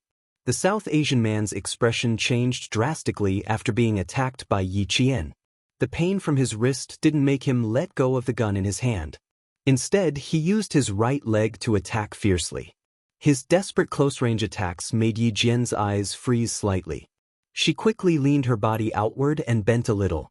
A gust of wind like a razor blade brushed past her ear, and then she kicked the fire door with a bang. This time, the close combat was much more dangerous than before. The fire door was kicked up by him. Yiqian's eyes darkened even more when he kicked it. Yiqian, who had dodged twice in a row, clasped the opponent's ankle with both hands and twisted it fiercely as if she was twisting a fried dough twist. The South Asian man groaned in pain in the dark. A strong gust of wind came from the darkness. The South Asian man endured the immense pain and lifted his left leg to kick Yiqian in the chest. He seemed to have pressed one hand against the wall. The mercenaries sent from overseas to infiltrate the Chinese side were all quite skilled. They had rich combat experience and were very capable. They were also paid to do things, so they fought with a fight-or-die mentality. The South Asian man's right leg was twisted so hard by Yiqian that it felt like it was going to break. He quickly made a move to win. Yiqian sensed that he was going to kick him with his left leg, so he quickly let go of his opponent's right leg and dodged to the side to avoid the attack that was aimed at his chest. Even though Yiqian's reaction was fast, the South Asian man's left leg missed his chest, but it still kicked his shoulder. His entire right shoulder was kicked to the side. Yiqian, who felt a sharp pain in his bones, clenched his teeth and didn't let himself make a sound of pain. This was the first strong opponent that Yiqian had encountered. The immense pain in his shoulder constantly reminded him that his opponent was a mercenary whose hands were stained with the blood of countless people. They only did things for money. It didn't matter if the people who died in their hands were civilians.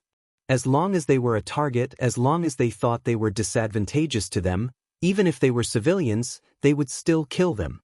Chapter 932. Yiqian's muffled voice could be heard clearly in the narrow stairwell. This kick did not make the other party relax. When his left leg was clasped by Yiqian's hands again, the South Asian man's expression was like that of a ferocious beast that wanted to eat people. His expression was cruel and cold. Upstairs, the young police officer wanted to rush down to get his colleagues, but when he heard the sound of fighting, he quickly rushed back. The fire door on the second floor opened, and 2 people came in while talking. "Ching-Du hasn't done a skin test yet. Remember it clearly when you're changing shifts. The temperature of the patient in bed 6 has been abnormal since this afternoon. You have to report it to the night shift." These 2 nurses were preparing to change shifts. The young police officer who rushed down the stairs had no choice but to turn back. "I'm a police officer. Take the elevator." As he spoke, he stopped the two nurses with his left hand and opened the fire door with his right hand. He pushed the two nurses, who were confused, back to the safe zone. There couldn't be anyone here. They had to guard. Yi Qian had just said, "Guard upstairs." Guard upstairs for no other reason than to be afraid that someone would enter or leave. They were afraid of being accidentally injured. The other party was a dangerous person with a gun. The young police officer heard the sound of fighting and wanted to rush down several times, but because the fire door was not bolted, he had no choice but to stay and wait. He did not have a pager with him, so he could not ask his colleagues for help. He could only wait anxiously. Interesting. You're not from the Chinese side. You've been following us, but you can understand Chinese. Stiff Chinese came out of the other party's mouth. It was ruthless, cold, and playful. Yi Qian smiled thinly and said in fluent Chinese, "I said I'm Chinese.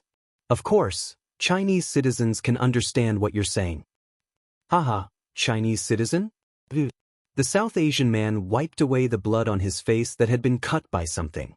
He stared at the figure that blended into the darkness with a playful smile. The other party's fists and legs did not stop attacking even when he was talking. He could not shoot. Yi Qian did not give him a chance to shoot. In a battle of life and death, whoever had the upper hand would survive. Using words to distract her was really a useless method. The iron railing of the stairs clanged. Yi Qian used the silver wire to cut the man's wrist again. He then grabbed the man's left leg and slammed it against the railing. Then Yi Qian heard the sound of the gun's safety being released. The other party was planning to shoot. There was a soft sound. Yi Qian did not have the chance to think at all. She grabbed the man's left leg tightly with both hands and twisted it in the opposite direction. She raised her leg and attacked the South Asian man's crotch. She could not give him a chance to shoot. For any man, the crotch was the most sensitive part of his nerve endings. Even if the man was as strong as King Kong, he was still kicked by Yi Qian. His facial features were all twisted, and the safety of his pistol was off. It was so painful that his fingertips reacted half a beat slower. Bang! The sound of a balloon exploding in a sealed box came from the dark corridor. After the first sound, there was a second sound. He aimed at the man's right hand. Based on the sound of the man pulling the safety bolt, he knew where he was going to shoot. Chapter 933. With the second shot, based on the man's groaning in pain, the second shot accurately hit the man's head. The smell of blood gradually filled the air. Yi Qian didn't leave immediately. Instead, he pressed his body against the wall of the staircase. His breathing went from ragged to stiff as he pressed down. "I told you, I'm Chinese. Unfortunately, you didn't believe me. You're in my country, so why would I lie to you?" Amidst the ragged breathing, Yi Qian smiled faintly and told the mercenary in all seriousness, "Our country won't allow you to enter like this. Since you're here, naturally, you won't be allowed to leave. What's the harm in telling you that I'm Chinese? Do I need to lie? Do I need to be afraid of you? Do I need to change my identity? I don't need to lie. I'm a Chinese citizen. I don't need to be afraid of you. The country you're standing on is Chinese territory. I don't need to change my identity. You won't leave my country alive." The mercenary on the ground had his eyes wide open. He had been shot in the head, but his central nervous system hadn't been completely cut off. His heart was still beating slightly. As for whether he could hear Yi Qian's words, it was unknown. The police officers upstairs were about to come down when they heard the gunshot. The unbolted fire door on the second floor was suddenly pushed open. Another nurse rushed in with hurried steps. The police officers, who had already taken 2 steps down, had no choice but to go back for the second time. Without another word, they pushed the nurse out. "The police are working on a case. Go back." As he warned in a low voice, a second gunshot rang out. The nurse was somewhat displeased. "What are you doing? Why are you working on a case in the dark? Are you playing with balloons?" Yi Qian's KP-7M8 was equipped with a silencer. The sound it made was indeed similar to the sound of a balloon exploding. The young police officer's expression changed when he heard the nurse's dissatisfied mutterings. He glared at her and warned, "Don't come this way again. Take the elevator down." Because the elevator was too slow, the nurse who took the stairs wanted to say a few words. However, when she saw that the policeman in uniform had a very cold expression, she couldn't help but panic. She muttered, "Why are you so fierce?" Then, she turned around and went into the hall on the second floor. After the fire escape door closed, the second floor returned to normal. Yiqian closed his eyes slightly and took a long breath before he said to the police upstairs, "Turn on the lights upstairs." It's been resolved. The smell of blood permeated the corridor. The body of the fallen mercenary was still twitching at first, but now it was completely motionless. The dim lights came on. Yiqian glanced at the wall and turned on the corridor lights on the first floor. In the dim light, the South Asian man who was leaning on the stairs was hit in the forehead by a 9mm parabellum bullet. The bullet pierced through his brain, causing blood to continuously flow out from the back of his head. There was the sound of hurried footsteps coming down from above. When the young police officer saw this, he gasped softly. He then jerked his head up to look at Yiqian. His eyes were filled with shock. This scene was completely unexpected to the police officer. When he heard the gunshot, his expression changed drastically. However, because of the nurse's appearance, he had no choice but to turn back. When he heard the second gunshot, his heart sank. He thought Yiqian had been shot. Yiqian looked up and saw the young police officer who was standing there in shock. He smiled and said, "The local police won't be involved here. Someone will come and take care of it. You go back first. Don't worry about this." Chapter 934. He raised his hand and knocked on the fire door to inform them that the cleanup was complete. A second later, G3 pushed the door open and entered. He lowered his head and came in. When he saw the scene in front of him, he raised his hand and gave Yiqian a thumbs up. "Well done. You flatter me. Think of a way to clean it up first." Yiqian gently twisted his right shoulder that was in pain from the kick. Fortunately, other than the dull pain, there wasn't any severe pain. He could move his joints flexibly, so there was no problem with a fracture. G3 didn't even look at the young policeman standing above. He nodded and said, "Just throw him into the crematorium. It's not a big deal." Just throw him into the crematorium? It's not a big deal? How can it not be a big deal? Murder. This is murder. Murder, and it's not a big deal. How big of a deal is that? Ching, how's the situation? Someone on the third floor asked in a low voice. Captain Feng, who was in charge of the car accident case, had brought his men over. They didn't realize how dangerous it was to follow Yiqian, so they came down with their guns close to the wall. Ching, the young policeman who had been at the scene, heard this and immediately said in a low voice, "Someone died. Captain, come down quickly." When Captain Feng and his colleagues heard Ching's words, they quickly ran down the stairs. "When do you plan to show your face? Wait until Yiqian leaves before you show your face?" G3 said calmly into the phone, then turned to Yiqian and said, "Some people always like to show up last. You have to teach him a lesson when we get back." He looked like he was very pleased with himself. He really deserved a beating. If he didn't do it, he would leave it to Yiqian to do it. Getting beaten up by his girlfriend. Didn't they say that beating was a sign of affection, and scolding was a sign of love? Let Yiqian properly kiss and love. Yiqian had always thought that this way of getting along with comrades was very good. The more they frustrated and hurt each other, the deeper their relationship would be. Hearing this, he chuckled and said, "Yes, I'll definitely teach him a lesson when we get back." Major Xia, who needed to be taught a lesson, pushed the door open and entered. He closed the door with a smile on his handsome face. His gaze first swept past Yiqian. After confirming that he was unharmed on the surface, he raised his head and said to Captain Feng, "Captain Feng, we will handle this matter here. The bureau chief will contact Captain Feng about the specific reason. Can I trouble Captain Feng to bring Yiqian to the ward first? I'll come over later." Captain Feng knew Xia Jinyuan's identity. He looked at the man with a bullet hole in the middle of his forehead and right palm and frowned.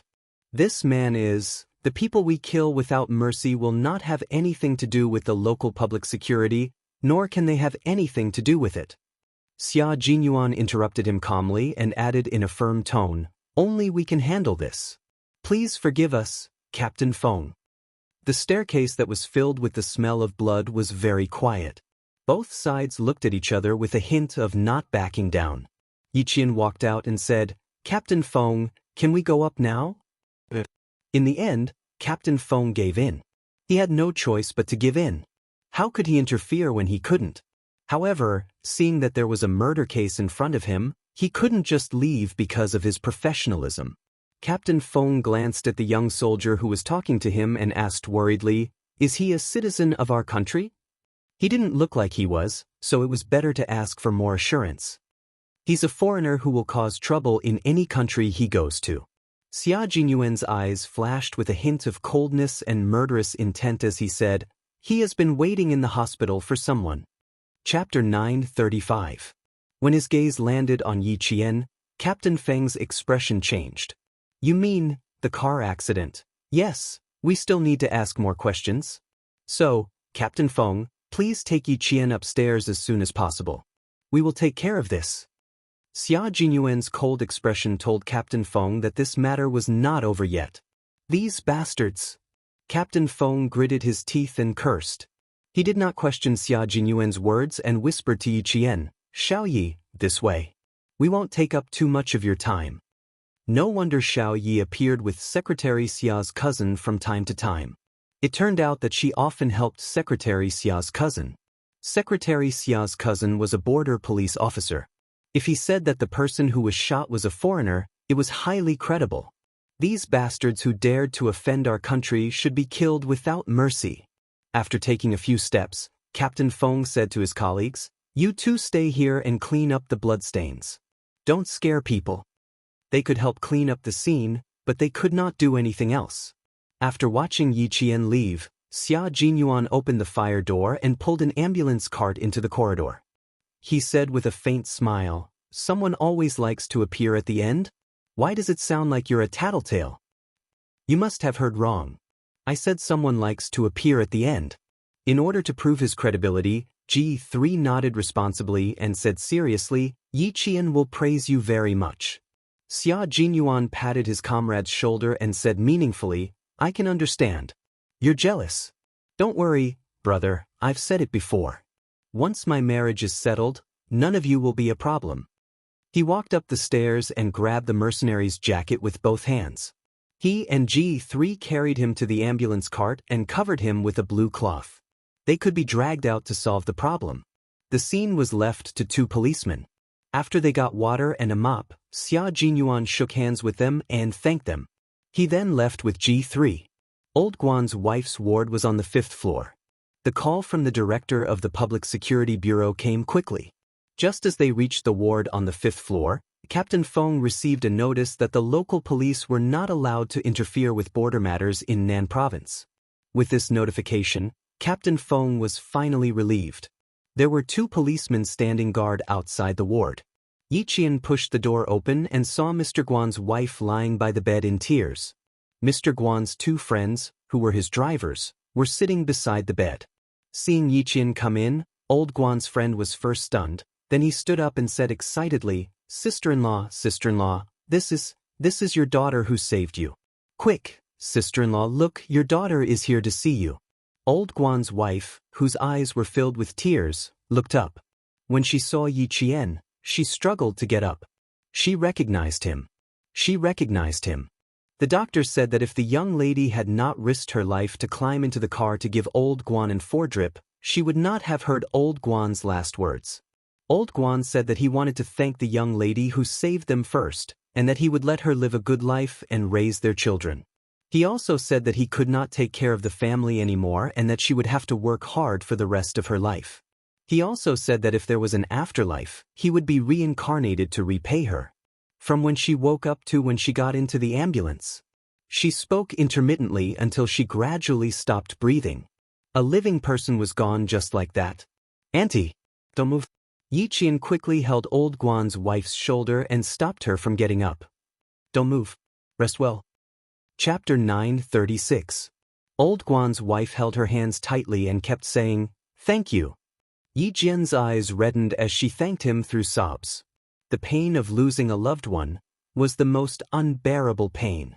After crying for about 5 minutes, Old Guan's wife gradually calmed down. She wiped the tears on her face with her hands that were calloused from hard work and had fine wrinkles on her fingertips. My dear daughter, Old Guan said we must thank you properly. I don't have much ability, so I can only kowtow to you. My daughter, our Guan family will never forget your kindness. Old Guan's wife, whose eyes were red from crying, insisted on kowtowing to Yiqian. Yiqian was so scared that he hugged this down-to-earth middle-aged woman and said, "Auntie, you can't kowtow to me. I'm not the only one here. There are many good people here. Please don't kowtow to me. I was just passing by and saw it. If I can help, I will." Old Guan's two friends said, "That's what we should do, that's what we should do. We can't think of any other way to thank you, so we'll kowtow to you. We'll kowtow to you on behalf of the Guan family." Yiqian could stop one of them, but there were three of them at the same time. He gave Captain Feng a look and stopped Old Guan's chauffeur friends. "Auntie, uncle, I'm here because I have something to ask of you. There's no need to thank you, but I need to know something from the three of you." Yiqian could calm Old Guan's wife and two friends down. "What happened yesterday afternoon? It's nothing. The three of us were together. We had our meals together. We didn't dare to go far after loading the goods in the car." Old Guan's friend, chauffeur Tian, recalled what happened yesterday afternoon. "We had fast food during lunch break and delivered some food to the chauffeur. That's all." "Did Uncle Guan leave during the lunch break? Or did he go out alone? Like fetching water? Or going to the bathroom?" Yiqian's questioning was no worse than the police. He asked in detail, or did someone talk to him and ask for directions? "And after lunch, is there anything wrong with Uncle Guan?" Driver Tian and another driver with the same surname, Guan, shook their heads in unison. "I don't see anything wrong. It seems to be the same. Old Guan is a man of few words. We can't tell what's on his mind." Mr. Guan's wife thought about it. She was too overwhelmed by grief to remember, but she was Mr. Guan's wife, the person closest to him, so she was able to recount it more fully. "Something's not right? Something's not right with Mr. Guan." Yiqian's spirits were lifted. He didn't rush her. He just looked at her quietly, waiting for her to break away from her sadness and recall the warmth of yesterday. Something is not right. Old Guan came out of the bathroom and pulled me into the car." Old Guan's wife tried to recall what had happened the day before and how she had spent time with her husband. Then he recalled that something was wrong with Old Guan. "He came out of the bathroom and dragged me into the car. I didn't even finish my mantou or take a jar of pickled vegetables before he dragged me into the car. The first time he said, 'dragged me into the car.' The second and third time he said, 'dragged me into the car.'